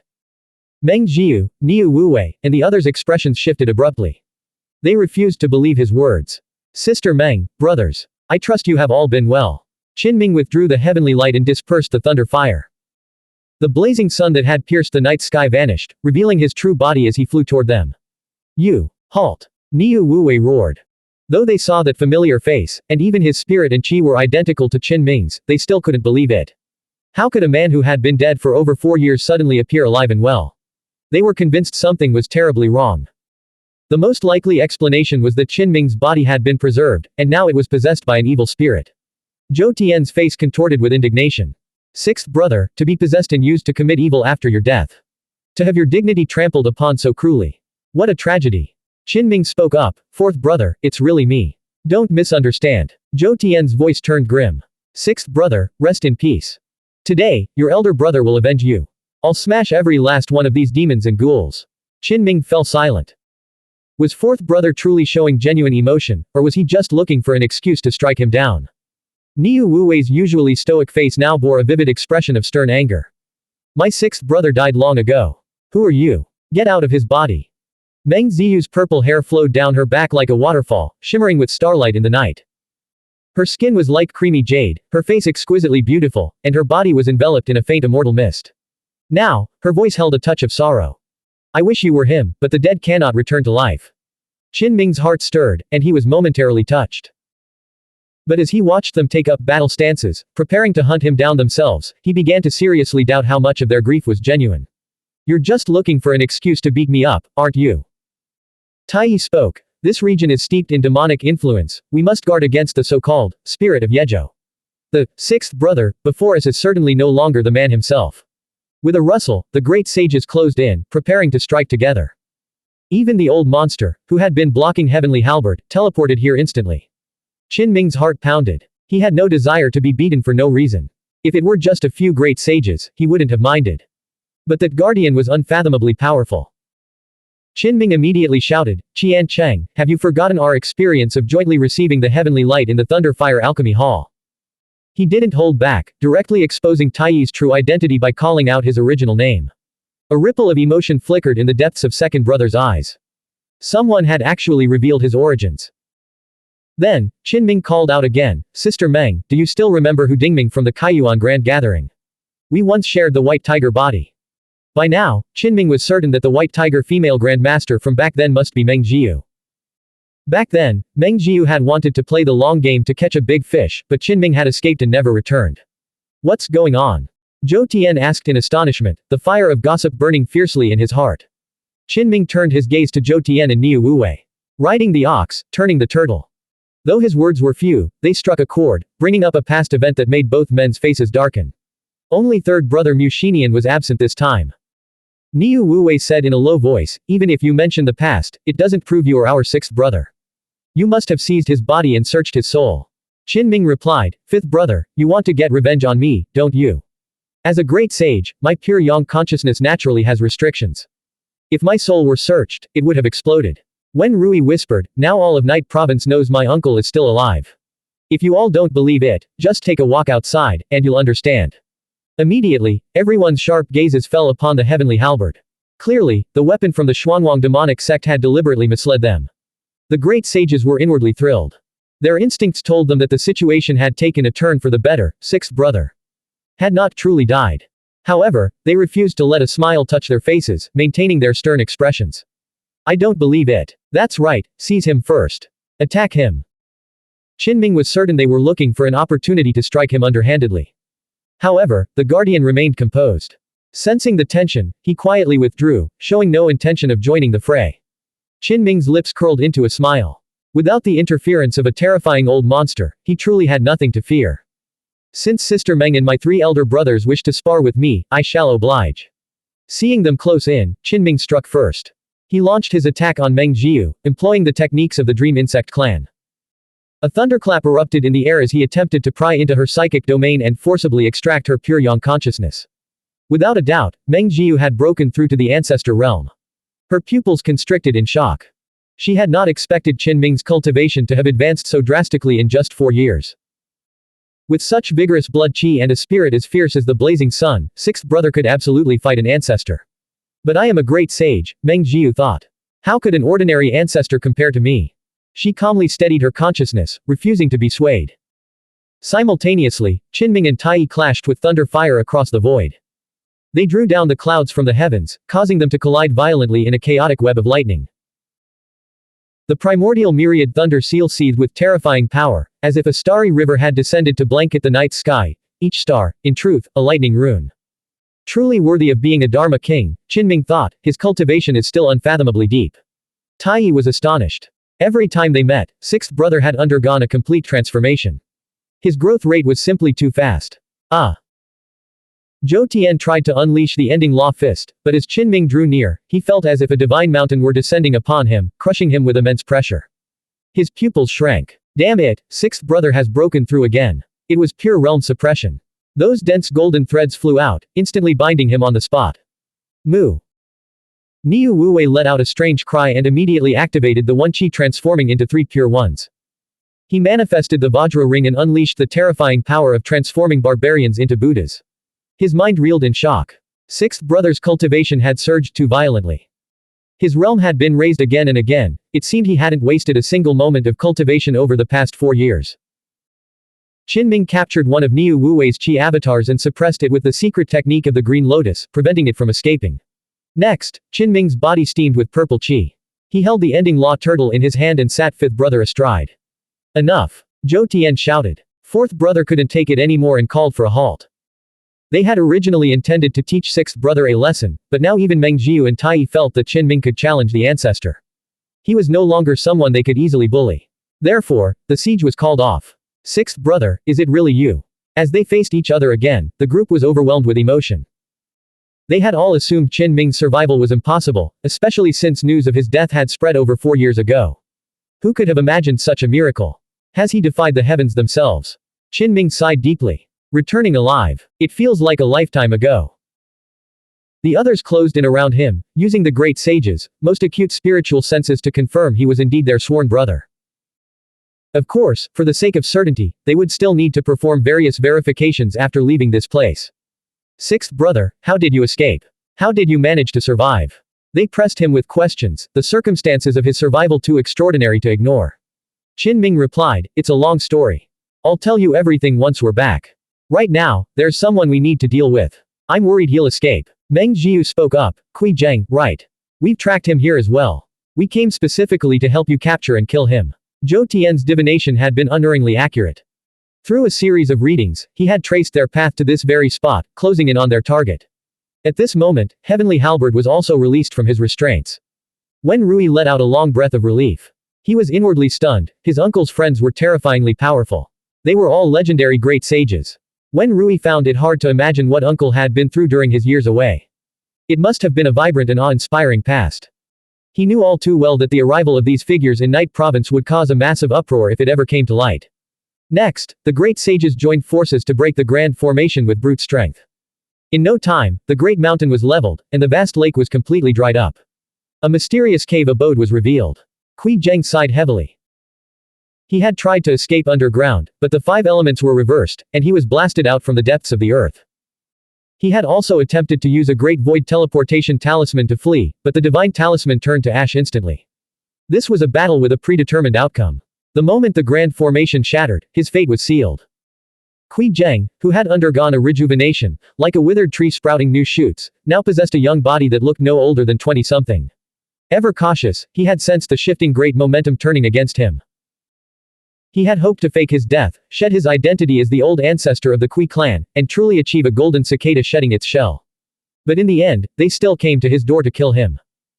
Kui Zheng sighed and said, my young friends, I sought only to live in seclusion, away from the world's conflicts. Why must you make things so difficult for this old man? Soon, Qin was stunned to discover a shocking secret. He applied pressure relentlessly, enlisting the help of the great sages to provoke the man's emotions. Through this, he achieved a resonance that revealed the truth. The real Kui Zheng had been replaced over 200 years ago. Many knew that the old ancestor of the Kui clan had mysteriously gone into seclusion for more than 2 centuries, only emerging when Li Qingshu's family attacked the Kui clan. Long ago, Kui Zheng had been foretold to be a blessed immortal with a long life. This proved true. His unique research into the sustaining world scripture, a renowned text capable of significantly extending one's lifespan, had allowed him to successfully prolong his life by half a century. This was a remarkable achievement. From then on, his lifespan far exceeded that of others. Even if his breakthrough speed was slow, his ultimate cultivation level would still be formidable. After all, he could simply outlast everyone else, perhaps even reaching the domain of an Earth immortal. Unfortunately, he had been targeted. 200 years ago, he was replaced. Xuanhuan. Even Qin Ming couldn't help but exclaim in shock. After a careful resonance, he deduced a shocking possibility. The one who had replaced Kui Zheng might be nothing more than a Xuanhuan. Yet, the true identity and current whereabouts of the real Xuanhuan remained completely untraceable. Is Night Province about to become Xuanhuan's nest? Qin Ming's expression turned grim. Since his emergence into the world, he had dealt with such monsters more than once. Some took the form of youths, others of old men. His face darkened. Even Cao Qianqiu was a Xuanhuan. The waters in this domain ran far too deep. When Zhou Tian learned of the situation, he couldn't help but sigh, as expected of Demon Province. In the end, Qin Ming slew the Xuanhuan. Within its body, he found wisps of Kui Zheng's remaining spiritual essence, but they were too faint to be materialized into a divine soul. Kui Zheng was an immortal of fortune and destiny with a profound Tao, yet he was harmed by a Xuanhuan. Farewell, fellow Taoist. Qin Ming sent him on his way, lamenting the true Kui Zheng's fate. With this, the grudge was finally settled. Meng Jiu asked, "Sixth brother, you must have suffered a lot. Half your hair has turned white." Qin Ming replied, "It's fine. I can't ask for too much. Just being alive is a blessing." Suddenly, his mind sensed something. His true body sent a message through resonance. A representative from the Jade capital had appeared outside the Black and White Mountain and entered Kai Sha City, seeking an audience with him. If there were no mistakes, this person should be a great sage. The Jade capital's messenger had not concealed their tracks. As the news spread, it caused a massive sensation. The ancient mountain sects in heaven were all thrown into a stir. "What's wrong, sixth brother?" Zhou Tian asked. Qin Ming replied, "I have a sudden premonition. I have been deep in the mountains for many days, and something may have happened outside. Let's leave the mountains immediately." Right away, the group flew out of the deep mountains and vast marshes. In fact, after entering Night Province, the great sages had spent many days in the desolate mountains and wild fields, isolated from the outside world. Sure enough, upon emerging, they immediately heard the latest news. A direct disciple from the inverted Jade capital had come out and wished to communicate with Qin Ming. Moreover, the news had already been circulating for 2 or 3 days. Qin Ming's true body, which had been gathering the essence of the 9 heavens high above the sea of night mist, had only just learned of this. Not only in Heaven and Night Province, but even the outer domain had heard the news. Experts of the 6th realm from all directions had come upon hearing it, and there were even Earth immortal level beings who arrived in person. A direct disciple emerging from the Supreme Tao lineage naturally held an extremely high status. They were the center of everyone's attention, and it was impossible not to attract notice. Zhou Tian immediately grinned and said, "Are the great sages of Jade Capital really that strong? Don't the people here know that 6th brother is the youngest great sage in this age?" Niu Wuwei spoke up, "Let's head over together and see what's so special about the great sages of Jade Capital." Wen Rui's eyes widened. So many great sages were accompanying Uncle. Once their identities were exposed, it would be like a hurricane sweeping through. On the way, Zhou Tian explained that third brother, Mu Xinian, had gone into secluded cultivation months ago, which was why he wasn't invited this time. Returning to the worldly realm, Meng Jiu gazed at the city ahead and said, "Huh. Why am I hearing news about Tai again?" Niu Wuwei's bull-like eyes widened as he said, "What's going on? I heard people talking about it too." Soon, Zhou Tian cried out in astonishment, "6th brother, you're truly a cunning one. You even have identities like One Sword, Yi Jian, Jing Jia Pai, and Tai here in Night Province. Wait, what's the deal between you being Tai and second brother's Tai? And you called second brother Qian Cheng before." Without a doubt, second brother had aroused their suspicions. "Second brother, you're acting very strange. Don't tell me you're also a native of Night Province." Niu Wuwei immediately nodded and said, "I think. It looks very likely." In an instant, the gazes of all the great sages fell upon second brother. Could he really be a cunning old fox with the bones of Demon Province? Blank. End of chapter. Subscribe to the MTL World at Malworld 1 YouTube channel.